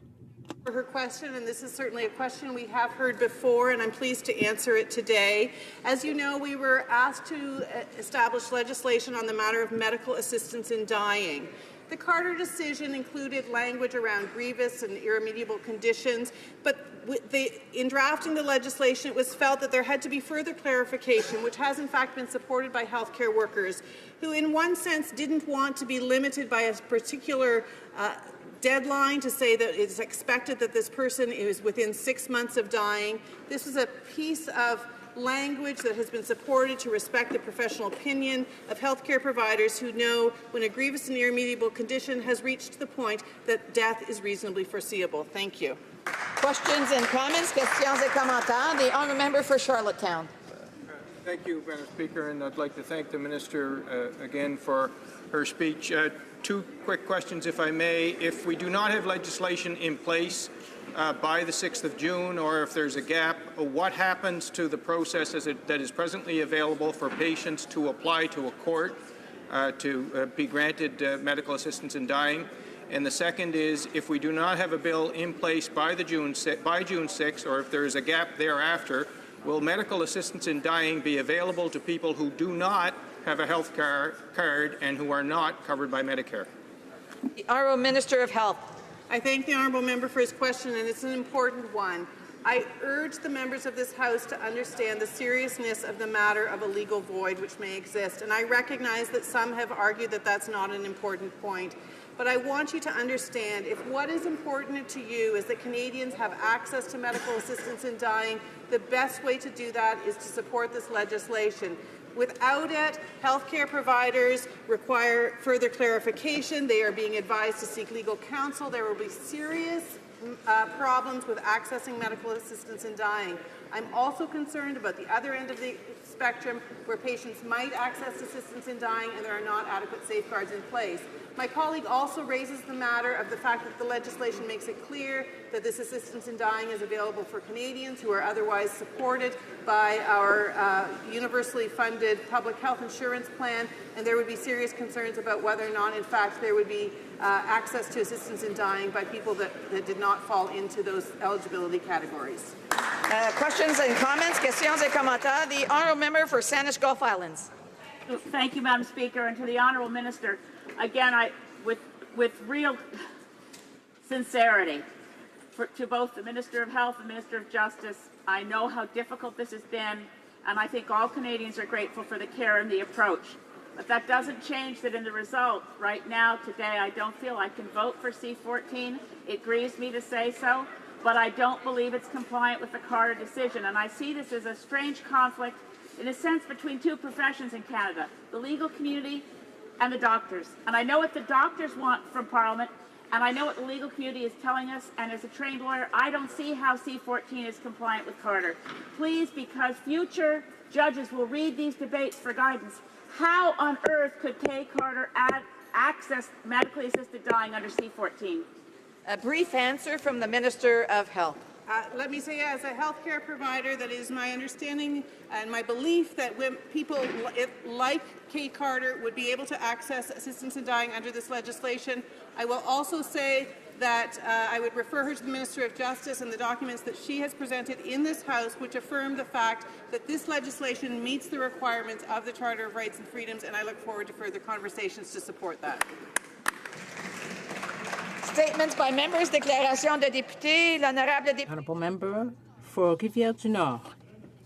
Madam Speaker, the agricultural model that Quebec has chosen is like Quebec, fair, just, and diversified, and we are proud of our agriculture. But although it is supported and developed in Quebec, it is totally ignored by the federal government. What an irony. It is sad to see those who actually provide the food just being given nothing by the federal government. Dairy producers started a 3-day tractor tour from Quebec City to Ottawa to denounce the indifference of the government. We are supporting them, people throughout Quebec. We are hoping that Ottawa will block the imports of diafiltered milk and that the compensation promised to farmers will actually appear. The farmers have waited for the government. The government has to act. The Honourable Member for King Vaughan. Member for King Vaughan. Mr. Speaker, I'd like to talk today about a disease that affects an estimated 80,000 Canadians, many of whom don't know they have it. I'm talking about a hereditary hemochromatosis. Hemochromatosis impairs the body's ability to get rid of excess iron, which can cause very serious and sometimes fatal conditions, including liver disease, heart disease, diabetes, arthritis, mental illness, and cancer. La bonne nouvelle. The good news is that hemochromatosis can easily be treated without drugs as long as it is diagnosed in time. Hemochromatosis Society, CHS, has an excellent website at www.toomuchiron.ca, which features a very useful self-assessment test to see if you're at risk. On the final day of the Hemochromatosis Awareness Month, I invite you all to a reception tonight sponsored by CHS and Senator Wells, who since being diagnosed has become a passionate advocate for increased awareness and early detection. I ask each member to help spread the word about this condition. Your efforts could help save lives. The honourable member for Chatham, Kent Leamington. Mr. Speaker, on Tuesday, May 24th, I was privileged to attend a ceremony at the Chatham Armories along with the Essex and Kent Regiment, where Colonel Ralph West was awarded the prestigious International Armed Forces Council Award in recognition of his outstanding lifetime contribution to military, veterans, and his international goodwill between the U.S. and Canadian military communities. Colonel West enlisted in the Kent Regiment in 1948, was promoted to corporal, commissioned and subsequently retired to the rank of major, commissioned to further service, retiring at the rank of colonel. Not bad for an enlisted man. Mr. Speaker, I would need much more time to list his numerous awards and accomplishments. Suffice it to say that all these would not compare to his dedication to his lovely wife, Norma, who has been traveling this life with him and has shared this amazing story since 1955. Congratulations and thank you, Colonel West and Norma, for your selfless love and devotion to your country and your community these many years. The honourable member for Cumberland Colchester. Thank you, Mr. Speaker. For over 25 years, the Canadian and the United States governments have recognized that Atlantic Canada's softwood lumber industry is unique in Canada. Most Atlantic timberland is privately owned and forestry practices are exactly the same as they are in the U.S. That is why, at every stage of the softwood lumber agreements made between the U.S. and Canada, Atlantic Canadian lumber has been excluded from duties. With the expiration of the last softwood lumber agreement, Atlantic Canadian woodlot owners, sawmills, and harvesters are looking for certainty that their businesses will continue to receive fair treatment. Hundreds of millions of dollars and thousands of jobs in Atlantic Canada depend on this industry. I urge the Minister of International Trade to ensure that any softwood lumber agreement in the future continues to exclude Atlantic Canadian products from tariffs. The Honourable Member for Salaberry-Sur-Roi. On May 28th, some 50 volunteers of all ages planted dozens of trees, bushes, and plants that will produce edible fruit. There were mint, coriander, and many other plants. This is a citizen initiative that was launched by a group called Les Incroyables Comestibles in Sur-Roi.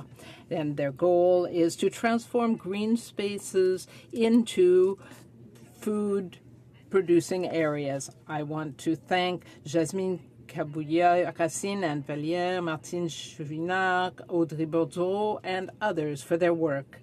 The Edible Trail is one of 20 projects that were chosen by Trees Canada. Nearly $3,000 was provided to buy some 40 trees. Many people contributed plants, and I want to thank everyone for this first public trail. Merci, Monsieur le Président. Thank you, Mr. Speaker. I'm very pleased to pay tribute today to Jean-Yves Faneuf. He is generally called Johnny, and he is Mr. Soccer in my riding. He was named Volunteer of the Year for all sports at the Sports Quebec annual gala last week. Mr. Faneuf has dedicated over 40 years of his life to soccer, and he still loves the sport at the age of 77. He is the father of soccer in Granby, and he was called to the Hall of Fame in 1999. He founded the Granby Cosmos Club and the biggest soccer tournament in Quebec.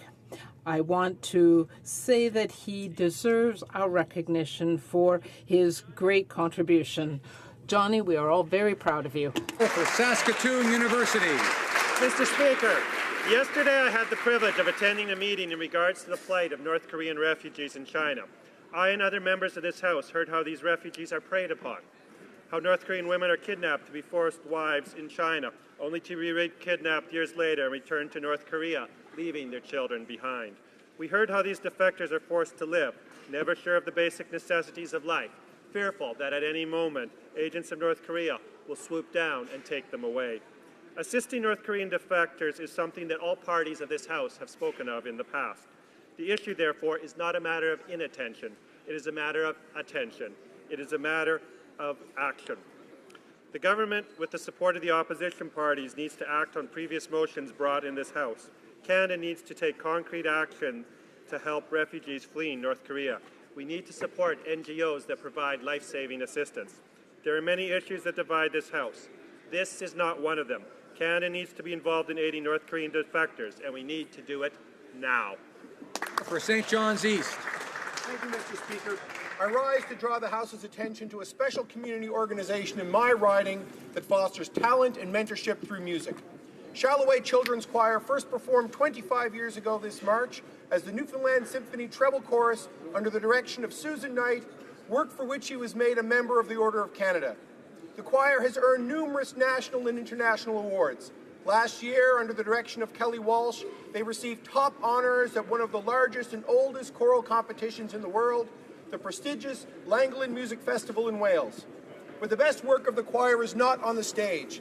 It is through the mentorship of young people by their fellow choristers in music and in leadership. Please join me in wishing Shalloway great success on their tour this summer to Cuba and as they prepare for their program for Canada's 150th anniversary celebrations. Thank you. The Honourable Member for Nickel Belt. Thank you, Mr. Speaker. In 1928, a fire broke out in a Timmins gold mine, killing 39 miners, one of the worst mining disasters in Canadian history, and it led to the creation of the international renowned Mine Rescue Emergency Services. Every year, thousands of fatalities across the world, 100,000 miners rescue respondents to hundreds of mines emergencies every year. It is a great honor to announce that the 2016 International Mine Rescue Competition will be held in Canada for the first time ever in a proud community of the Greater Sudbury, August 19th to the 26th. 20 countries attending. Consider the Olympics of global mining sector.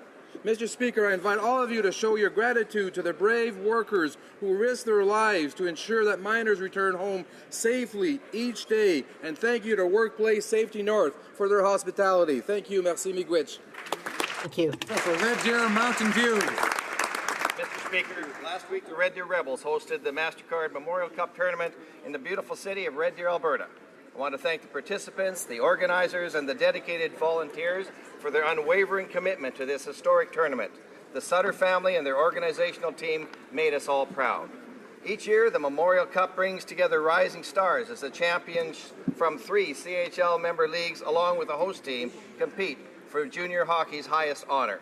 I'm proud to say that our Rebels put up a great fight, proving once again the tenacity and talent of this amazing team. I also want to extend my congratulations to the Brandon Wheat Kings, the Noranda Huskies, and especially to the London Knights in winning the 98th Memorial Cup. Our community was honored to come together to ensure that the spirit and tradition of the Memorial Cup was a resounding success. Thank you, Mr. Speaker. And then the Miramichi Grand. Member for Miramichi and Grand Lake. Irish history is vibrant and rich in the city of Miramichi. Irish immigrants began arriving in the area around 1815 and continued to do so even after the great tragedy of 1847, where hundreds of Irish immigrants perished on Middle Island after fleeing the famine in their homeland. Many of the survivors flourished, however, and started new lives on the banks of the Miramichi River. Thanks to people like Farrell McCarthy, who is one of the founders of the Canadian Cultural Association and the annual Irish Festival, the Irish history in the region lives on and is celebrated each year. Farrell was also the well-deserved recipient of the Douglas Hyde Award, which was presented to him last month by Dr. Ray Bassett, the Irish ambassador to Canada. I invite everyone to experience the closest thing to visiting Ireland, Canada's Irish capital, and enjoy the celebration of the Miramichi Irish Festival from July 14 to 17. Thank you, Mr. Speaker. The honourable member for Labrador.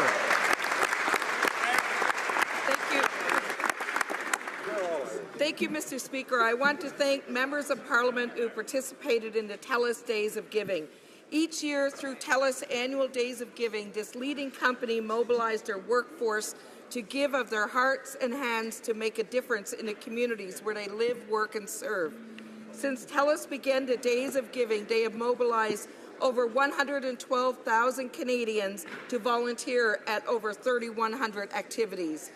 TELUS knows that their team is making a difference in communities across Canada, and today our parliamentary team got to join in this great charitable event. As MPs, we take great pride in knowing that the school supply kits that we pack today will find a home with youth that would otherwise start the school year at a disadvantage. In particular, those students from Fort McMurray who will feel our support and encouragement through our collective efforts. I want to thank TELUS, and I want to thank all my colleagues who participated today. Thank you. The member for Sarnia-Lambton. Thank you, Mr. Speaker. Yesterday, I was pleased to introduce my private member's bill C-277, an act providing for the development of a framework on palliative care in Canada. Great idea. Currently, only 30% of Canadians have access to good palliative care. Hospital care is 4 times as expensive as home care, and hospice care is not fully funded. This bill will help implement a framework for palliative care in Canada, including the definition of services included, required training, and most importantly, measures to ensure consistent access for palliative care across the country. Previously, the All-Parliamentary Committee brought recommendations that are now captured in this bill. The NDP and the Liberals have both endorsed the need for palliative care. Now is the time to come together as parliamentarians to ensure that Canadians can choose to live as well as they can for as long as they can. Thank you, Mr. Speaker. The honourable member for Kitchener Centre. Mr. Speaker, today many of my colleagues and I are hosting young people from the Boys and Girls Club of Canada and Big Brothers and Big Sisters of Canada as part of their Youth in Office Job Shadowing Day on Parliament Hill. These fantastic organizations are committed to helping young people uncover, develop, and achieve their greatest potential as they grow to become Canada's next generation of leaders. La démocratie a besoin. Democracy needs young people, and today, young people are gaining work experience in politics. Vital importance that our young people have access to safe, supportive places where they can experience new opportunities, overcome barriers, and build positive relationships. Today, I am proud to be hosting Riley Patterson from Caledonia. Mr. Speaker, I invite all my colleagues to join with me in welcoming our young guests today and urge that next year, every single MP take advantage of this great initiative. Merci.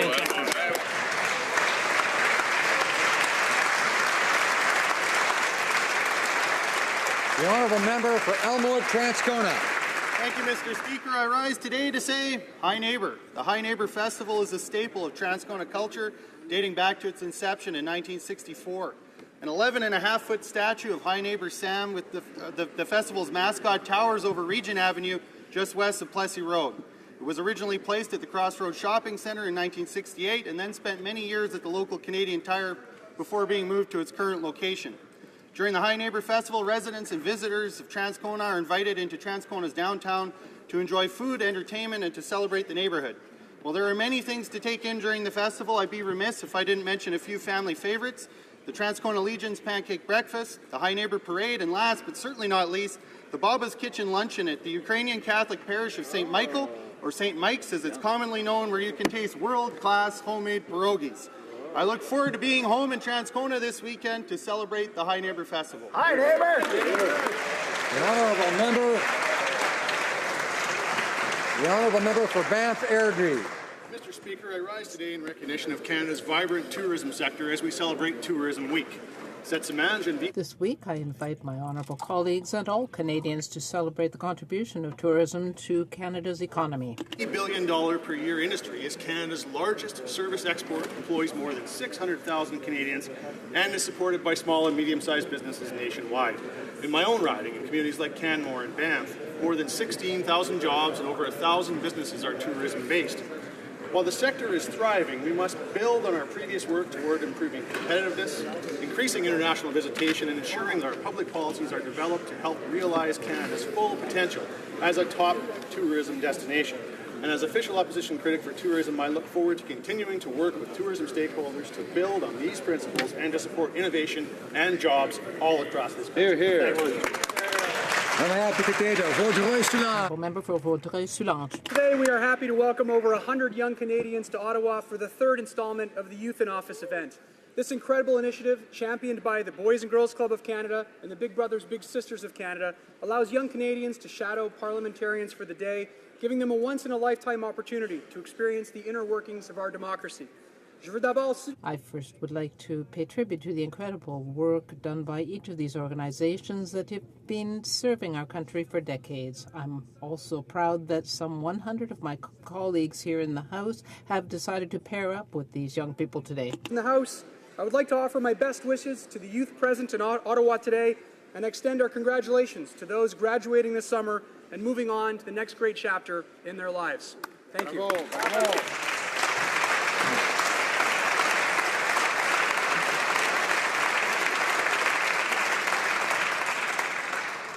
Questions orales, oral questions. The Honourable Leader of the Opposition.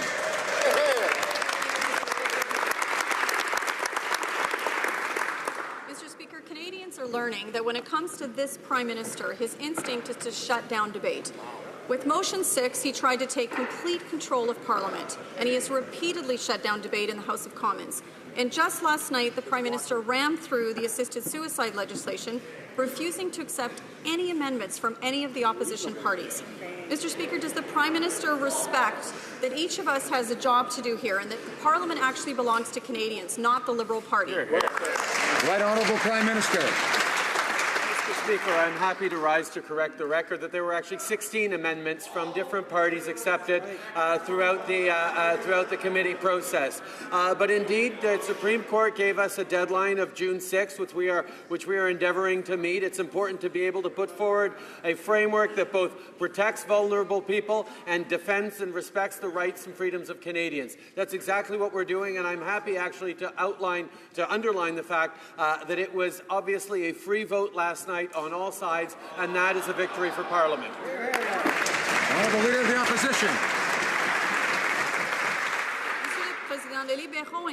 Mr. Speaker, the Liberals are stressing the fact that they're going to change the way we vote regardless of what Canadians think. This is an insult to the intelligence of all Canadians. It's a stacked committee. That's no substitute for allowing Canadians to say what they think. Will the Prime Minister trust Canadians and allow them to have a say through a referendum? The Right Honourable Prime Minister. Mr. Speaker, Canadians were able to express themselves in the last election. They voted for parties who had committed to changing our voting system. That's what we said very, very clearly, and we have been working to consult Canadians and listen to their concerns and to build an electoral system that is a better reflection of democracy, the democracy they want. The Honourable Leader of the Opposition. Mr. Speaker, the evidence keeps piling up that the Liberal plan to change the way Canadians vote is completely rigged. We now know that the Prime Minister has hired a former activist for the ranked ballot system. The very system the Prime Minister says he prefers, and experts say would rig the system in his favour. Canadians aren't buying it. They know that this Liberal process is a complete sham. Mr. Speaker, when will the Prime Minister admit that he can't change something as fundamental as the way we vote without a referendum? Honourable Prime Minister. Again, Mr. Speaker, I always find it mildly humorous when the opposition talks about changing our electoral system and the way we vote without consultations, because that's exactly what they did with the Unfair Elections Act, making it more difficult for minorities, for vulnerable populations to actually vote in the last election. The fact is we were very clear that we were going to replace our electoral system, and in doing so, we're going to be consulting with Canadians in multiple ways to ensure that we're creating a better electoral system for Canadians that will better reflect the concerns that people have. Honourable Member for Lac Saint Jean. Mr. Speaker, on the weekend we saw the Liberals muzzling their own party members. They wouldn't allow them to speak about assisted dying. We all watched as the Liberals refused to debate this key issue. And if they'll do that to their own members, what will they do with Canadians? Will the Prime Minister commit to listen to Canadians and hold a referendum? The Honourable Prime Minister. On the contrary, Mr. Speaker, at our convention in Winnipeg last weekend, the Ministers of Health and Justice answered tons of questions. They engaged in conversation both formally and informally. This is a topic that the Liberal Party is always, like all issues, we're always willing to discuss these things with Canadians, and that is what we will keep doing. The Honourable Member for Lac Saint Jean. Mr. Speaker, we have an important vote tonight, and we haven't heard anything about respect for the provinces. The Quebec minister says the federal legislation is inapplicable. How does the Prime Minister answer the Quebec Health Minister who says what I just said he said? The Right Honourable Prime Minister. Mr. Speaker, we've always shown a willingness and a desire to work with the provinces and respect their jurisdiction, and that's what we will do. To tell the truth, our legislation is largely based on the Quebec approach and the Quebec experience when it comes to medically assisted dying, and that is why we are proud of the legislation we're putting before Canadians. It's responsible and it does things the right way. The Honourable Member for Outremont. The Environment Commissioner today reported that Health Canada is failing Canadians by withholding basic information around harmful ingredients in consumer products. From lead in babies' pacifiers to cadmium in children's jewelry, Canadians are being exposed to harmful toxic substances. These chemicals can cause allergies, asthma, and even cancer, but the government is negligently refusing to protect us. Pourquoi le gouvernement?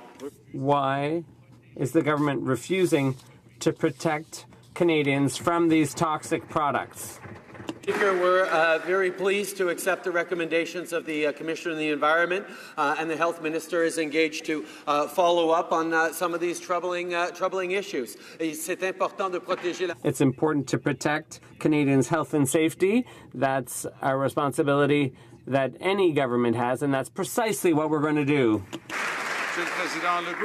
Mr. Speaker, the government has again refused to work with the opposition to bring C-14 into line with the Supreme Court's decision and the Charter. The fact of the matter is, assisted dying is already available under the Supreme Court's criteria. Yesterday, a court granted a Manitoba woman access to assistance in dying. But the government is determined to restrict access. Why is the government so determined to press ahead with a bill it knows is inconsistent with the Charter? The Right Honourable Prime Minister.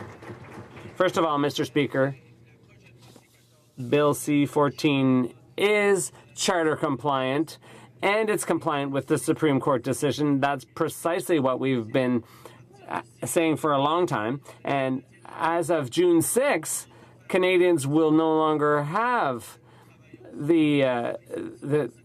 this kind of guidelines while we are still working on the bill. That's why the deadline is so important, why we're working so hard to protect the vulnerable and protect the rights and freedoms of Canadians. The honourable member for Outremont. They waited until April before they even presented this bill. Let's get that straight. The NDP to refer Bill C-14 to the Supreme Court. The Alberta Court of Appeal called out the Liberals for pushing a bill that flies in the face of the Carter decision. Now the Ontario courts are raising concerns about whether the bill respects the Charter of Rights and Freedoms. How many court decisions will it take before the Liberals finally admit they've made mistakes? Why would the Prime Minister prefer that suffering Canadians spend years in court fighting for their rights instead of getting his new law right the first time? Hear, hear. Honourable Prime Minister. Mr. Speaker, Canadians understand that this is a big step in our society. This is one that must be taken responsibly and with full awareness of both the concerns around vulnerability and the need to defend Canadians' rights, freedoms and choices. And that is exactly what we've put forward. We understand that this is the beginning of a conversation that will go on for the coming years as court cases and evidence and concerns and doctors evolve in their thinking as we approach this. But this is a big step. It needs to be taken right, and that's exactly what C-14 does. Member for Outremont. The beginning of a conversation? This is going right back to the Supreme Court. It's a waste of time, and it's hurting people's lives. Here is your Liberal government on pot. After promising to legalize right away, they're continuing to hand out thousands of criminal records. They name a former police chief to lead the file who encourages police to crack down on personal use. The Toronto Board of Health has just joined the many voices begging the Prime Minister for lucidity on the issue. Why is the Prime Minister playing politics with young people's futures? Why won't he take a clear step and decriminalize right away? Honourable Prime Minister. First of all, Mr. Speaker, it's disheartening to see the members opposite characterize parliamentary process as a waste of time. Secondly, Mr. Speaker, on legalizing marijuana, we've always been very clear. It's about protecting young people from easy access to marijuana they have right now, and it's about preventing criminal organizations and street gangs and gun runners from getting significant sources of funding through the sale of marijuana. That's what our focus is on, and that's why, until the law is changed, the current system still applies. Mr. Speaker, it seems like the Liberals need some help with their math homework. First, the Minister of Democratic Institutions announced 8 principles to guide electoral reform. But then, poof, a couple of weeks later, those principles were magically down to 5. But now the minister thinks that the broad buy-in of Canadians on electoral reform equals stacking 6 Liberal MPs on a committee. So will the Liberals finally cut the charade and give 30 million Canadians a direct say through a referendum? Honourable Minister of Democratic Institutions. Mr. Speaker, I thank the honourable member for his question and would like to put forward the following. The conversation we're having about a possible endgame, that of a referendum, is taking away from the important conversation we need to have here and now about ways to engage Canadians in the process so that we can arrive at an outcome that is appealing and responsive to their needs. If the members opposite are truly interested in conversing with Canadians, then let's come forward with your ideas on how you'll engage your constituents on this important conversation. The member for Banff Airdrie. Well, I'll give the minister an idea on how to engage Canadians. Have a referendum. In 1992, referendum was held on the Charlottetown Accord, and nearly 3/4 of eligible Canadians voted. That's 13,736,634 Canadians. To reach the same number of people, 40,000 Canadians would have to show up for a town hall meeting in every single riding in the country. So will the Liberals finally actually listen to Canadians and hold a referendum? Yes or no? Honourable Minister of Democratic Institutions. Speaker, why is the member opposite trying to mislead Canadians? The Charlottetown Accord referendum... Order. Order. Order. We know that no member deliberately will mislead Canadians or this House. We won't say that here. However, keep in mind also that most people here are able to hear things they don't like without reacting, so let's try to do that. The honourable member for Democratic Institutions has the floor. Mr. Speaker, the member opposite knows that the Charlottetown Accord referendum was not about the way we vote. It was about how the country as a whole is going to move forward. The member opposite knows that in the past, referenda on electoral reform have disengaged half of the population. Let's use the tools available to us in the 21st century to gain the interests and the opinions of as many Canadians as possible. He's not up to the challenge, Mr. Speaker, but we are. The honourable member for Richmond, Athabasca. Mr. Speaker, we all know this Liberal government loves consultation, tons of consultation. But consultation requires listening. When it comes to voting reform, the minister doesn't appear to be listening.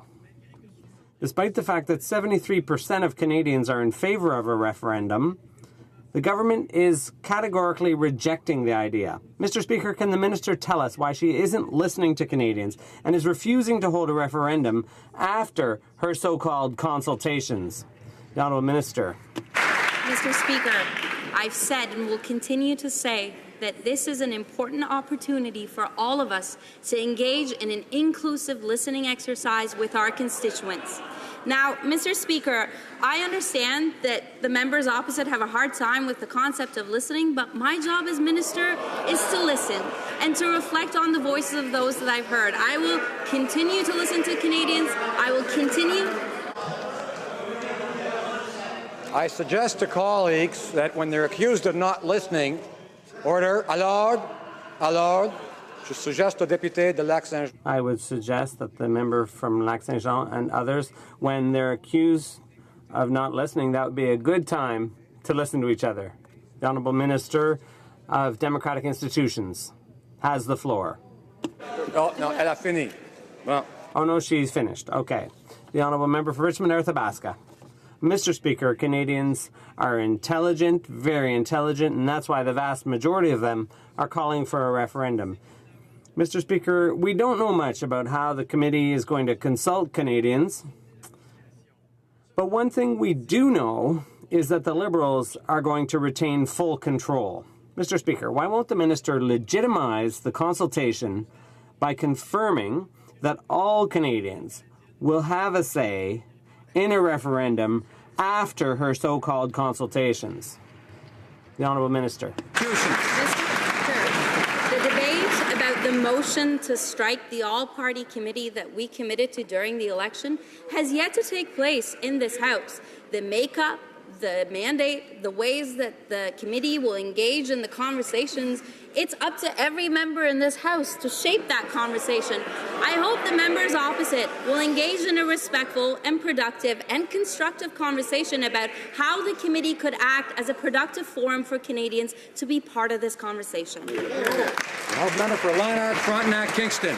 Thank you, Mr. Speaker. Mr. Speaker, notwithstanding its pretended openness to all potential new voting systems, the government has already hired a communications consultant who is an advocate for the preferential model that the Prime Minister has favoured all along. So it sure looks like the fix is in. Now, there is no way that Canadians would vote for a system designed for the sole purpose of rigging the next election in favour of the Liberal Party. So is this the reason why the Liberals refuse to hold a referendum? A democratic institution. Mr. Speaker, allow me to correct the record. This individual was hired by the Privy Council office to work as a communications advisor, as a member of Canada's non-partisan public service. I trust the public service and their decision and hope that the opposition will as well. The member for Lanark, Frontenac, Kingston. I'm surrounded by former cabinet ministers. I'll ask one of them if there's ever been a hiring that took place that was not based on something other than nonpartisan considerations. It seems to me that there is a real problem here. Now, Mr. Speaker, today's National Post observes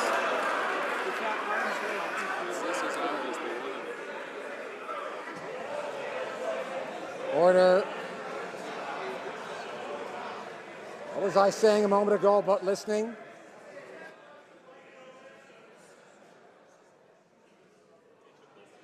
Order. The honourable member for Lanark, Frontenac, Kingston has the floor. Mr. Speaker, today's National Post observes that the ranked ballot system would produce Liberal majorities until the Prime Minister qualifies for a seniors bus pass. The Post is right. With ranked ballots, the Liberals could get 50% of the seats in this place with less than 35% of the vote. Now, is this the reason why the Liberals don't want to have a referendum on their... Minister of Democratic Institutions. Well, Mr. Speaker, after that Freudian slip, let's take a moment to reflect on how we got here. Our commitment to increase the trust and confidence that Canadians have in our democratic institutions began as a result of 10 years of trampling on our democratic institutions by the party opposite. Canadians asked for us to review the options available to us, not just the way that we vote, not just online voting and mandatory voting, but to take partisanship and patronage out of our Canadian democratic institutions. That's what we're doing, Mr. Speaker. It's time for the other side to come on board and help us. The honourable member for Rosemont-la-Petite-Patrie. Le gouvernement libéral. The Liberal government said that the trip to Washington cost $25,000 with the Prime Minister's entire court, but it cost $257,000, 10 times more. The Prime Minister is probably an expert on some things, but not math, or even using a calculator. The question is simple. Why did the government not tell the full truth? The Honourable House Leader. Mr. Speaker, my colleague opposite knows that the government tells the full truth when it comes to proactive disclosure of spending, and that's something that the NDP has been very reluctant to do in the previous parliament. We've shown leadership in this area, but, Mr. Speaker, the trip to Washington was a historic trip. A lot was accomplished in Washington on behalf of Canadians, and we're proud of our Prime Minister and his team's visit to Washington.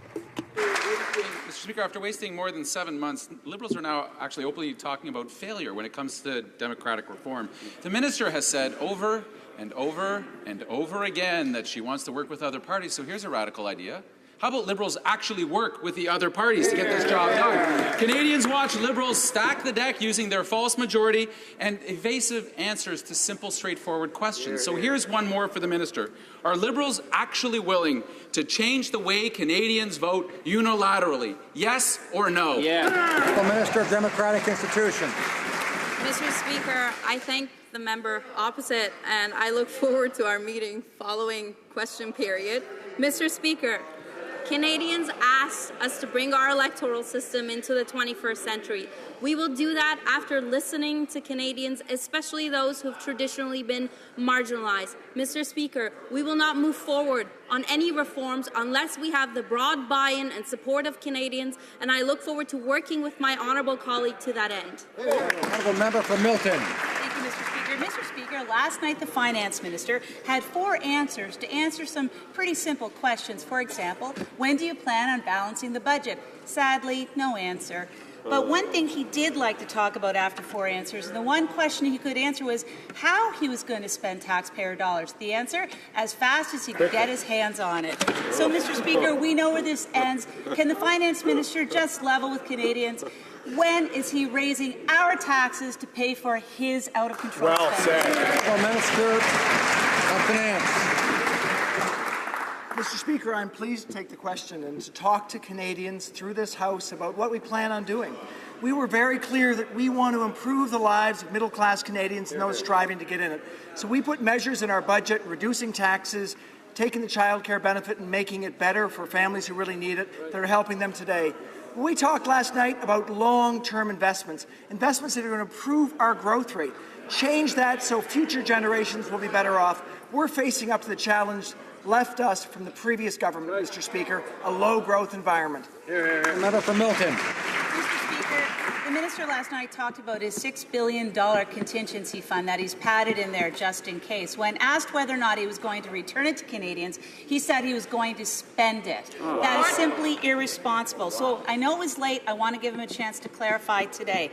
Will the finance minister return the $6 billion contingency fund back to Canadians? Well said.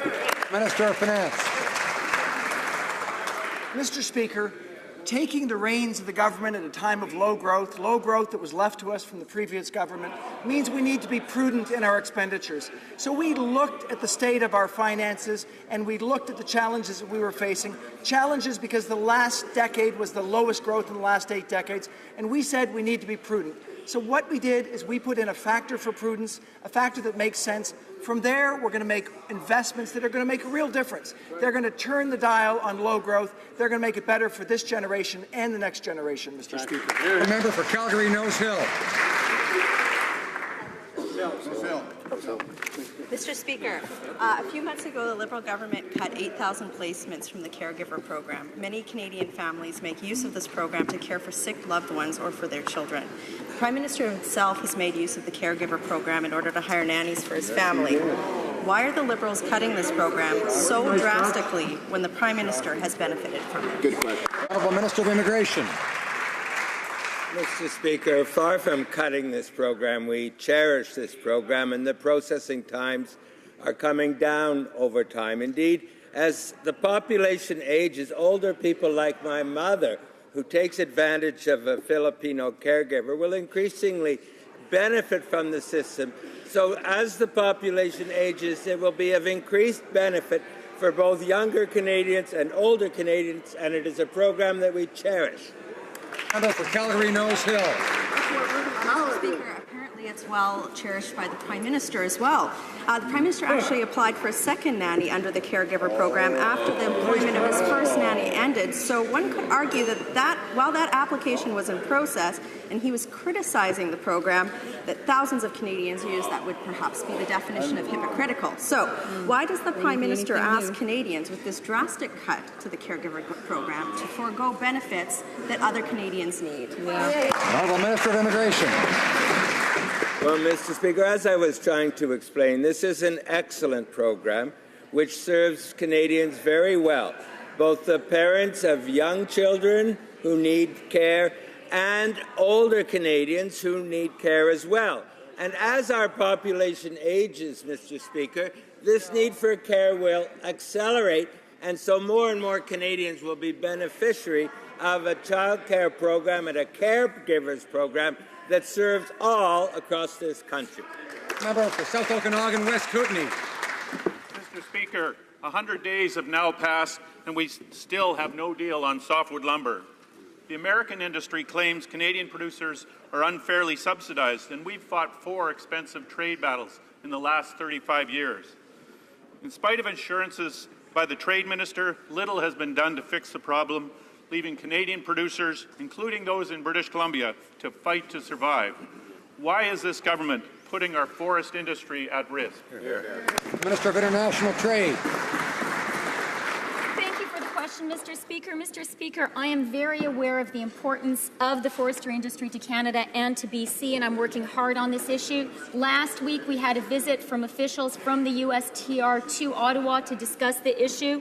I spoke 2 weeks ago with the head of the USTR, Ambassador Mike Froman, at APEC in Peru, and our ambassador in Washington met with him. I'd also like to quote the Premier of BC, Christy Clark, with whom I met 10 days ago, who said our federal government is, quote, a strong voice for Canada as we seek a new softwood lumber deal. On a député de Jonquière. The honourable member for Jonquière.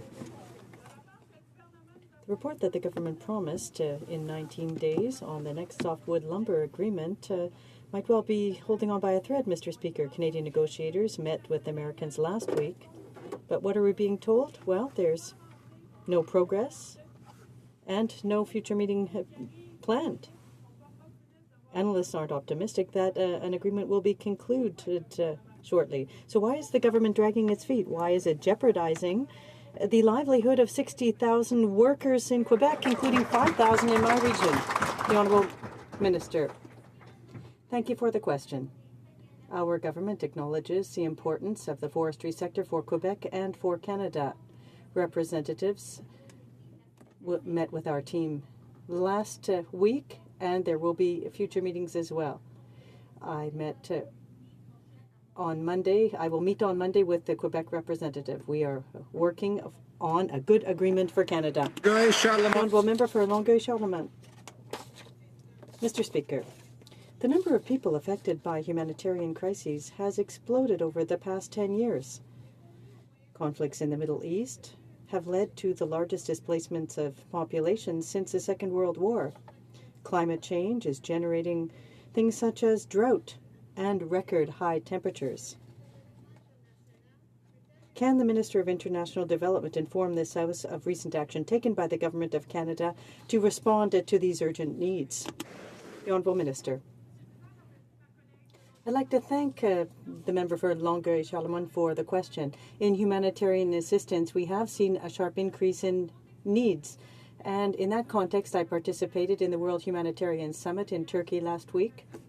I'd like to take this opportunity to announce funding for 171 projects in a number of countries representing $331 million, and we will be providing assistance. We are holding consultations across the country, and humanitarian assistance cannot wait. For Red Deer Lacombe. Mr. Speaker, we know Liberals just can't help themselves when it comes to spending. Ever. Immediately after getting the keys to their new offices, the Environment Minister spent $20,000 on furniture and TVs. The Innovation Minister spent $60,000 on renovations. The Health Minister even spent $27 on a towel bar when Walmart has over a dozen options for under $10. But the showstopper is the Infrastructure Minister, who spent $835,000 on renovations and paintings. Mr. Speaker, do the Liberals really think it's okay to spend $1 million on TVs and towel racks? The Honourable Minister of Infrastructure and Communities. Mr. Speaker, our government has committed to doubling the infrastructure investments over the next 10 years. That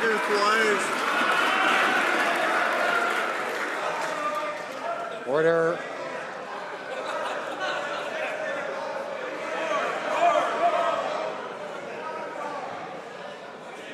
Order. The Honourable Minister of Infrastructure and Communities has the floor. And Mr. Speaker, our commitments require a dedicated minister and a dedicated ministry and a dedicated DM in order to deliver on the expectation of Canadians. So we needed new spaces for our staff. We needed new spaces for our DM and his staff, and that's what the investment is for, Mr. Speaker. Member for Red Deer Lacombe. Well, Mr. Speaker, Alison Redford called, and she's glad that he changed the channel for her. Mr. Speaker, Liberals love to travel. Whether it's the Trade Minister jetting off to Hollywood or the Finance Minister gallivanting around the globe, they travel best when it's on the public dime. Yesterday, the finance minister refused to answer questions about his five-star travel. He traveled to New York with 3 staff members, all with round-trip tickets costing $4,000 each. $4,000 each, Mr. Speaker. When will the minister realize the money he's burning through isn't his own trust fund and start reining in his reckless spending habits? Honourable Minister of Finance. Mr. Speaker, like finance ministers before me, I believe it's important to go across the country to talk about our budget. I believe it's important to go abroad to talk to investors, people who might invest in our country, to let them know what we're doing here. Unlike previous finance ministers, however, we had a fantastic reception internationally where they received us and they listened to our activities, and they know now that Canada is a place where they can make investments, bring their money here. We're back. We want to help Canadians through investments internationally. The Honourable Member for Lévis-Lotbinière. Mr. Speaker, it's hardly surprising to see this government spend more than $9 billion in a single month when you look at the details. A single round trip to New York last March with the Minister of Finance and 3 staffers, they spent more than $12,000 in transportation costs. This is hardly representative of economy class fares that are 10 times less. Can the government explain how 3 trips to New York, between Canada and New York, cost more than $12,000? The Honourable Minister. As previous ministers of finance, Mr. Speaker, I know that it's very important to travel across Canada to explain the importance of the budget and to speak internationally to investors, to talk about the budget and about investments in this country. I did so, and I will continue to do so under next budgets because it's very important for Canada. Thank you, Mr. Speaker. The Honourable Member for Lévis-Lotbinière. Mr. Speaker, while there's no shortage of examples of this spendthrift government, we also learned that renovations for the offices of the Minister and Deputy Minister of Infrastructure cost almost $1 million. $1 million, Mr. Speaker. How can the government justify cutting tax credits for families and small businesses when it continues these reckless expenditures to simply renovate its own offices? Structure and communities. Mr. Speaker, before November 4, 2015, infrastructure did not have a dedicated minister, and we did not have a dedicated ministry to deliver on the commitments. We did not have a dedicated DM. So in order to accommodate the new office, we have to have a space. And we needed space for our staff, we needed space for our DM's staff, and that's what we have done. It is a new office, new staff. That is where the expenditures have occurred, Mr. Speaker. Yes. And they have to contain the Honourable Member for Abitibi-Témiscamingue. Mr. Speaker, the Prime Minister keeps talking about the importance of reconciling a work-life balance, and we need to see some consistency following a decision that dating back to 2014 and that comes into force on July 1st. Not-for-profit daycare centres in federal buildings that had free leases will now have to pay market rates. As a result, the daycare at Statistics Canada in Ottawa might well close down, and the same fate might await the one in Guy Favreau in Montreal. What are the Liberals waiting for to reverse this poor decision made by the Conservatives? The Honourable Minister. The Honourable Private Secretary for Procurement and Public Services. The Government of Canada acknowledges that Canadian families need support and that all children are entitled to an equal opportunity to succeed. Public services, with Statistics Canada, is looking at ways of facilitating this transition. The Honourable Member for Hochelaga. Mr. Speaker, since Friday, the 300 employees at the Old Port of Montreal are on strike, and rightly so. They are the worst paid in the country. The pay scale starts at $10.67 an hour. That makes no sense, and it's below the poverty level. With the NDP's proposal, these employees would benefit from a minimum wage of $15 an hour. How can the government that says it wants to help the middle class justify paying federal employees so poorly? The Minister of Employment. Thank you, Mr. Speaker. I appreciate the question, and as members know, federal employees their wages are related to the individual jurisdictions where they're employed. That's been the practice of the House, and that is how it is continuing. Thank you, Mr. Speaker. Member for Central Okanagan's Milkmean Nicola. Mr. Speaker, yesterday Conservatives announced a Free the Beer campaign calling on the government to raise the Como decision to the Supreme Court for clarification. Now, since then, the response from Canadians has been overwhelmingly in support. People want to buy Canadian. Buying Canadian should mean buying from Canadians in all Canadian provinces and territories without interprovincial roadblocks. Mr. Speaker, why won't the Liberals elevate this to the Supreme Court? The Minister of Innovation. Mr. Speaker, again, I share the enthusiasm, the excitement from the member opposite. This is an issue that we've raised very clearly when we're discussing the agreement on internal trade with my provincial and territorial counterparts. This and many other topics are discussed because we want to create an environment across our borders where we can have the flow of products and goods and services in a timely manner without red tape. That is why we're focusing on reducing barriers. That is why we're focusing on harmonizing regulations. We're going to create an environment for products like this to be able to be sold in a manner that allows our small businesses to grow and provide better options and opportunities and price points for our consumers. Member for Central Okanagan's Milkmean Nicola. You know, with an answer like that, Mr. Speaker, one thing is clear. The Liberals are not prepared to give Canadians the freedom that they need. Even if the Liberals do get in a new agreement on internal trade, they've made it clear that there will be exemptions, including beer. Ultimately, the question to free the beer should not be a political one, and Section 121 of our Constitution is clear that this is in fact a legal question that needs clarity from the Supreme Court. Why are the Liberals ignoring our Constitution in favor of a side deal that will not deliver for Canadians? Honourable Minister of Innovation.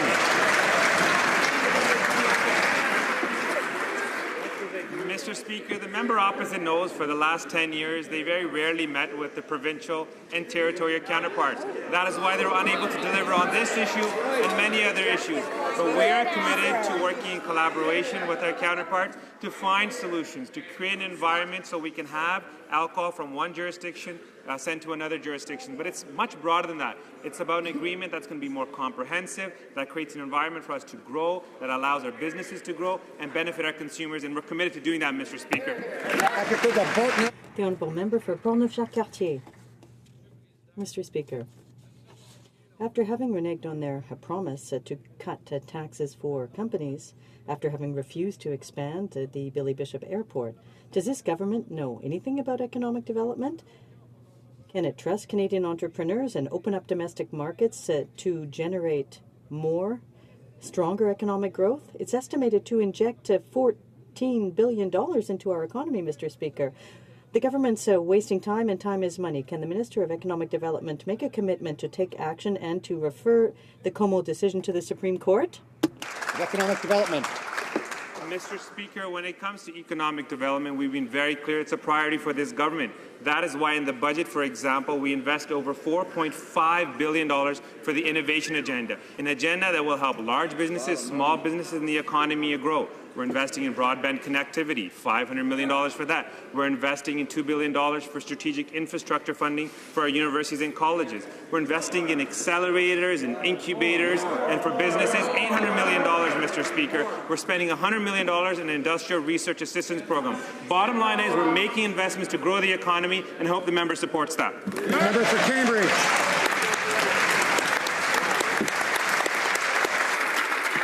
Thank you, Mr. Speaker. The people of my riding of Cambridge and North Dumfries and across this great nation are proud of the men and women of the Canadian Armed Forces who serve our country with pride and distinction and their long history of valor both home and abroad. Given their service and sacrifice, it's incumbent on this government to ensure they receive a dignified burial worthy of their dedication. Can the Minister of Veterans Affairs explain his plans to ensure veterans and all members of the Canadian Armed Forces receive the funeral benefits they have earned? Minister of Veterans Affairs. I want to thank the honourable member of Cambridge for his dedication to veterans. This government recognizes the service and sacrifice of Canada's veterans by making it easier for families to access the funeral and burial program for a dignified burial.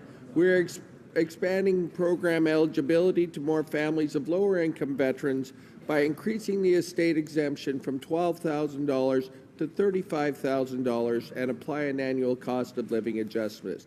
We are committed to delivering services veterans need, and this includes a dignified burial. Member for Barrie, Springwater, Oro-Medonte. Mr. Speaker, yesterday, the World Competitiveness Centre stated that Canada had fallen to 10th for business competitiveness. Today, Stats Canada tells us the economy has contracted for the second straight month and the economic outlook has been reduced to 2.4%. No surprise. The Liberals have broken their promise to reduce taxes on small business. When will the Liberals finally listen to businesses and reduce taxes and restore the Canadian competitive advantage in the global marketplace? Honourable Minister of Economic Development. Mr. Speaker, the Minister of Finance made unprecedented engagement opportunities with businesses across the country. And what did he hear from them? He wanted a government to make investments. And that's what we heard during the campaign as well. That is why we made historic investments on innovation that would improve our productivity, would improve our competitive footprint. This is what small businesses are looking for. They're looking for a government that will create an environment for them to succeed. And that is why we made investments not only with small businesses, but through the accelerator program, incubators, through broadband connectivity, for R&D. All these components will improve our position going forward, Mr. Speaker. The honourable member for Windsor-Tecumseh. Mr. Speaker, Salim Al-Aradi's nightmare continues. In 2014, he was falsely charged and unjustly imprisoned in the United Arab Emirates on false charges. The charges were dropped in March, and yesterday, after almost 2 years in prison, he was acquitted of any wrongdoing. Yet today, he continues to be detained without reason. Mr. Al-Aradi's family still waits anxiously for him to return home. What is the government doing to secure the immediate release of Salim Al-Aradi? Minister of Foreign Affairs. Mr. Speaker, two things. First, we need to say how much the family has been courageous in this tough time. I want to thank all the colleagues from both sides of this House who worked very hard for Mr. Al-Aradi to be free and will not stop to work very hard until he's actually free. Thank you, Mr. Speaker. Cloverdale, Langley City. Mr. Speaker, this year's G7 science meeting was held in Tsukuba, Japan, and was the first time in 3 years Canada has attended such a gathering. As we've seen across government, Canada can make an important international contribution by choosing to engage on the world stage. Can the Minister of Science update this House on the outcome of the G7 Science and Technology Ministers' meeting? Minister of Science. Mr. Speaker, I'd like to thank my honourable colleague from Cloverdale, Langley City. The G7 is a key forum for Canada, and I was honoured to attend as the Minister of Science. While in Japan, ministers committed to international collaboration on global health, oceans, open science, women in science, youth enrollment in STEM disciplines. These meetings highlight the importance of international cooperation and underline the role of research in helping to address the challenges the world faces. Thank you. The member for Carleton. The 92-year-old Ottawa Hospital desperately needs a new building. Starting in 2007, an expert panel researched 12 sites, and federal land right across the street topped the list. Then Minister John Baird okayed it. But suddenly, 6 months later, Ottawa's current regional minister slammed on the brakes. Now, we learn she is punting the matter to the NCC, which means a total delay of 2 years. When will Ottawa's regional minister stop blocking a desperately needed hospital in her community and our city? The Honourable Minister. Thank you, Mr. President. Our government understands the need for Ottawa to have a state-of-the-art hospital in its centre, and this is the reason why I asked the NCC to review possible sites for Ottawa Hospital Civic Campus through a rigorous and transparent process in order to provide the government with recommendations. The NCC's first-hand experience in public engagement and land use makes the right choice in leading the review of possible sites, and our government looks forward to working with the NCC to find out where the new hospital will be located. Thank you. The Honourable Member for Joliette. Mr. Speaker. While Australia and 28 countries in the European Union have transaction charges for credit cards that are between 0.3 and 0.5%, merchants in Quebec are paying between 1.5 and 4% in fees when their customers use credit cards. These annual fees represent $36,000, and that's what's being paid out by the 6,400 members of the Quebec Convenience Store Association members. When will the minister impose a ceiling on the exorbitant rates charged for these merchants? The Honourable Minister. Remain committed to carefully protecting consumers and ensuring that we have a competitive market in everything that Canada does. In the specific question asked, we have a voluntary obligation for the credit card companies to move forward on a fee review. We are awaiting the results of that review in order to understand how best to make sure that we can keep this market competitive and to the benefit not only of merchants but to consumers. Thank you, Mr. Speaker. The Honourable Member for Joliette.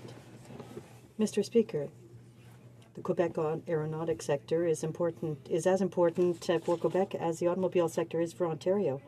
So I expect nothing less than the same level of support in Quebec for the aeronautic sector as was provided to the automobile sector in Ontario. Mr. Speaker, I've just quoted the Quebec Premier, and we agree with his remarks. Why is the government abandoning this sector and not taking action on the Bombardier file? Is it because Quebec consensus in Quebec has less influence than what people are saying on Bay Street? If that's the case, it's unfortunate. The Honourable Minister. Mr. Speaker, I don't agree with my colleague. Care about this sector, and to illustrate that point, we made an important investment in conjunction with our provincial government in Quebec with Bell Helicopter. This production will allow 900 jobs to maintain a footprint in Mirabel. We'll also create an additional 100 new jobs with this investment. And when it comes to Bombardier, the member opposite knows we believe in the company. We want to be part of the solution. We understand the importance of the aerospace sector, not only for Quebec, but for Canada. And we're going to make sure we create the environment and produce an outcome that will be in the best interest of all Canadians, including Quebecers. I believe the Parliamentary Secretary to the Government House Leader has a point of order. It's a point of order, Mr. Speaker, and there has been some discussions amongst the different parties of the House, so I believe that there is unanimous consent that would allow that in relation to the annual conference of the Canadian Council of Public Accounts Committee and the Canadian Council of Legislative Auditors and annual conference, 10 members of the Standing Committee on the Public Accounts be authorized to travel to Yellowknife, Northwest Territories in August 2016, and the necessary staff accompanying the committee. I have two other requests. Do you want them to? Let's start with that one. Does the honourable member have the unanimous consent of the House to propose the motion? The House has heard the terms of the motion. Is it the no? Not. There's no consent. So perhaps they can keep having discussions. The honourable. Does the honourable Parliamentary Secretary have another? Not right now. Okay. Orders of the day. Orders of the day, government orders, government bills, commons, resuming debate at third reading stage of Bill C-14, an act to amend the criminal code and to make related amendments to other acts.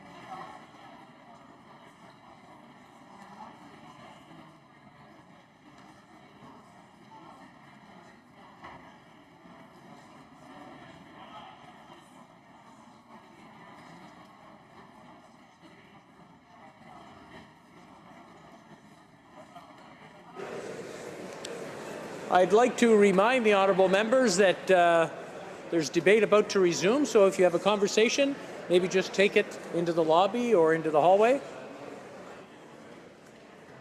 I see everybody's deep in conversation. Order. Order. I notice there's deep conversations going on, but there is debate that's about to start, so I would ask honourable members to just kind of move it to the side and keep talking, but just maybe whisper on your way out and come back when you're done your discussion. The honourable member for Surrey Centre. Thank you, Mr. Speaker. I am pleased to participate in the third reading debate on Bill C-14, which would provide a federal framework on medically assisted dying. As acknowledged by many in the House in the last number of weeks, medical assistance in dying is a complex, challenging, and deeply personal issue for us all. Since the Supreme Court of Canada rendered its unanimous decision in Carter last year, it has been discussed by many Canadians in different settings from coast to coast to coast. The issues continue to be debated and thoughtfully discussed worldwide, from the United States to Europe, Australia, and New Zealand. Almost everywhere in the world, the act of ending one's life deliberately and the act of helping someone to end their life are serious crimes punished by severe sentences. Nevertheless, Canada is not alone in creating a legislative regime to permit medical assistance in dying. 4 American states, Oregon, Washington, Vermont, and California, the country of Colombia, and 3 European countries, Belgium, the Netherlands, and Luxembourg, currently have legislative regimes that allow some form of medical assistance in dying. These different international regimes share similarities, especially with regards to safeguards, oversight, and reporting, most of which are included in Bill C-14. These similarities are as follows. Requests for medical assistance in dying must be in writing, made voluntarily by the patient, and in many cases, witnessed by independent witnesses. A second opinion, from an independent physician, must be sought, and a delay or reflection period between the request and the actual provision of medical assistance in dying is required. Colombia has a unique approval process for medical assistance in dying. It involves interdisciplinary committees within each hospital that assesses requests and supports patients and their families throughout the process. In addition, almost all international regimes have mandatory oversight systems involving independent national or regional committees and government agencies or departments that collect and process data in order to properly monitor medical assistance in dying. They make public annual or biannual reports on medical assistance in their respective jurisdictions. This evidence was critical to the Supreme Court of Canada's analysis in the Carter litigation. Unlike the fairly consistent approaches to safeguard and oversight that we see in other countries, the various laws take 2 different approaches with regards to both. 1, what form of medical assistance in dying is permitted, and 2, under what medical circumstances it can legally be provided. One could describe the different approaches with regards to eligibility and the form as being a spectrum. At one end stand the 4 American states that enacted the legislation, starting with Oregon in 1997, Washington in 2008, Vermont in 2013, and most recently, California just last year. In these states, a mentally competent adult aged 18 years or older can obtain the assistance of a physician to die only if their request is voluntary and if they suffer from a terminal disease, which is defined as an incurable and irreversible disease that has been medically confirmed and will, within reasonable medical judgment, produce death within 6 months. In the U.S. states, the physician is only permitted to provide the patient with a prescription for a substance that the patient must self-administer at a time of their choosing, if they so desire. This is commonly known as physician-assisted suicide. What is commonly called euthanasia, where the physician administers an injection to the patient, is expressly prohibited in these states. Advance requests are also not allowed.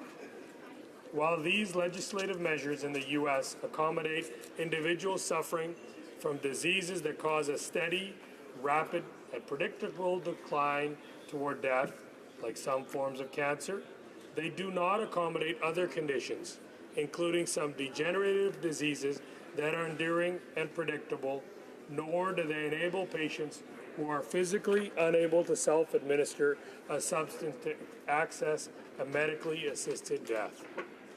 The Colombian regime, which was developed in response to 2 rulings from their constitutional court, has eligibility criteria similar to that of the U.S. states. It limits eligibility to adults who have a terminal illness defined as progressive and irreversible serious condition or pathology that will cause death within a relatively short time frame.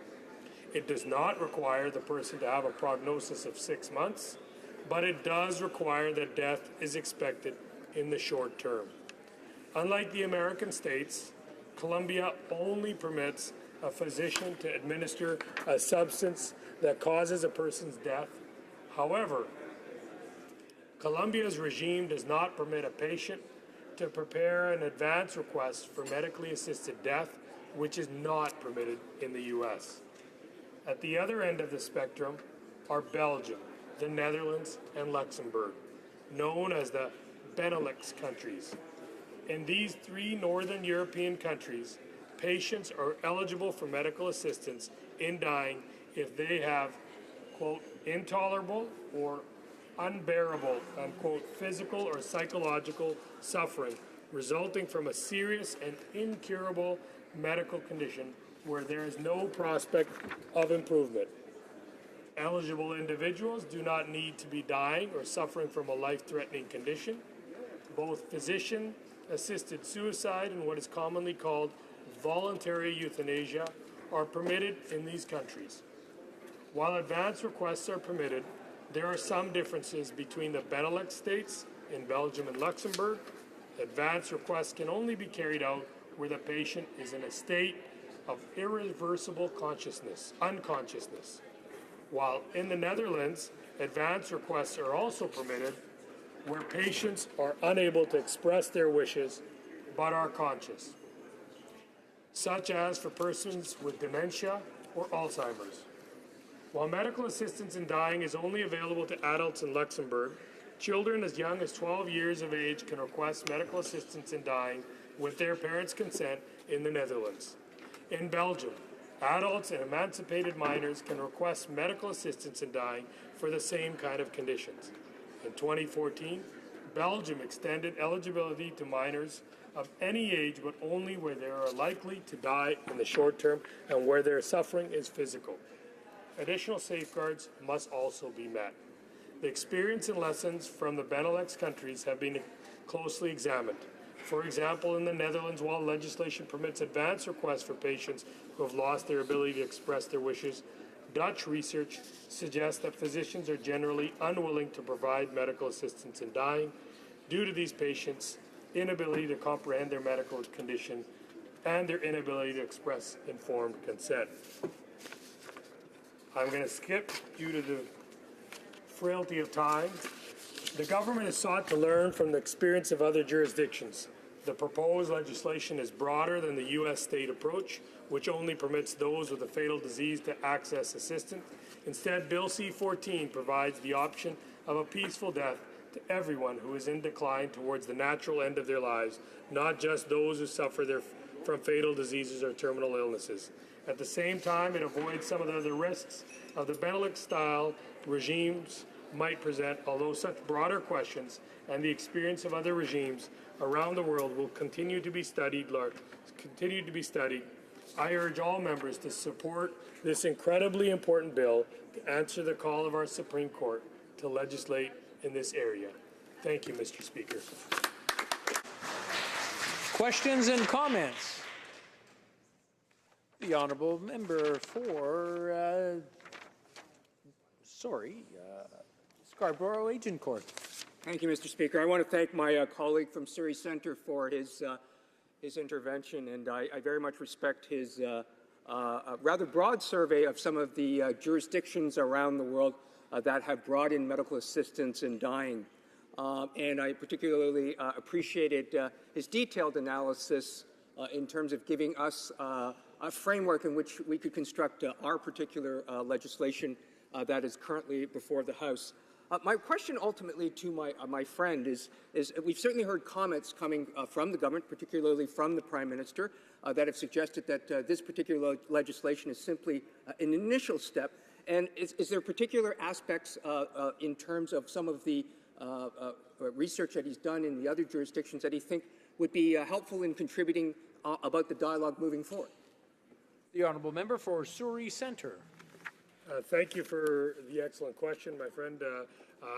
Yes, there is certain aspects. I think that the balance is going to be on how open we can make this process or how narrow it can be. And I think there's always a fear of making it too broad, and on the other hand, making it very restrictive that people that need this service or need this right are able to access it. The other process that will be very important is to see which gaps might be in the system, certain diseases or conditions that might not be addressed properly in the legislation at now, but as we monitor California and Vermont and the various U.S. states, along with the Benelux countries of Belgium and Luxembourg and the Netherlands, we can see where the gaps have been addressed, where the gaps have come up in the courts, and I hope that this House, along with the Minister of Justice, can address those from time to time as they arise. Questions and comments? The honourable member for Kitchener-Conestoga. Thank you, Mr. Speaker. Mr. Speaker, last evening in this House we saw the reluctance on the part of the majority of the Liberal Party to actually include effective conscience protection for medical professionals, for institutions that provide health care to Canadians. We do know, Mr. Speaker, that 2 colleges have already indicated that they expect their doctors, even if they are opposed to physician-assisted suicide, they expect their doctors to refer, to make an effective referral to have physician-assisted suicide carried out. So, Mr. Speaker, my question to my colleague is why would he and his party not realize the importance of allowing a medical professional with years and years of professional training who opposes the idea of helping someone to die early, why would he oppose the aspect of having conscience freedom for these medical workers and also for the institutions that are providing very effective health care for our Canadian population? Thank you, Mr. Speaker. The honourable member for Surrey Centre. Thank you for the great question, and I'm glad both sides of the House take this issue very seriously. My understanding is that in the bill and the preamble, it was already amended in committee stage. So the individual is protected except for the institutions, and I think the matter was already addressed, and that's why many members did not support that amendment, because the matter has already been addressed in the preamble as well as the bill itself. Questions and comments? The honourable member for Mount Royal. Thank you very much, Mr. Speaker. I very much appreciate the excellent speech from my friend from Surrey South. And I want to reiterate what he said, that both in the bill and in the preamble, there are conscience exceptions for individuals that were agreed by all of the members of the committee that are now in the bill. I wanted to ask a question about advance directives. Many members are concerned about advance directives. The committee said that studies will begin within 6 months. But one of the things that's very important to note is that advance directives, even in the one country that allow it for people with dementia and other mental and other declining illnesses, is not really carried out. In the Netherlands, given the concerns about what somebody's wishes actually are at the time of death if they have dementia, almost nothing has actually really happened. So I wonder if my colleague would confirm that he also agrees that this matter really requires further study before we would ever implement it. The honourable member for Surrey Centre, in 45 seconds or less, if possible. Sure. I agree with the member, and thank you for the member in asking. I think an advance directive is an issue I think that we need to study, and even 6 months might be a short period of study. I think a longer period would be needed to address such concerns. We need to see how it be carried out, and once that has been looked at, I think only after that should we think about advance directives. It's a subject that needs a lot of comprehension, and I think it's hard for a person to make that directive initially without guidelines and safeguards around it. Thank you. Reprise du débat, l'honorable. Resuming debate, the honourable member for Louis Saint Laurent. Thank you very much, Mr. Speaker. I'll be sharing my time with my colleague from Carlton Trail, Eagle Creek. Mr. Speaker,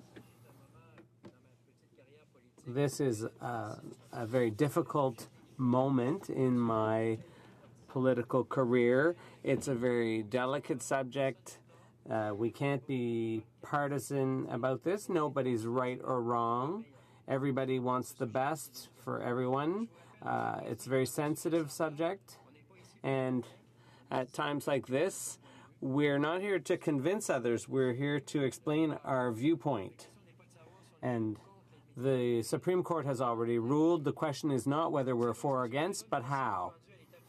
So we're at the final stage for Bill C-14, and I would remind you that I have the privilege, thanks to my leader, I had the privilege of participating on the committee that studied this issue that led to 2 reports, the majority and the dissenting report.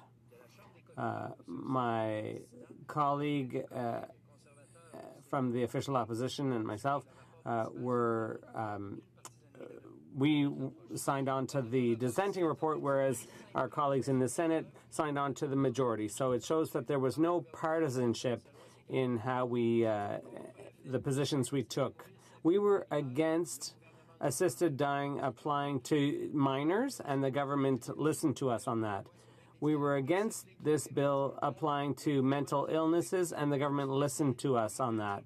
We wanted full transparency on conscience rights and protections for doctors and so on, and the government only partially listened to us. We also wanted a clear commitment from the government on palliative care. The government listened to us partially. But I would like to commend my colleague from Sarnia-Lambton, who almost 24 hours ago exactly, she tabled Bill C-277, which is a private member's bill, which would require the government to make a firm commitment to provide necessary palliative care to more Canadians. Only a third of Canadians have access to this type of care, and with this private member's bill, we'd like to broaden that access. So here's what we think is positive about C-14. But now let's look at what we're concerned about. Mr. Speaker, the definition of reasonably foreseeable death.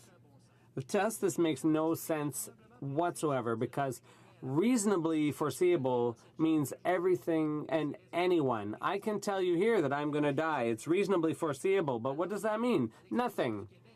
In the Quebec experience, in their wisdom, they specified end of life. That is at least clearer. Mr. Speaker, there's also the issue of nurse practitioners. Under the legislation, they would have the same decision-making powers as a doctor. With all due respect to nurse practitioners, Mr. Speaker, I have lots of respect for them. I see that they are often the first and sometimes the only people interacting directly with patients. But this is a question of a matter of life and death, and I would prefer that the ultimate responsibility rest with a doctor rather than a nurse. These decisions are based on, this bill rather, is based on the Quebec experience. I was a member of the National Assembly, and for 6 years we worked on this issue. We looked at it seriously for 6 long years, whereas here we've only spent 4 months to do the same job. And we heard an unfortunate thing during question period on that, and I'd just like to correct the record on that. So based on the Quebec experience, we built our arguments that went into the dissenting report. As I explained, our bill our dissenting report, said that some of our recommendations were followed and some partially and some not at all. So it's a rather balanced response to our dissenting report.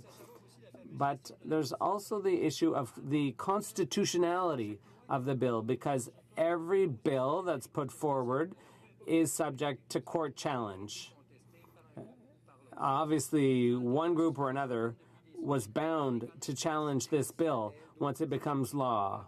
So there are some things that witnesses thought were constitutional, some things they thought weren't.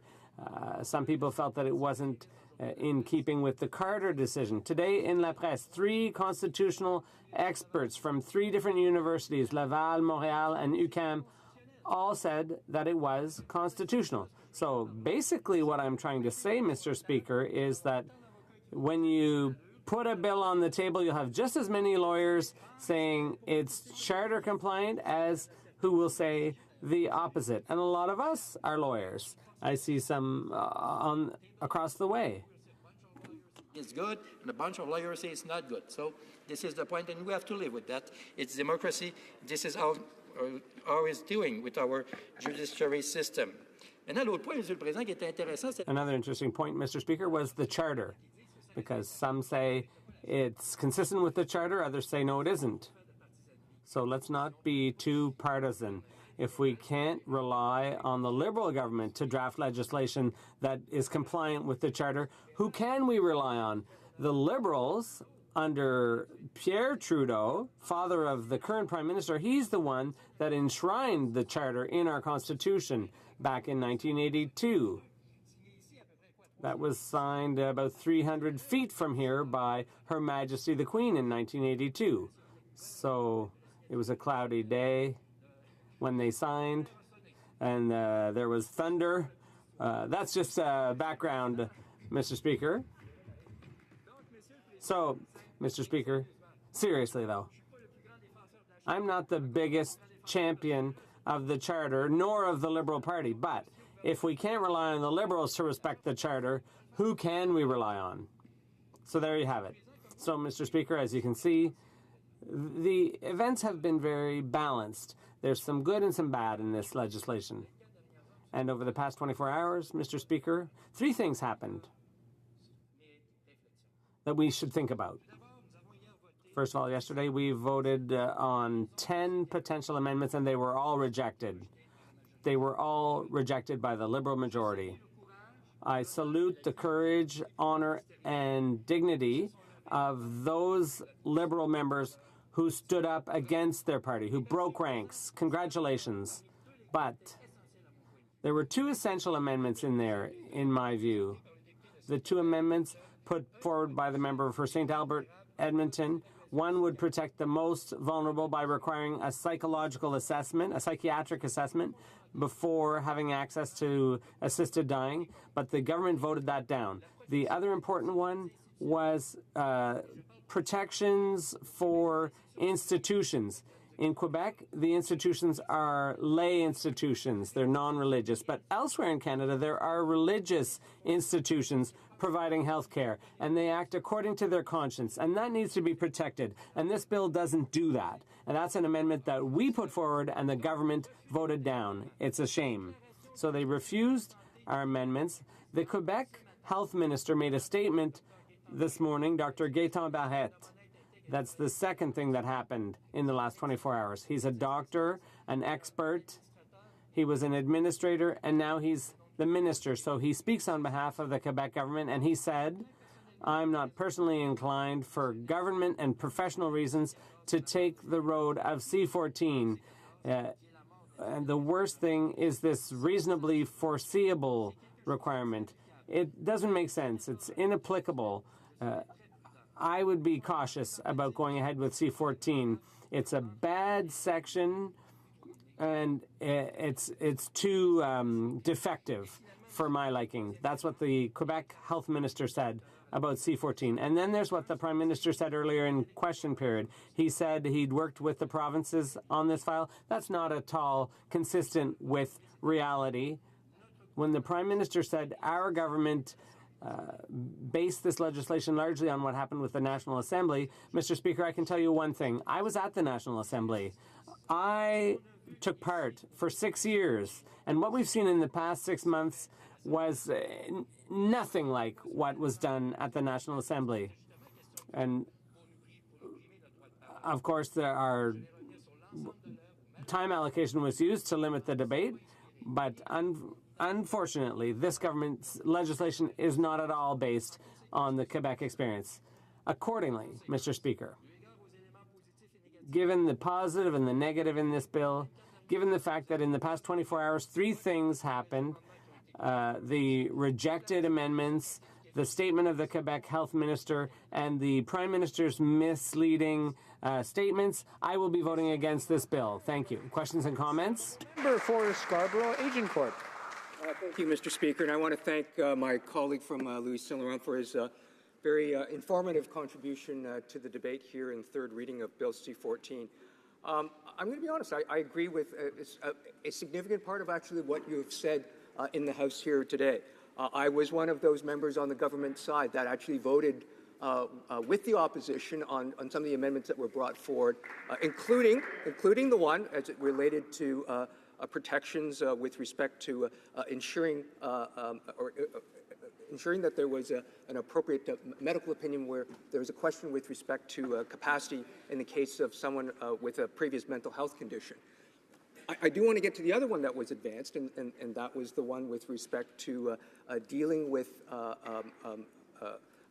institutions, and I did not support that particular amendment, and I simply wanted to say why on the record, and I felt that particular provision should not appropriately fall within the criminal code, and that in fact it is a more appropriate type of response through our regulatory colleges at the provincial level, which is why I think overwhelmingly the government side rejected that particular provision. But I want to get back to the question that my friend talked about with respect to reasonable foreseeability. And I want to say that I do share some concerns that I know have been raised by members on the other side with respect to reasonable foreseeability. And what would he suggest would better make this particular provision clearer, particularly as it relates to setting a clear legal standard as guidance for physicians that would have to operate under this particular provision? The honourable member for Louis Saint-Laurent. Health in Quebec, it's unpracticable. You cannot deal with that. With this sentence wrote in French, because it's very difficult for me to say it in English, reasonably foreseeable. This is why we have to be clear. As in the Quebec experience, it was crystal clear.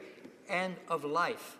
And this is why we suggest that. And by the way, this is why all of our amendments were based on the Quebec experience. Because in Quebec experience, we had 6 full years of studious work, which is not the case here. So this is why the government should have followed the guide of the National Assembly, which is not the case, and this is not what the Prime Minister said.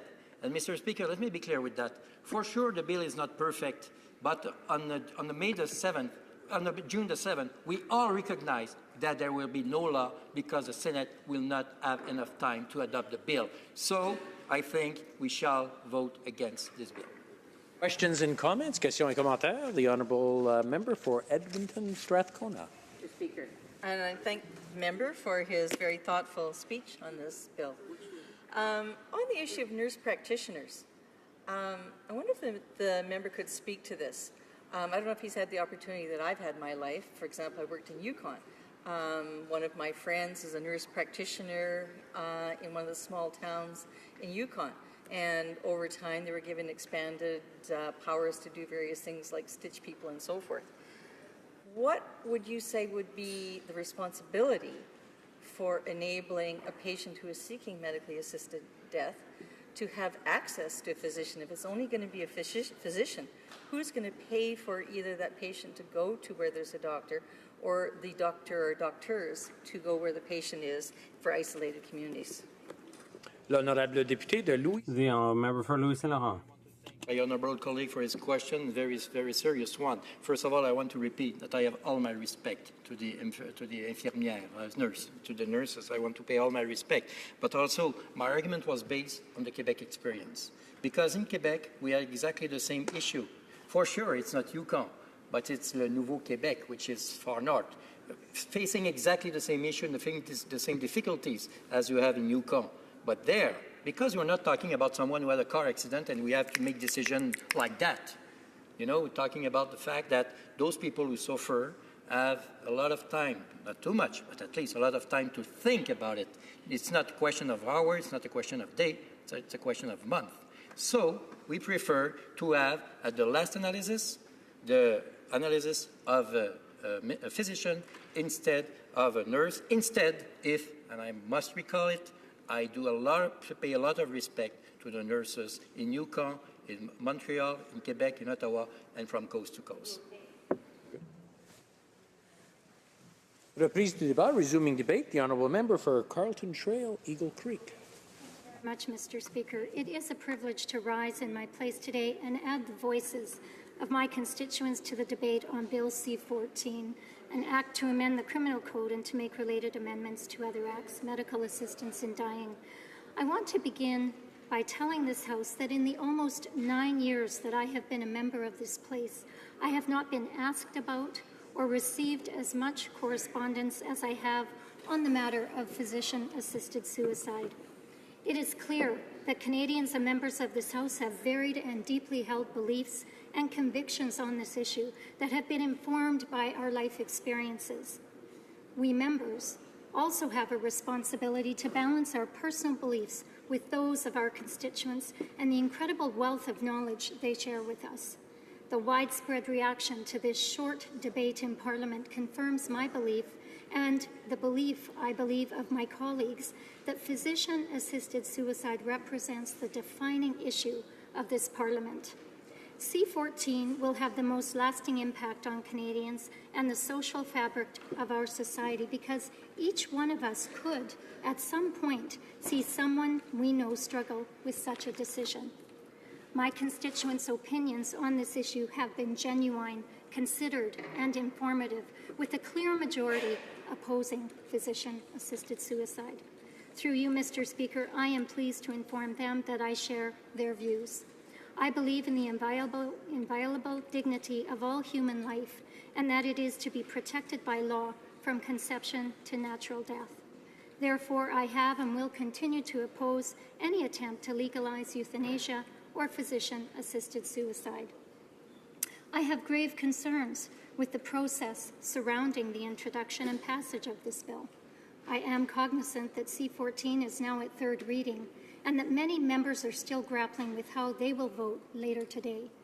I hope that all members will be able to vote freely, as Conservative members will be able to. Mr. Speaker, this legislation was first introduced in this place on April 14th, less than 2 months ago. Passing a bill in a month and a half is a challenge under any circumstances, but passing a bill of this magnitude and in this amount of time is reckless and demonstrates a complete disregard for the significance of this issue to all Canadians. As my colleague from Lethbridge noted in her earlier remarks, the Supreme Court of Canada has sent Parliament into an unending abyss of grey, and each day parliamentarians are being tested on the future limits of this legislation as one what if leads to another. I don't believe that all the impacts of this bill can be assessed in such a tight timeline, as this truly is a new moral space for Canadians to contemplate. Like many of us here, I am concerned that minors may eventually be able to attain medical assistance in dying. I am concerned for the well-being of those struggling through mental illness because, quite frankly, we as a country are only now beginning to recognize and understand its reach and impacts on so many. And I am concerned with the notion that doctors who, for legitimate reasons of faith or conscience, oppose medical assistance in dying will be forced to participate in this process contrary to their personal ethics. While the government has presented us with a bill that is much narrower in scope than the recommendations made by the special committee, stakeholders on both sides of this issue have raised so many what's next questions. These have not been answered, and I am therefore disappointed that consultations and debate on C-14 are ending prematurely. Many of my constituents have suggested that the government should consider using Section 33 of the Charter of Rights and Freedoms, the Notwithstanding Clause, to prevent physician-assisted suicide rather than rushing a bill through Parliament that appears to fully satisfy no one. Again, through you, Mr. Speaker, I want the government and my constituents to know that I would support using the Notwithstanding Clause to prevent the Supreme Court's decision in Carter versus Canada from having any effect. While I am not a constitutional expert, I assume that Section 33 was included in the Charter because the Prime Minister and the Premiers of the day wanted to affirm that a democratically elected federal parliament and provincial legislatures, and not the judicial branch, would have the responsibility to pass laws on matters of public policy. By refusing to invoke the Notwithstanding Clause, the government is prematurely ending our deliberations on this bill and consequently removing many voices from this discussion. Parliament should be passing laws that the courts then interpret within the Charter. Courts should not be telling Parliament what laws it needs to pass and by when they must be passed. I don't believe that former Premier of Saskatchewan, Alan Blakeney, would have signed the Charter without the presence of the Notwithstanding Clause, as it protected the rights of Saskatchewan's legislature to override a court decision that it may not agree with. Then Prime Minister Pierre Elliott Trudeau agreed, and I quote, "It is a way that the legislatures, federal and provincial, have of ensuring that the last word is held by the elected representatives of the people rather than by the courts," end quote. Former Prime Minister Jean Chrétien, who was at the time Canada's Justice Minister, made a similar comment. The purpose of an override clause is to provide the flexibility that is required to ensure that legislatures, rather than judges, have the final say on important matters of public policy. If physician-assisted suicide is not an issue for the Parliament of Canada to invoke Section 33, what is? Liberal members have continuously used the June 6th deadline as justification to pass this bill quickly. Yet I would posit that the Notwithstanding Clause exists precisely so that Parliament and not the courts can set the timeline on important matters of public policy. At the very least, Mr. Speaker, the government could have used this clause to give itself more time to consult Canadians and draft legislation that conforms to the court's decision and protects life. Quebec's National Assembly took 6 years to develop its legislation on physician-assisted suicide, yet the Supreme Court only gave the federal government a total of 16 months to put in place new legislation. Unfortunately, it is clear that using the Notwithstanding Clause is not an approach that this government would even consider.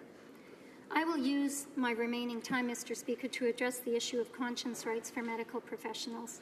I believe that opening the door to physician-assisted suicide is a slippery slope for our society, but I believe that it is even more reckless if we fail to protect conscience rights in this legislation. Without adequate protection for the conscience rights of medical professionals, this Parliament, and more specifically this current governing party, is inserting the thinnest edge of the wedge when it comes to legislative disregard for conscience rights. If this Parliament fails to respect these rights, we are setting a most dangerous precedent. Precedents matter. Mr. Speaker, you and I might not be in this House or even alive to see the effects that the precedent set by passing C-14 may have, which is why the protection of conscience rights today is so important. I would have expected that most in this place support conscience rights for medical professionals. I took at face value that the government included a mention of conscience rights in the preamble of this bill as an indication of their support for the principle, but the results of last night's vote demonstrated this was not the case. No one is a permanent member or an eternal member of this place. Just like legislators in past parliaments, the only lasting effect that we can have on the future is to be clear in our intentions through the laws we pass today. Therefore, it behooves us as members of the 42nd Parliament to be very specific in what is allowed and what is being protected with this piece of legislation. In conclusion, Mr. Speaker, our only legacy as a Parliament is what we pass into law. We have a responsibility to get this legislation right and ensure that all the issues that have been raised are addressed. Thank you, Mr. Speaker. Questions and comments? The Honourable Member for Mount Royal. Mr. Speaker, I want to thank the Honourable Member for her comments. I want to clarify that at committee we did adopt 2 amendments related to conscience, one in the preamble, one in the body of the legislation, and in fact the amendment put forward yesterday was one that was defeated at committee because there was not an agreement at committee that institutions should avail themselves of these protections, simply that individuals should. But I want to come back to the comments on the notwithstanding clause. The federal government has never used the notwithstanding clause. It's been used twice by provinces. By Alberta on same-sex marriage, which even my Conservative colleagues have changed their mind on this weekend, and more importantly in Quebec, which I personally experienced on the language of signs, when the Quebec government promised English-speaking Quebecers that bilingual signs would be allowed, then reversed themselves and used the notwithstanding clause to tell our community that we had no place to be visible in our own province. So I'd like to ask the Honourable Member, based on the Canadian experiences of use of this clause, how it made an entire community who felt their rights had been recognized in the courts and then thrown out by their own government, how she would believe that we should use a notwithstanding clause in a case like this. Thank you, Mr. Speaker. The Honourable Member for Carleton Trail, Eagle Creek. Thank you, Mr. Speaker, and I do thank the member for his question. Mr. Speaker, we know that the federal parliament, a provincial legislature, or a territorial legislature may declare that one of its laws or part of a law applies temporarily, notwithstanding countermanding sections of the Charter, thereby nullifying any judicial review by overriding the Charter protections for a limited period of time. The clause was a compromise that was reached during the debate over the new Constitution in the early 1980s. Among the province's major complaints when the Charter was its effect of shifting power from elective officials to the judiciary, giving the courts the final word. And as I said in my comments, Mr. Speaker, premiers across this country, those especially from Alberta and Saskatchewan, believed that it needed to be part of the Charter in order to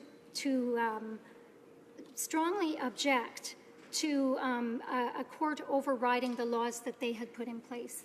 Thank you. Questions and comments? The Honourable Member for Saskatoon Grasswood. Thank you, Mr. Speaker, and I want to thank the Honourable Member from Carleton Trail. Protection for institutions. You represented Saskatoon West riding for many years, and in that riding we have a Catholic-based hospital called St. Paul's Hospital. So my question to the Honourable Member, how are they going to deal with this in a Catholic-based hospital, and we have no protection for the institutions like this in the country? Before going to the Honourable Member, I just want to remind the Honourable Members, I'm sure the Honourable Member meant the member from Carleton Trails, Eagle Creek, not me, the Speaker. I just speak in a third person. Thank you. The Honourable Member for Carleton Trails, Eagle Creek. Thank you very much, Mr. Speaker, and I do thank my colleague for his question. As he has stated, we have what we understand to be a faith-based facility providing health care in the city of Saskatoon. It's the St. Paul's Hospital. It has provided care to Saskatchewanians for many, many decades. And originally it was the Grey Nuns that provided the care, and now that facility is an affiliate of the health region in Saskatoon. I would suggest that a faith-based facility would employ a number of medical professionals that would want to have their conscience rights protected, and that as a matter of the faith that they express and that they express through the care that they provide should also be protected. I believe that there would be deep concern if conscience rights for individuals as well as faith-based facilities would not be protected in this legislation. Reprise du débat, resuming debate. The Honourable Member for Richmond Hill. Thank you, Mr. Speaker. Mr. Speaker, I will be splitting my time with the Honourable Member from Montcalm. Mr. Speaker, I stand in this House humbled by the opportunity to speak on Bill C-14, an act to amend the Criminal Code and to make related amendment to other acts, medical assistance in dying, third reading, an important issue facing all Canadians. Every time I come in this House, I come in wearing three hats. The first is the hat entrusted in me as a Member of Parliament representing my constituents, the constituents of Richmond Hill. The second hat is the hat of a legislator working hard to make the best decisions for all Canadians. And the third hat is that of an individual with his own convictions and beliefs. Today, through you, I will make my open heart and share my thoughts process, hoping to reach the hearts of all Canadians. Mr. Speaker, let me start by acknowledging how challenging of an issue this is. It's difficult for a person to engage in a conversation about death, and yet our government has honorably took on this responsibility. On April 30th, I participated in a York Region town hall where a sizable portion of the attendees were from Richmond Hill, and they passionately spoke on this matter on all sides. I'm inspired by the passion found within my constituency, and I would like to assure them that all Canadians, that we are in this together. Through you, Mr. Speaker, I'm sharing my story with this House, the story that complements the perspective of my constituents and the work we do in this House. This is the story of my father's journey dealing with the inner turmoil caused by cancer. And it's the exact reason why I'm so passionate about this bill. I wrestled with this issue because each one of my hats had a strong stake in this debate and the final decision made. Mr. Speaker, it's well known to many the difficulty of beating cancer. However, despite the odds, my father fought this disease, and with all his power, he fought it and he succeeded. But unfortunately, his success was short-lived and the relapse in no time. As a loving and supporting family, we did everything for my father to keep him happy and comfortable during the end of his days. But no matter what we did, we were not good enough to relieve him from his pain. No amount of moral and social support was stronger than his inner suffering. We provided him with palliative care, but it was not enough. It broke my heart to watch my father slowly lose himself through the process. At the end, he was more concerned about the impact of his suffering on us rather than on him. After all, his pain was alleviated with heavy doses of morphine. His mental pain and hit on his pride, however, did not have any remedy. Mr. Speaker, I've heard the concern that providing medical assistance in dying would negatively impact vulnerable people. But as stated before, what made my father vulnerable was not having the options to put an end to his journey. Eventually, my father suffered from two illnesses, one physical and the other mental. The amount of pain he was going through physically began affecting him psychologically as well. He began isolating himself from us. In the end of his days, he was suffering alone. I agree with the government's commitment to support quality end-of-life services and to continue working with provinces and territories to improve palliative care. Canadians and Richmond Hill community have made it clear that it is what they wanted. To that end, the government has committed to a long-term investment in palliative care of $3 billion over 4 years. However, no amount of investment in palliative care would have relieved my father's agony. My colleagues, my father's experience is not a unique one, and I'm sure that others in this House know of someone who has endured similar distress. We have a big responsibility to Canadians. Our responsibility is to make Canada great, to provide Canadians with means for a better life, to facilitate the realization of their vision and to help them achieve their dreams and aspirations. We're elected to represent their wishes, to provide services, and to make legislation to to achieve those ends. So let's look at the data that speak to what Canadians want. Polls show that majority of the Canadians accept the idea and would even request medical assistance in dying if it was available to them. Those polls also show that over the years, the acceptance level of MAID has been increasing. As Canadians become more aware of the matter, they begin to empathize with those that suffer. In Richmond Hill alone, the local parliament project has shown that over 70% of my riding agree that individuals who are terminally ill should be allowed to end their lives with the assistance of medical professionals. In February of 2016, Statistics Canada demographic analysis showed that in Canada, persons aged 65 and over make up a recorded proportion of our population. It also showed that the proportion of seniors in our population has been increasing over the past 50 years and is counting, and the trend is continuing. What does this mean for us as legislators and representatives? It means that we must be forward-thinking in our legislations, and we must ensure there are mechanisms in place to deal with future problems. The Carter case has shown us already that our current legislation is outdated, and the Supreme Court has asked us to update it. We are faced with the June 6th deadline. Let's ensure that we are prepared for this demographic shift and potential need such as the one on the table today. In order to ensure that we are prepared for this shift, we must ensure that we address key issues in our current system. According to research article published by Palliative Medicine Journal, in Canada, we need to streamline our legislative, financial, and regulatory efforts in terms of delivery of palliative care services. This means that once again the legislation is passed, we must continue to conduct studies, address lagging areas of hospice and palliative care services delivery.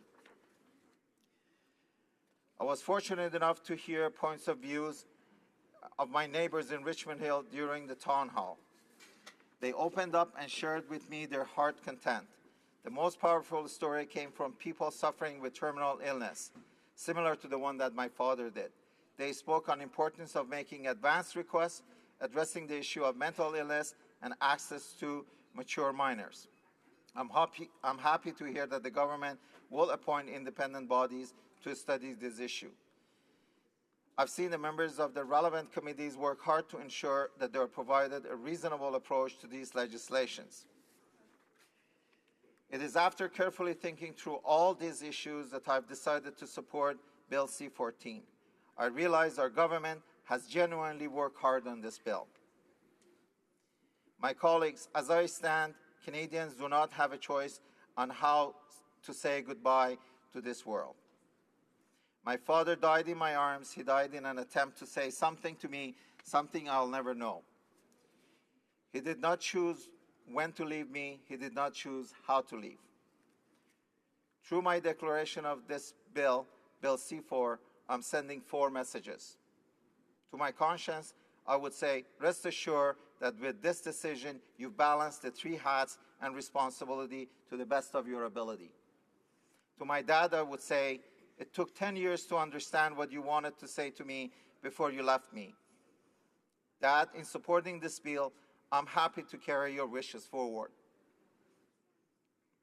To my constituents and the Richmond Hill community, I want to assure you, you were consulted, you were heard, and you were well represented. To all Canadians, it's been a long and a hard journey, but the journey of 1,000 miles begins with the first step. But in order for the journey to begin, this bill needs to pass. Let's work together to take that first step. Thank you, Mr. Speaker. Excellent. Questions and comments? The honourable member for Conestoga, Kitchener-Conestoga. Thank you, Mr. Speaker. I want to commend my colleague for his very heartfelt remarks and identify with him in the loss of close relatives. Mr. Speaker, one of the misleading points that has been said over and over again in this House is the percentage of Canadians that support euthanasia, physician-assisted suicide, and inevitably, there's quoting statistics that relate to a terminal illness. And this bill, Mr. Speaker, has nothing to do with terminal illness. But my question goes back to the issue of conscience protection. In the preamble, we've heard many of the Liberal colleagues today refer to the protection in the preamble. In the preamble, it says this, whereas nothing in this act affects the guarantee of freedom of conscience and religion. That's it. Then on page 8, clause 7, it says, for greater certainty, nothing in this section compels an individual to provide or assist in providing medical assistance in dying. Those are fine-sounding statements, Mr. Speaker, but there is no ironclad protection for the medical professional to not be involved in physician-assisted suicide or euthanasia. There's no protection for him or her not to have to refer, to make an effective referral. And more importantly, Mr. Speaker, there is absolutely no protection for those institutions which were created by volunteers, are staffed by volunteers, are run by donations of individual Canadians, hospices that were set up with the express reason to help people through those final days of life. Why would my colleague not ensure that at the very least physicians, medical workers, medical professionals, and institutions have that conscience protection to allow them not to participate in something that they find morally objectionable? Thank you, Mr. Honourable Member for Richmond Hill. Mr. Speaker, thank you, and I thank my honourable member from across the aisle. I'd like to highlight the fact that there are three pillars that provides the proper safeguard in this matter. Number one, we are providing proper safeguard for the people. We are providing safeguards for the doctors and the nurse practitioners, and we are also providing safeguard for the medical associations as well as other practitioners. And also want to mention that we will be working very closely with the provinces and territories to make sure that those proper safeguards are put in place and the people that need the help are protected. Thank you. Questions and comments? The Honourable Member for Winnipeg North. Thank you, Mr. Speaker. I thank the member for his actually very heartful speech and for sharing his very personal and profound story with the House. And I agree that I wish a bill like this was in place that would have alleviated his father's suffering in particular. I would like to ask the member, based on the personal experience, what is his opinion on granting Canadians the option for advance directives? The Honourable Member for Richmond Hill. I thank the honourable member for his question. Mr. Speaker, I believe that Canadians need to have the option on how to end their lives. Unfortunately, my father did not have that option. When he was diagnosed with advanced case of cancer, when we consulted with the doctor and we asked for options, we were basically given a very interesting option. We were told that if you're a religious person, go pray, and if you're a science man, go bet on the science that 5% of the cases, such as your father, would die from heart attack. The other 95% will suffer deeply, and they would go through an organ failure. And whether we believed in science or not, we're lucky that he actually made the transition as a result of heart attack, and he passed away. But the most important thing is, during the town hall in the York region, I was also greeted with a couple from Richmond Hill who shared their story with me. The husband was actually suffering exactly the same as my father was suffering, and he was in that stage. And both of our stories really resonated with each other. I believe that Canadians should have this option. My father would have suffered much less had he not experienced as much prolonged mental stress, distress that we talked about. And the government has announced that they will appoint one or more independent bodies to study advanced requests in the context of medical assistance in dying. And I look forward being part of that consultation process, and I invite all the members from the House to participate. As I said, this is a journey of 1,000,000 miles or 100,000 miles, and this is the first step. We have to take that first step, but we need to stay engaged. Thank you. Resuming debate, the Honourable Member for Montcalm. Thank you, Mr. Speaker. I would like to thank my colleague for sharing his time with me. It is a small consolation for being excluded as members of our party from the committee that studied the issue before the bill was brought before the House. I have to say that this is a sad page in the history of democracy here in the House of Commons, here in Ottawa. I would even say that this bill is the fruit of a lamentable process, both from the point of view of the form and the substance. We have often cited Quebec as an example. I followed that process. I took part in it. It was aimed at rising above partisanship, not just based on spin and rhetoric. We wanted to go beyond partisanship to create a broad consensus. Of course, this was before the Carter ruling. So the government of Quebec and the opposition parties worked together to move forward in dealing with end-of-life issues. Physician-assisted death is part of a spectrum, and healthcare comes under provincial jurisdiction. Palliative care is often opposed to medical-assisted death, and in fact, it is a spectrum. And now in Quebec, we have palliative care when someone can no longer be cured. And it was decided that palliative care would be provided, but a patient could decide that if at the end of his or her life the situation was so difficult and irremediable, then the person could decide, I am at peace. I know that this is not a failure of palliative care, but someone who is at peace with himself or herself, then that person can make this decision and take advantage of all of the options.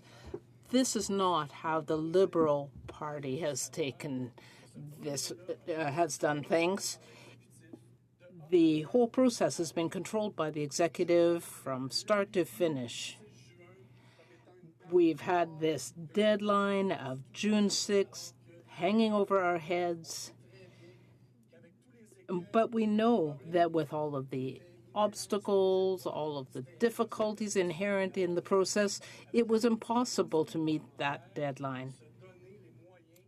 All of the members here were trying to work on this, but if closure was imposed in the way the Liberals did it, then it became impossible to work. Since 1988,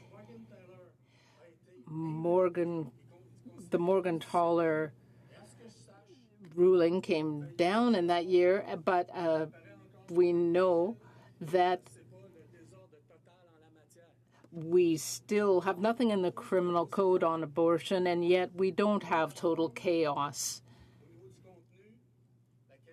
Now, that's for the process. With respect to the substance of the bill, when the minister claims that her bill passes the charter test, we know with respect to Morgentaler, the judges decided that the abortion law was unconstitutional because Section 7 of the Charter was violated by that legislation. There were three aspects that were violated. Right to life, right to security of the person. And it only takes one ground to have the bill or the legislation declared unconstitutional. Now, I have asked a number of times to have the minister indicate clearly that, for example, security of the person, of the suffering patient with an illness or a serious, irremediable disability that makes the person's life so difficult. I would like to know, and I have asked, how that isn't a situation where the security of the person is not violated. We know that the court can rule on this. This is a very we also have the very difficult criterion of reasonably foreseeable death. This is too vague. It is deplorable as a criterion. Now, the government refused to accept any of the amendments proposed by the opposition parties, even though they were, in many cases, very reasonable. I've never seen such a contemptuous attitude by a government. And so if this is the legislative process, then I have to say, Mr. Speaker, we are in big trouble, especially when we're dealing with such difficult issues as physician-assisted death.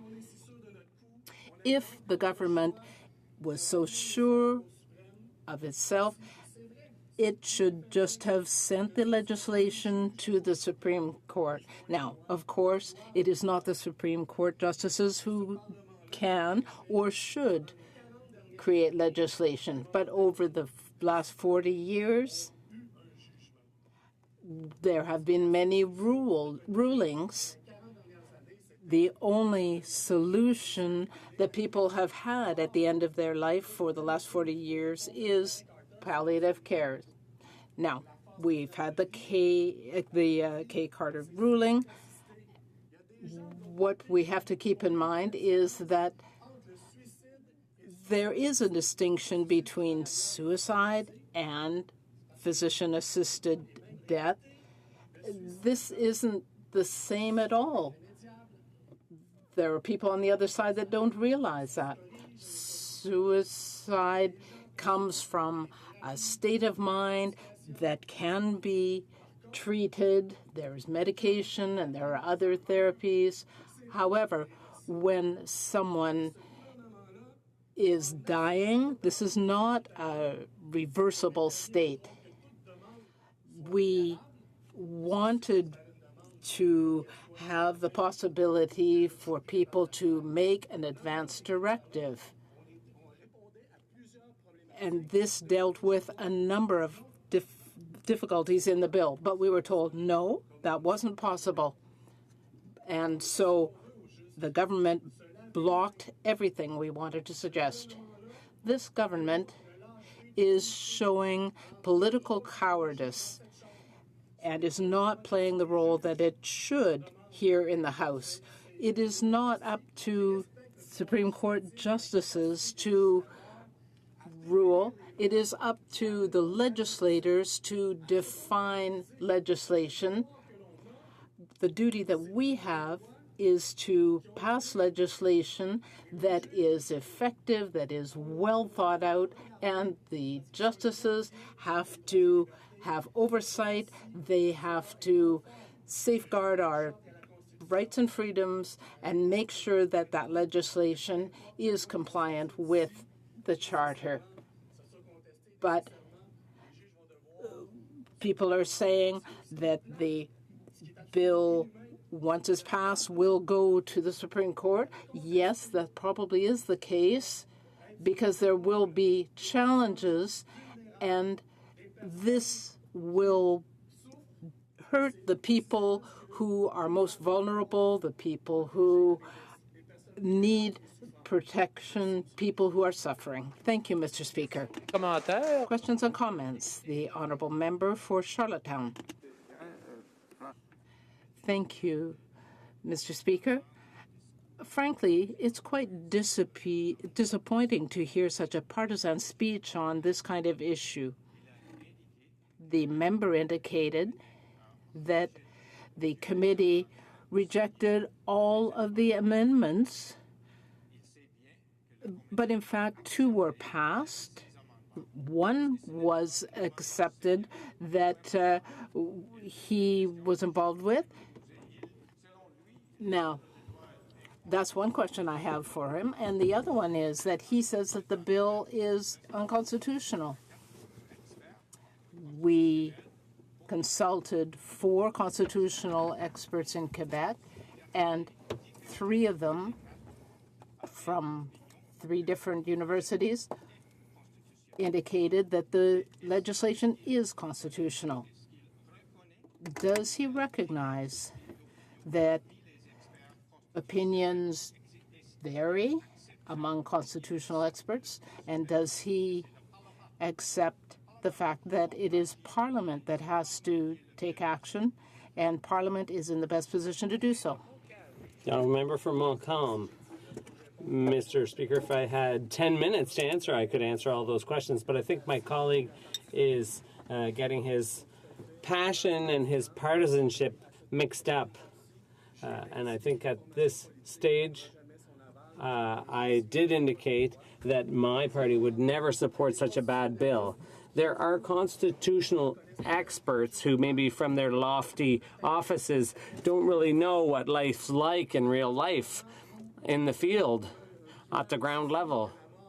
When something is as vague as reasonably foreseeable, what that means in practical terms in the field, people in Quebec said there was a consensus, there was no problem, but now we're starting to see that there are regional discrepancies and divergences, and so I'm very wary of people who don't have any practical experience with the problem, especially on such a delicate, sensitive issue. But the amendment you're referring to is irrelevant because it's our position that the whole concept should be completely struck out, this idea of natural death that's reasonably foreseeable. I'd like to remind members to speak in the third person through the chair. Questions and comments? The honourable member for Kitchener-Conestoga. Mr. Speaker, and I want to tell my colleague that I couldn't agree with him more in terms of the job of the Supreme Court and the job of this legislature. Supreme Court has overturned the will of this legislature, which has been expressed probably 15 times since 1991, clearly rejecting initiatives to allow physician-assisted suicide. So I agree with him on that. Mr. Speaker, I'd just like to ask him a question that's actually posed by Dr. Will Johnson, a medical doctor from Vancouver. He says, can you imagine end-of-life care so good that you would set aside your demand for assisted suicide? If you can, let's continue to create such care. If you can't or won't, your focus would seem to be on suicide rather than the relief of suffering, and you are likely to do more harm than good. So my question, Mr. Speaker, is, does it actually give Canadians a real choice when we currently have palliative care available only to approximately 30% of our population, those who would need palliative care? Does it give them choice if we offer them physician-assisted suicide on one hand, but cannot offer them actual, available, affordable palliative care on the other? Thank you, Mr. Speaker. The honourable member for Montcalm for 60 seconds if possible. Well, I already answered that question. When it comes to palliative care, I repeat, 40 years ago, people thought that was the only solution. And 40 years later, it's still no more accessible. So there's a problem with access. But it's not the only solution. Quebec took care to provide end-of-life care, to make provision for that within the whole range of treatment options. So there's no contradiction to my mind. There are illnesses. There are situations that cause people to suffer, and drugs are not going to solve all the problems of pain and suffering for those people who are dying or afflicted. Thank you. Please. We have a point of order. The honourable member for Winnipeg North. Yes, thank you, Mr. Speaker. There have been some discussions amongst the parties and members of the House in regards to what I'm about to propose, 3 separate motions. I'll propose one at a time, asking for unanimous consent.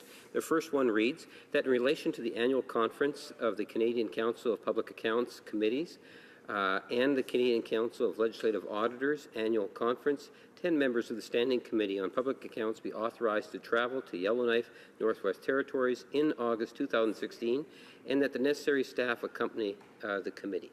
That would be the first of 3. Do we have unanimous consent? Yes. I believe we have. Sorry? Excusez? No. I'm afraid we don't have unanimous consent. We have a dissenter.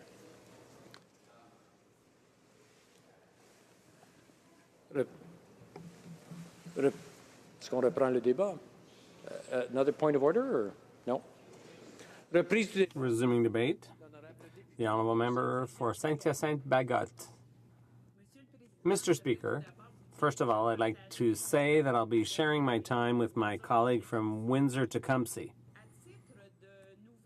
As a new member, I had the tremendous privilege for my first committee experience of sitting on the Special Joint Committee on Doctor-Assisted Dying. That was a privilege in a lot of ways. First of all, I sat with Murray Rankin, my colleague from Victoria,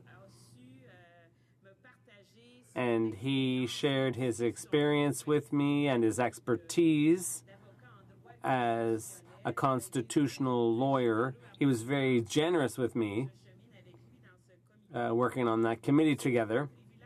It was also a privilege because, of course, it was an opportunity to learn about all the work that's been done since February 6th, 2015, when the Supreme Court handed down its decision in the Carter case. We read the expert advisory group's report from last fall. They traveled all across Canada to meet with stakeholders in the area of doctor-assisted dying. They also went to the U.S. They visited various states where they've had doctor-assisted dying for 15 or 20 years. They also went to Europe, and they shared that whole wealth of knowledge that they had gathered on the issue. We also read the provincial and territorial expert group. We read their report, and of course, in Quebec, they had worked on this for 6 years and then enacted their own legislation back in February. It was also a privilege for us to hear from over 60 witnesses who came before us and expressed their opinion, be it as legal experts, as doctors. We met with the representatives of various professional orders, nurses, pharmacists. For me, it was very rewarding to hear from all those witnesses and get a better sense of the various viewpoints, because, of course, when it comes to doctor-assisted dying, you can have there can be lots of opinions out there on all sides of the issue. So that is how we came to our recommendations. But I think the thing that was most rewarding about sitting on that committee was the commitment of the 11 MPs and 5 senators who gave full meaning to the expression working together or teamwork. There was a great spirit on that team, on that committee, because despite our differences in opinion, we took the time to listen to one another. We worked with respect for one another. We spent dozens, if not hundreds, of hours working together. And despite our differences of opinion, we were all committed to coming up with the best possible result. That commitment on such a complex, sensitive issue was, for myself, a very rewarding experience. Unfortunately, at the first meeting of the Justice and Human Rights Committee, the first evening where we studied the bill, where we gave it clause-by-clause consideration, when the most significant amendments were put forward, going to the most fundamental aspects of the bill, I didn't get any sense of open-mindedness or engagement or commitment from most of the Liberals on the committee. I didn't get any feeling that there was a willingness to listen to one another and try to come up with the best possible result. I was very disappointed that evening to see that some members didn't even look like they felt like being there. They were looking at their emails or something. They were looking at their tablets or at the ceiling, and they were just very mechanically voting down the opposition's amendments. And it looked from the outside like they were just being good little foot soldiers. After my experience on the Special Joint Committee, it's true there was a dissenting opinion, a dissenting report, but we did make 21 recommendations, and throughout we had a desire to come to the best possible result on such a complex issue. When we tabled our report, I thought this report is going to be relevant for at least 10 years. I didn't expect the government to follow through on every single recommendation in such a short time. It was unrealistic. But what motivated us throughout was our goal, which was because basically what the Supreme Court said was that doctor-assisted dying is a right. And when you talk of rights, well, what motivated us throughout all of our deliberations was to make sure that no one was discriminated against. And I think tonight I'm going to be forced to vote against this bill, even if I spent hundreds of hours working on it, even though I read hundreds of pages and listened to tons of witnesses. To my mind, this idea of reasonably foreseeable natural death, that is discrimination. It can be discrimination based on age, for example. I had an opportunity as a member of that committee, of the Special Joint Committee, I had the opportunity to take the time to meet with people in my riding because I wanted to make sure that I was consulting everyone in my riding who works in this field before taking a stand on any of the recommendations, before really deciding. And I wanted to test what my opinions. I wanted these people to vet what I was thinking. And I met with people who work on a daily basis with people who are at the end of their lives. And they were very welcoming. They said whatever we did was going to be helpful because basically the question of medically assisted dying is a question of choice.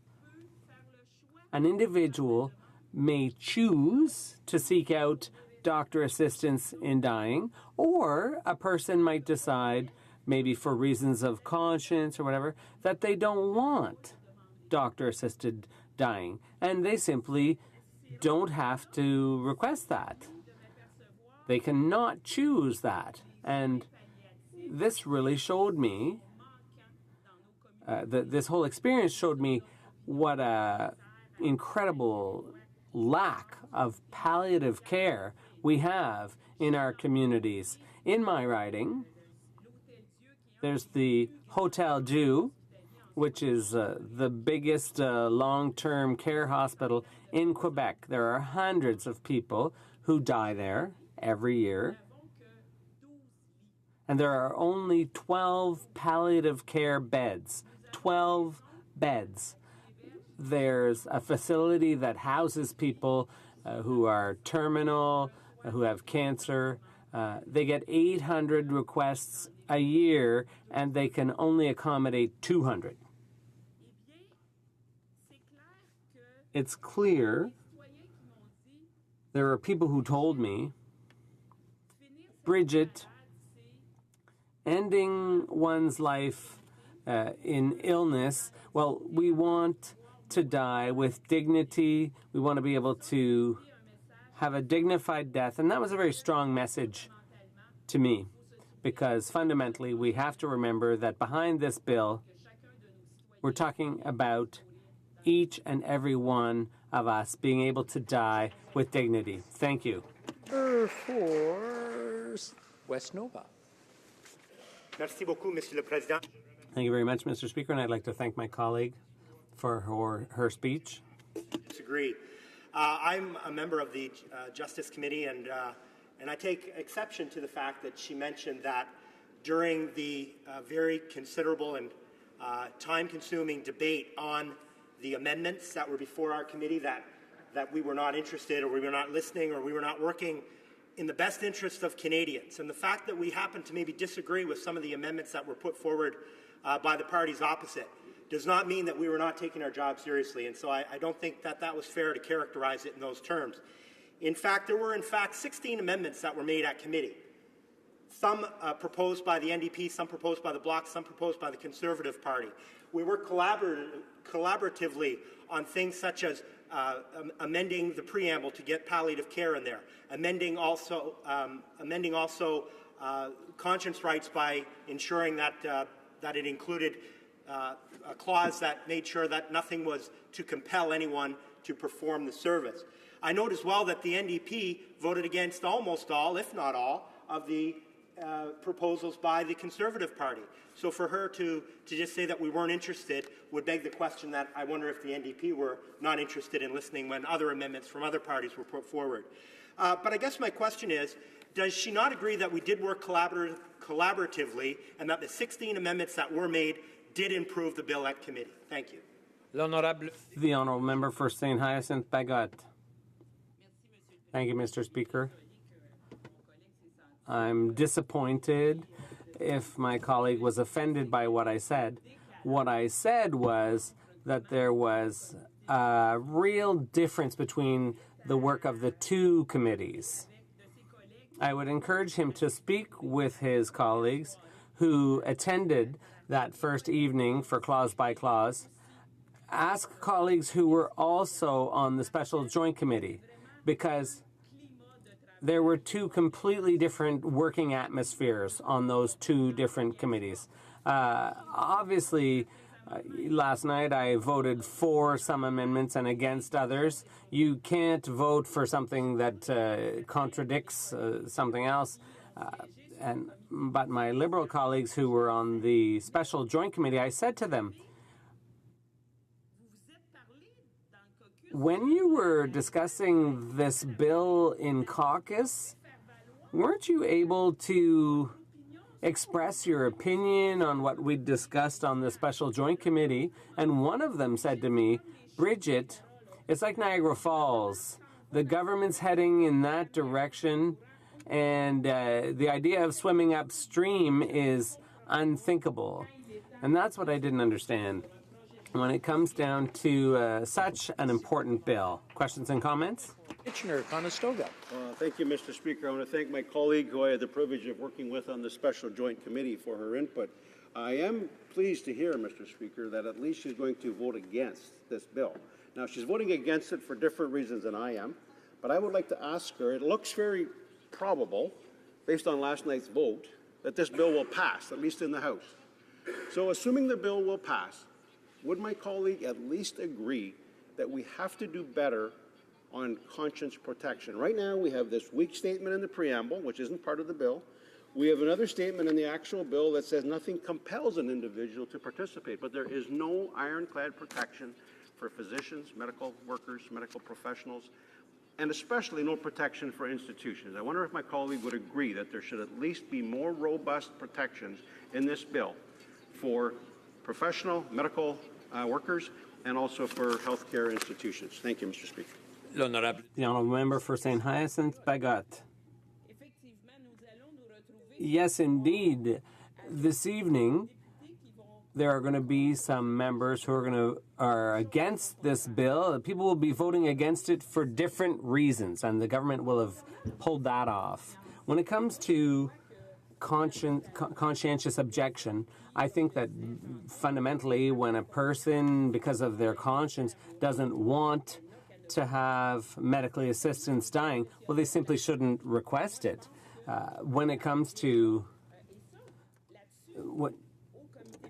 on the special joint committee, we did delve into the question of those things that have to do with health that come under provincial jurisdiction versus federal jurisdiction. I think the whole issue of the role of doctors, how they do their jobs, I think that's up to the professional orders and the provincial jurisdiction. But I'd at least like to say to my colleague that at minimum, doctors who refuse to carry out a request for medical assistance, they should at least get some, they should at least refer them elsewhere. Pursuant to Standing Order 38, it's my duty to inform the House that the questions to be raised tonight at the time of adjournment are as follows. On the environment, the honourable member for Sherwood Park, Fort Saskatchewan, Foreign Affairs. I understand there's a point of order. The honourable member for the Parliamentary Secretary to the Government House Leader. Thank you, Mr. Speaker. I do believe that if you were to canvass the House, that you would find the unanimous consent for the following motion. There's 3 in total. I'll put forward the first one, and then if you would canvass at that point.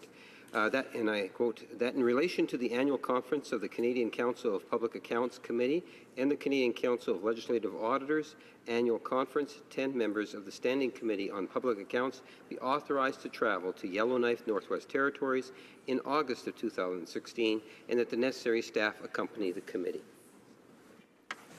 Does the honourable member have unanimous consent of the House? Very good. That's carried. The honourable member for Winnipeg North. Yes, again, Mr. Speaker, I would ask for unanimous consent on this particular suggestion, that in relation to the Trans-Pacific Partnership Agreement, public consultation, 7 members of the Standing Committee on International Trade be authorized to travel to St. John, New Brunswick, Charlottetown, Prince Edward Island, St. John's, Newfoundland and Labrador, and Halifax, Nova Scotia in the fall of 2016, and that the necessary staff accompany the committee. Does the honourable member have unanimous consent of the House to this?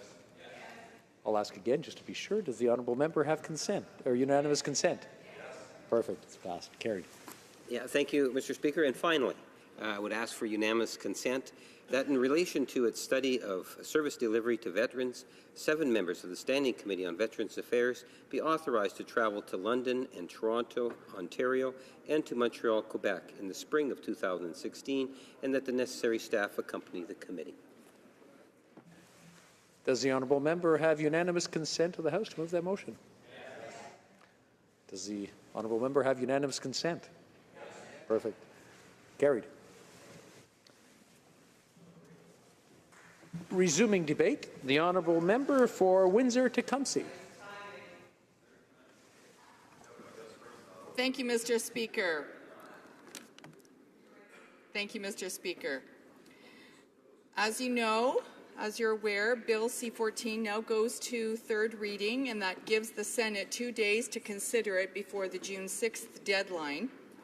And while I acknowledge the government's expressed desire to get this bill passed before the Supreme Court's June 6th deadline, I think most people agree that this is just too important of a piece of legislation to rush. especially considering that it's in its present form, it's not likely to pass constitutional muster. On this, I second NDP Justice critic Murray Rankin when he says, I cannot accept passing a bill that I know to be unconstitutional. The key flaw of C-14 is the end-of-life requirement, the reasonably foreseeable natural death. This is the part that conflicts with the Supreme Court, which didn't require terminality or end of life, and therefore, according to the Carter decision, infringes on the charter rights of all those who have a grievous and irremediable condition that causes them intolerable suffering, but aren't dying as a result. The Canadian and Quebec Bar Associations and various other legal experts, and now the Alberta Court of Appeals, have said that this requirement conflicts with the Supreme Court. Medical groups don't like it either. The body that represents every provincial medical regulator has come out against it as too vague for doctors to follow. Now, the NDP put forward a number of amendments that would have improved this bill tremendously, and had they not been rejected, the bill would likely have a better shot of making it through the Senate. We suggested removing this controversial end-of-life requirement, which is almost certainly unconstitutional, and replacing it with the exact words that the Supreme Court used in their decision, and the Liberals rejected that. Of more than 100 amendments moved, just 16 were accepted, and they were mostly minor technical clarifications. The NDP did manage to secure agreement on 2 amendments that were introduced and adopted unanimously, and that was clarifying conscientious objection rights and adding a stronger commitment to palliative care. As criticism grows against their bill, the government increasingly falls back on the excuse of a deadline imposed on us by the Supreme Court, and this isn't exactly true. The court said that they would give federal, provincial governments a year to put in place more complex regulatory regimes should they choose. On June 6th, an exemption is open in 2 criminal code offenses for patients and physicians acting within the guidelines the court set out in their Carter decision. There isn't a vacuum. And to be blunt, murder won't become legal, but nor will medical aid in dying return to being illegal without a federal law in place. Over the past year, every provincial medical regulator has developed guidelines for medical aid in dying that physicians must follow. These safeguards are very close to the safeguards proposed in Bill C-14. Federal leadership is necessary to ensure that access is equitable across Canada and prevent a patchwork, but it's not strictly necessary to ensure basic access right now.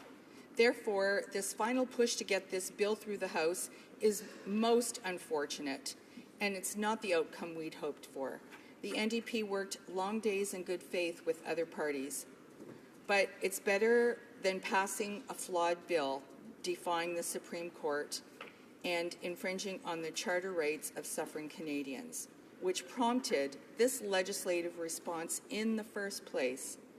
For us, this isn't a partisan issue.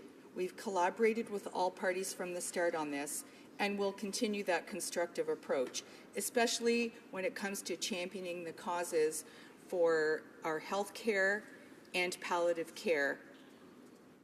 We had a chance to get this bill right, but the government doesn't seem interested in listening at this point.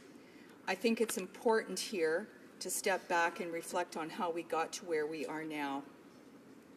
In February of 2015, a unanimous Supreme Court ruling established the charter-protected right of competent adult Canadians experiencing enduring and intolerable suffering as a result of grievous and irremediable medical conditions, including a disease, disability, or illness, to access medical assistance in dying. In February of 2015, the Supreme Court unanimously decided in Carter versus Canada that Canadians who are suffering intolerably because of a grievous and irremediable medical condition have a charter-protected right to access medical assistance in dying.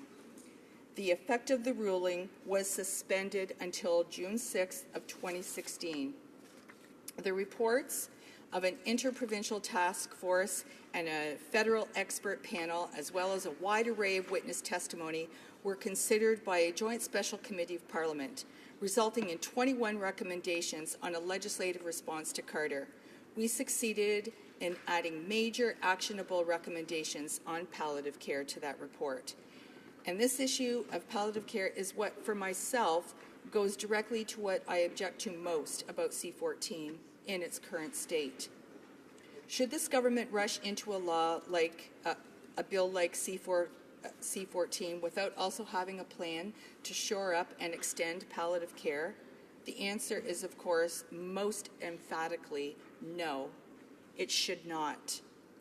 As noted in the recent report by the Canadian Cancer Society, Right to Care, Palliative Care for All Canadians, there are gaps in palliative care across the country. And as my colleague mentioned in her speech, it's very heart-wrenching to know some of the stats and facts about what is actually available right now in palliative care for Canadians. And it's an epic fail for this government to be putting forward a bill while at the same time ignoring the real tangible details that we need to give us confidence as we move forward in a future with medical-assisted dying. That was so insensitive. About 45% of cancer patients die in acute care hospitals, even though most Canadians prefer to die at home. Not only are acute care settings more costly than dedicated palliative care, they're also not equipped to provide the most appropriate care to palliative care patients and their families. Palliative care can increase the efficient use of our public health care dollars, but increased care outside a hospital setting can place undue financial hardship on family caregivers. Healthcare costs tend to increase substantially in the months and weeks before death due to increasing frailty and dependence on healthcare services. We believe that this government should take a lead in providing appropriate funding for palliative care. Improving palliative care in all settings, including outside the hospital, should result in more efficient use of healthcare dollars. But there will be upfront costs to facilitate change. Federal and provincial territorial governments should work together to establish a financing plan and create a national palliative care transition fund to ensure the changes needed to improve palliative care in Canada can take place. When I look at the latest version of C14, it states that it commits to working with provinces, territories, and civil society to facilitate access to palliative care and end of life. Whether it's Alzheimer's and dementia, appropriate mental health supports and services, culturally and spiritually appropriate end of care supports for Indigenous patients. Now it is all well and good, but precise commitments need to be committed to, and this bill is quite vague. The only other time palliative care is mentioned in the bill is this enactment provides for a parliamentary review of its provisions of the state of palliative care in Canada to commence at the start of the 5th year following the day on which it receives royal assent. On the 5th year, this seems to me to be way too far in the future. Canadians of all political persuasions and faiths, indeed Canadians of goodwill everywhere, deserve something more definite and concrete than a promise to review palliative care within 5 years. This is all more disappointing given that the government could have addressed this issue in its recent first budget, as it knew that we would soon be debating C14.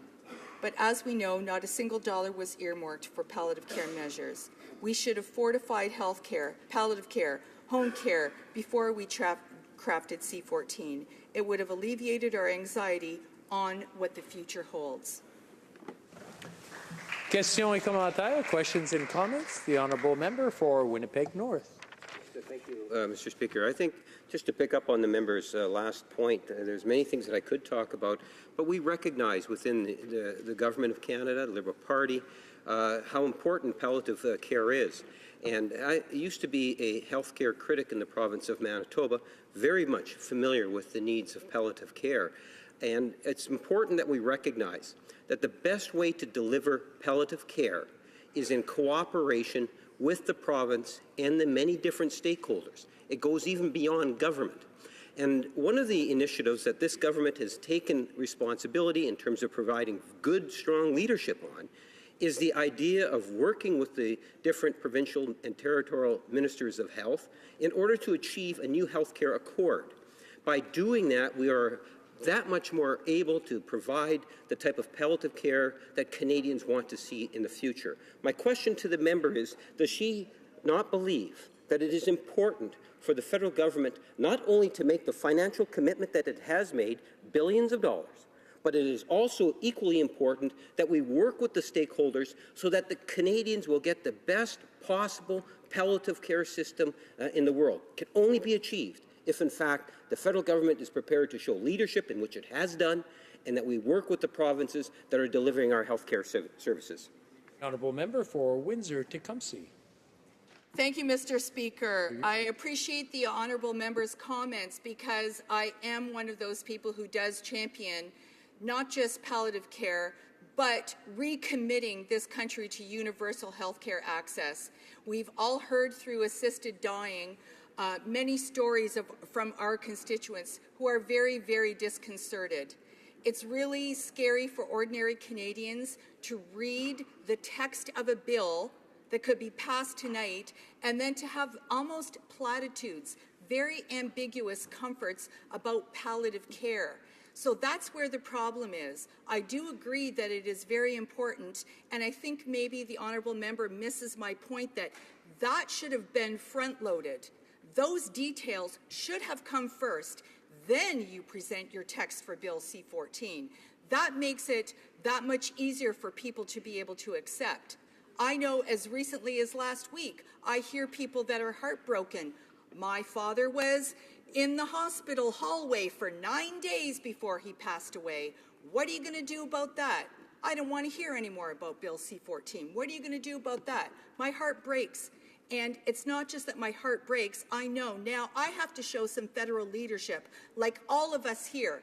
That needs to come first, and it'd be very easy for this governing party to stand up with some real hardcore statements, not these ambiguous things that are meant to placate us and just sort of distract us from the issue. Where's this money? Recommit to the Canada Health Accord, enforce the Canada Health Act when it comes to home care.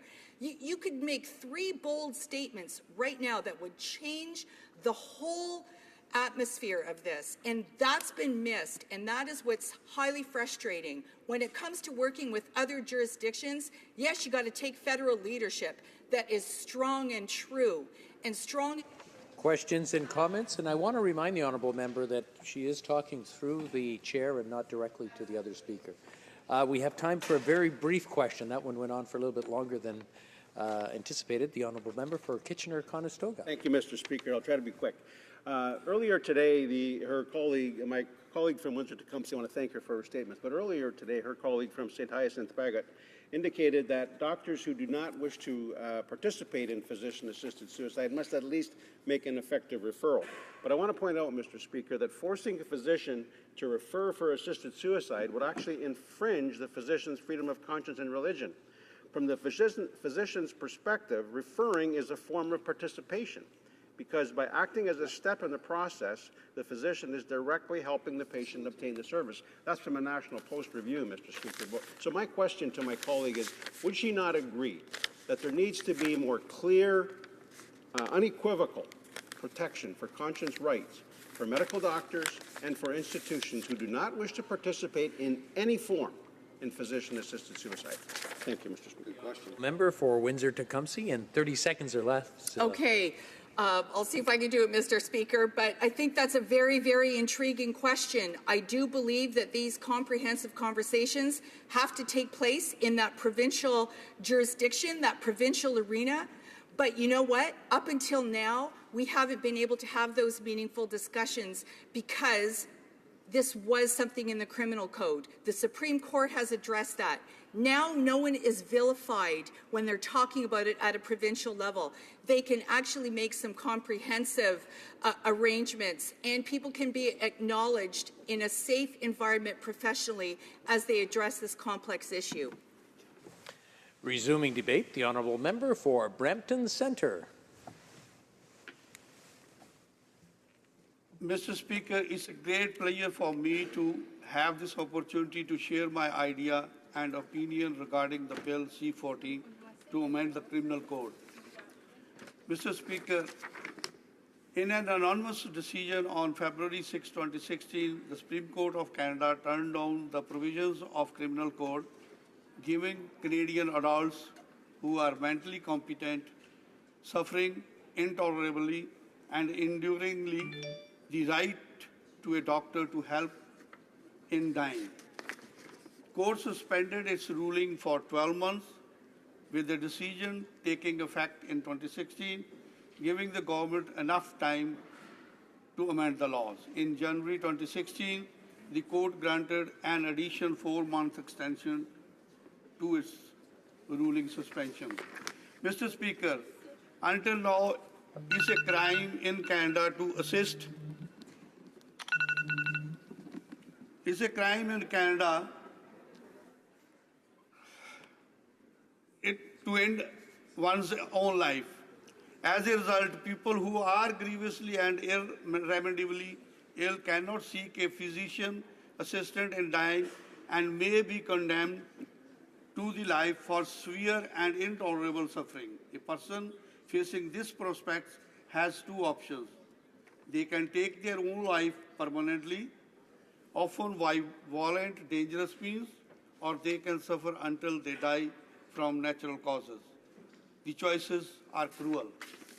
Mr. Speaker, this enactment amends the Criminal Code to, among other things, A, create exemptions from the offences of culpable homicide for aiding suicide and to administering the noxious things in order to permit medical practitioners and nurse practitioners to provide medical assistance in dying and to permit pharmacists and other persons to assist in this process. B, specify the criteria of eligibility and the safeguards that must be respected before medical assistance in dying may be provided to a person.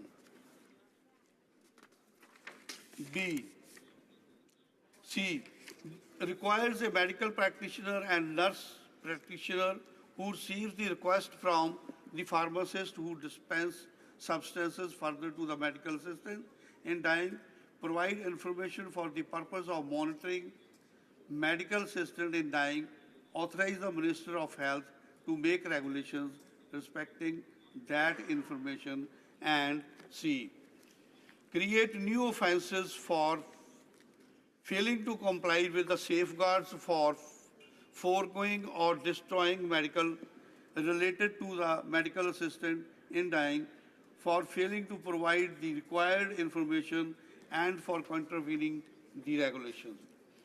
This enactment also makes related amendments to other statutes being affected. Mr. Speaker, we now have reached to the final stage of debate in this House regarding the process of hours of debate on Bill C-14. Mr. Speaker, the biggest thing during these debates was the sense of compassion with which this House heard the members debating on their individual constituents. That is the reason that this bill touches the hearts of not only the members of this House, but also the hearts of the Canadians from coast to coast to coast. Now, when this bill has reached to the final stage, I appreciate and congratulate every member for actively participating in building the most important and valuable law on assisted dying, and also the government for affording full opportunity to all the members to be part and parcel of this delicate and important legislation.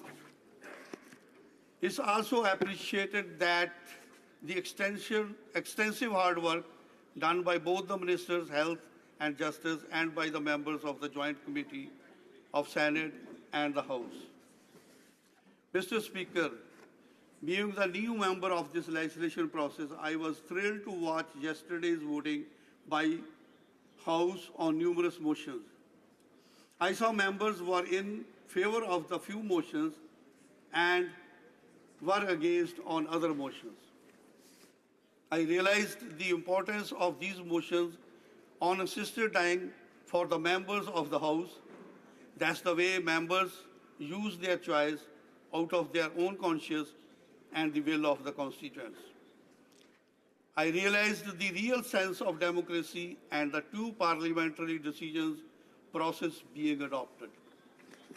Mr. Speaker, this enactment to amend the existing criminal code is an important step and auxiliary to the new enactments regarding medical assisted dying. Being legislators, it's our duty to see that medical service providers and other persons who provide the assistance in medical assisted dying are legally safe. Mr. Speaker, as we all know, that this is a first major revolutionary enactment. Going forward, there may be many ancillary issues cropping up. I and my Liberal caucus colleagues, as well as many other members of the House, are keen to see that bill should pass. I urge all the members of this House to vote in favor of Bill C-14, an act to amend the criminal code, and to make the related amendments to the Act for the medical assisted dying. Thank you, Mr. Speaker.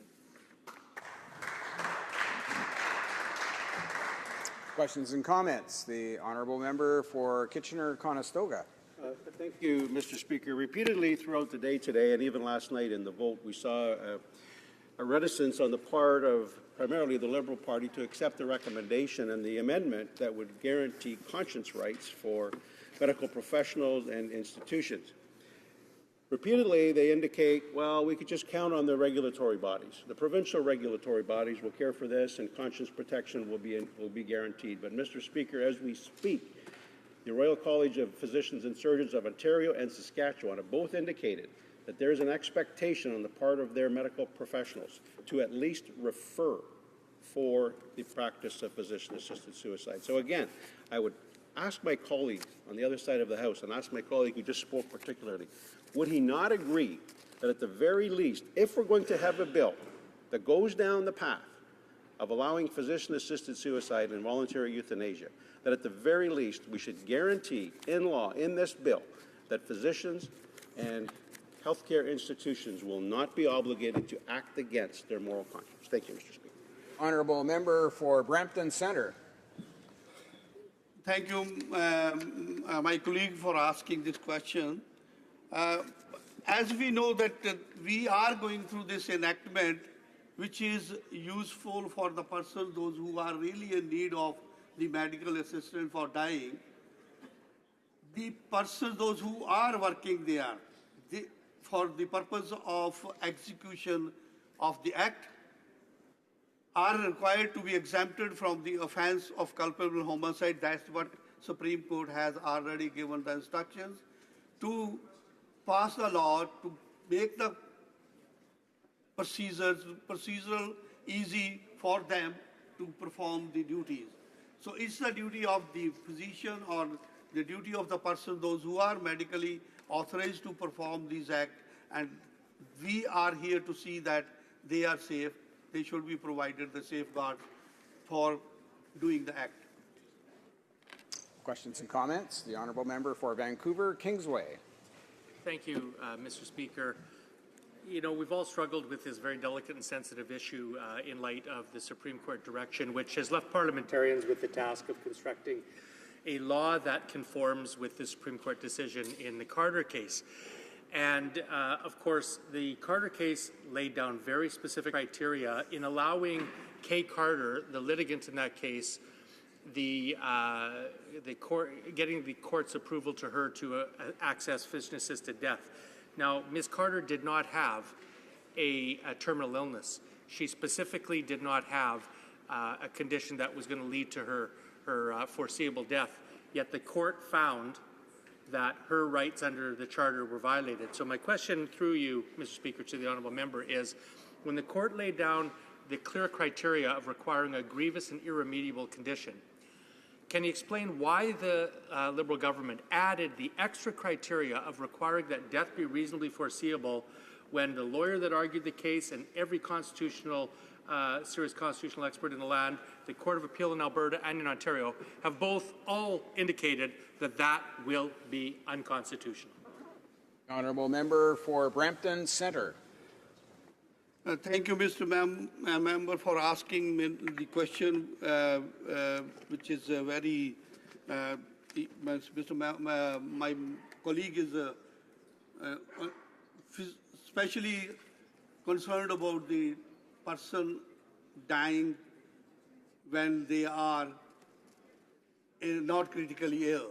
But the government, at this stage, we have seen that the Supreme Court has given the directions that we should take care of those persons, those who are critically ill, and they need the really assistance in dying, and follow the procedures which we have to now enact in this enactment, and see that those enactments are being followed by the practitioners and other persons, those who are executing the law.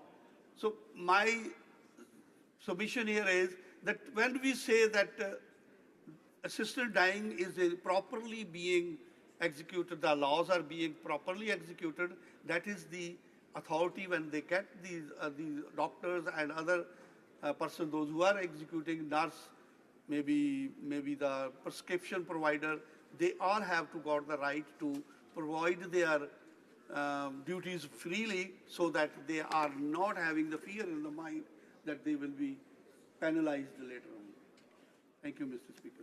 Questions and comments. Question commentaire. The Honourable Parliamentary Secretary of the Government House Leader. Thank you, Mr. Speaker. I'm wondering if I could ask the member if he can just kind of elaborate on the importance of establishing the legal framework by June 6th. This is something in which we believe is very important. And if the member, at the beginning of his comments, he talked about the Supreme Court of Canada decision. And that decision means that we need to have the legislation passed by June 6th. And if he might want to provide some further comment, because we are going to be reaching a vote fairly shortly, just how important it is. We all have a responsibility to address the Supreme Court of Canada's decision. The Honourable Member for Brampton Centre. Thank you, Mr. Speaker, and thank you for the member for asking me the question, which is really, it's a time-barred question concerning the time bar which is we are facing. The instructions given by the Supreme Court is June 6th is coming.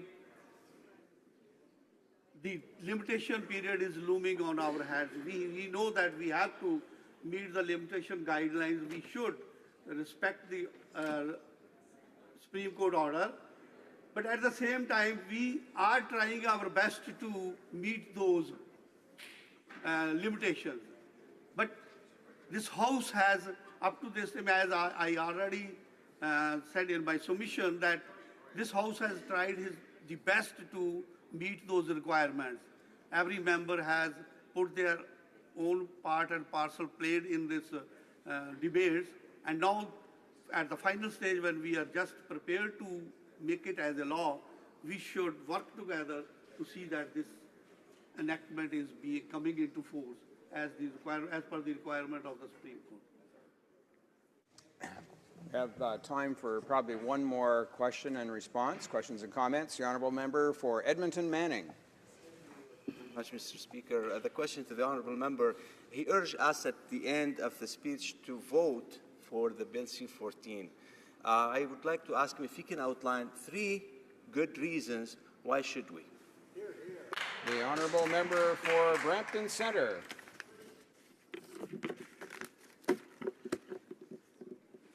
Mr. Mr. Speaker, thank you. I thanks again my colleagues for asking me these questions, putting me into the three limits that I should answer the three questions. Number one, the important thing which I feel is that's the main reason which we should enact this. We should have this enactment passed, Bill C-14, is give the safety to the persons, those who are going to perform the acts onto the person who is dying. They should have clear safety that they are not committed a culpable homicide and they are safe from that side. As Supreme Court has already said that we should do that. Secondly, is the requirement that when the acts are, execution of this act will be done, the maximum information will be obtained, and so that again, more and more improvements are being done in these regulations by the health minister from time to time. Thirdly, as we know that if there is any latches or there is a fail to comply with these legislations, we should have the provisions, best provisions, so that we can make the amendments to give punishment to those people, those who are not complying with this law properly. Thank you, Mr. Speaker. Order.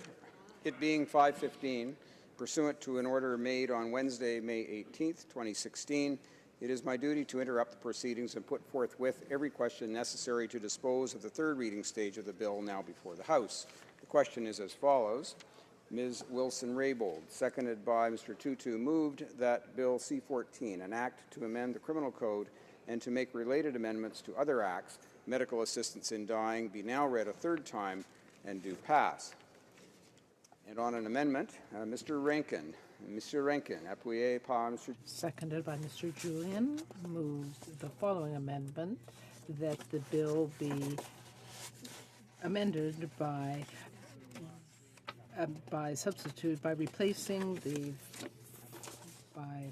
following, by removing the words after an act to amend the Liberal Code, and that the bill be not now read a third time, but that it be referred to the Standing House Committee on Justice, so that Clause 3 be reviewed to make sure that the parameters under the Constitution indicated by the Supreme Court in its ruling in Carter versus Canada be complied with.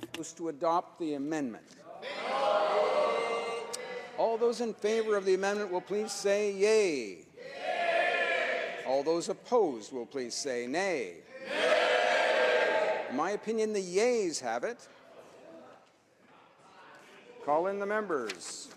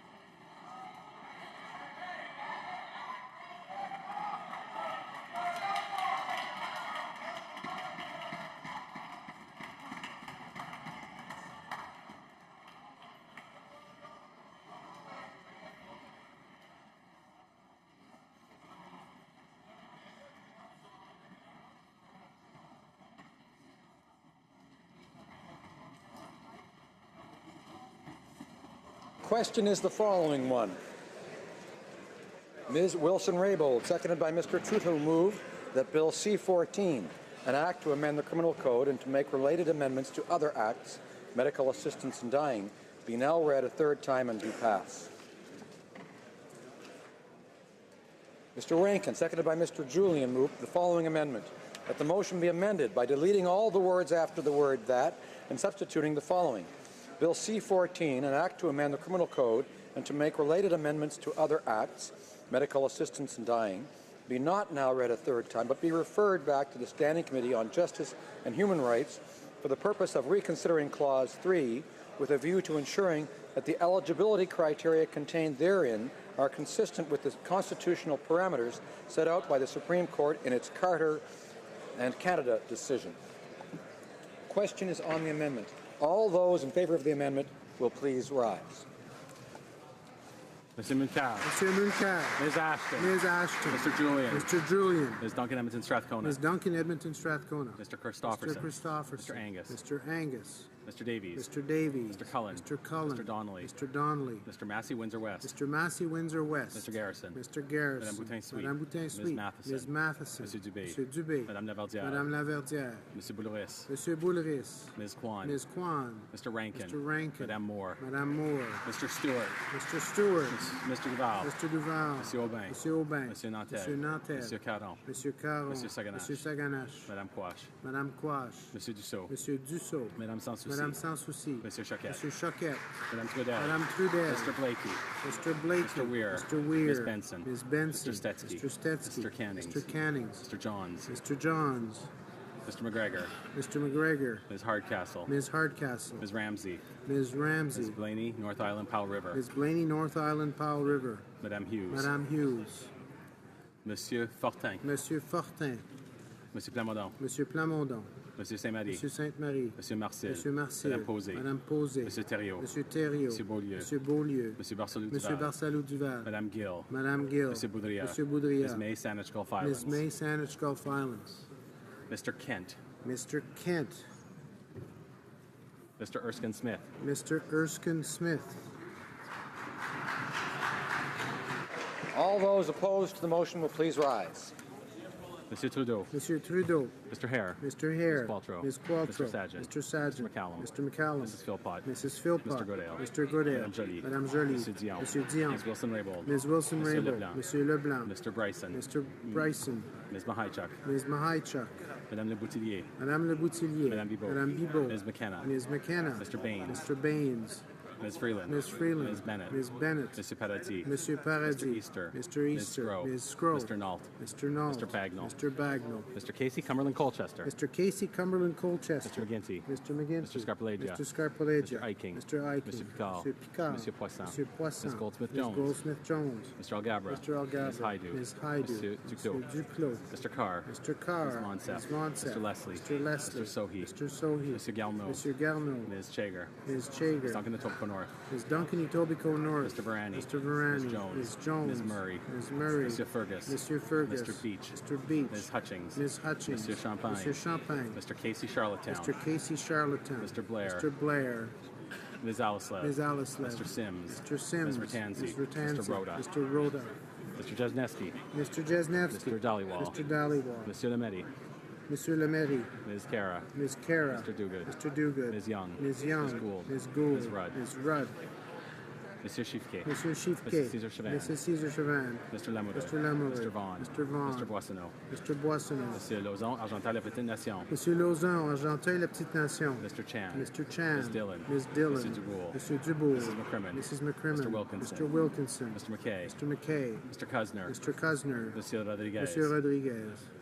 Mr. Holland. Mr. Holland. Monsieur Cormier. Monsieur Cormier. Mr. Pescasolido. Mr. Pescasolido. Mr. Aldag. Mr. Aldag. Mr. Amos. Mr. Amos. Mr. Hernandez Sangari. Mr. Hernandez Sangari. Monsieur Arsenault. Monsieur Arsenault. Mr. Aria. Mr. Aria. Monsieur Ayoub. Monsieur Ayoub. Mr. Badaway. Mr. Badaway. Monsieur Bayless. Monsieur Bayless. Mr. Biddle. Mr. Biddle. Mr. Bossio. Mr. Bossio. Mr. Bertina. Mr. Bertina. Mr. Breton. Monsieur Breton. Mr. Chen. Mr. Chen. Mr. Brusen. Mr. Brusen. Mr. Moff. Ms. DeMoff. Mr. DeCourcy. Mr. DeCourcy. Mr. Diorio. Monsieur Diorio. Monsieur Drouin. Monsieur Drouin. Ms. Zarowitz. Ms. Zarowitz. Mr. Assassi. Mr. Assassi. Ms. Petitpas Taylor. Ms. Petitpas Taylor. Monsieur El Khoury. Monsieur El Khoury. Mr. Ellis. Mr. Ellis. Mr.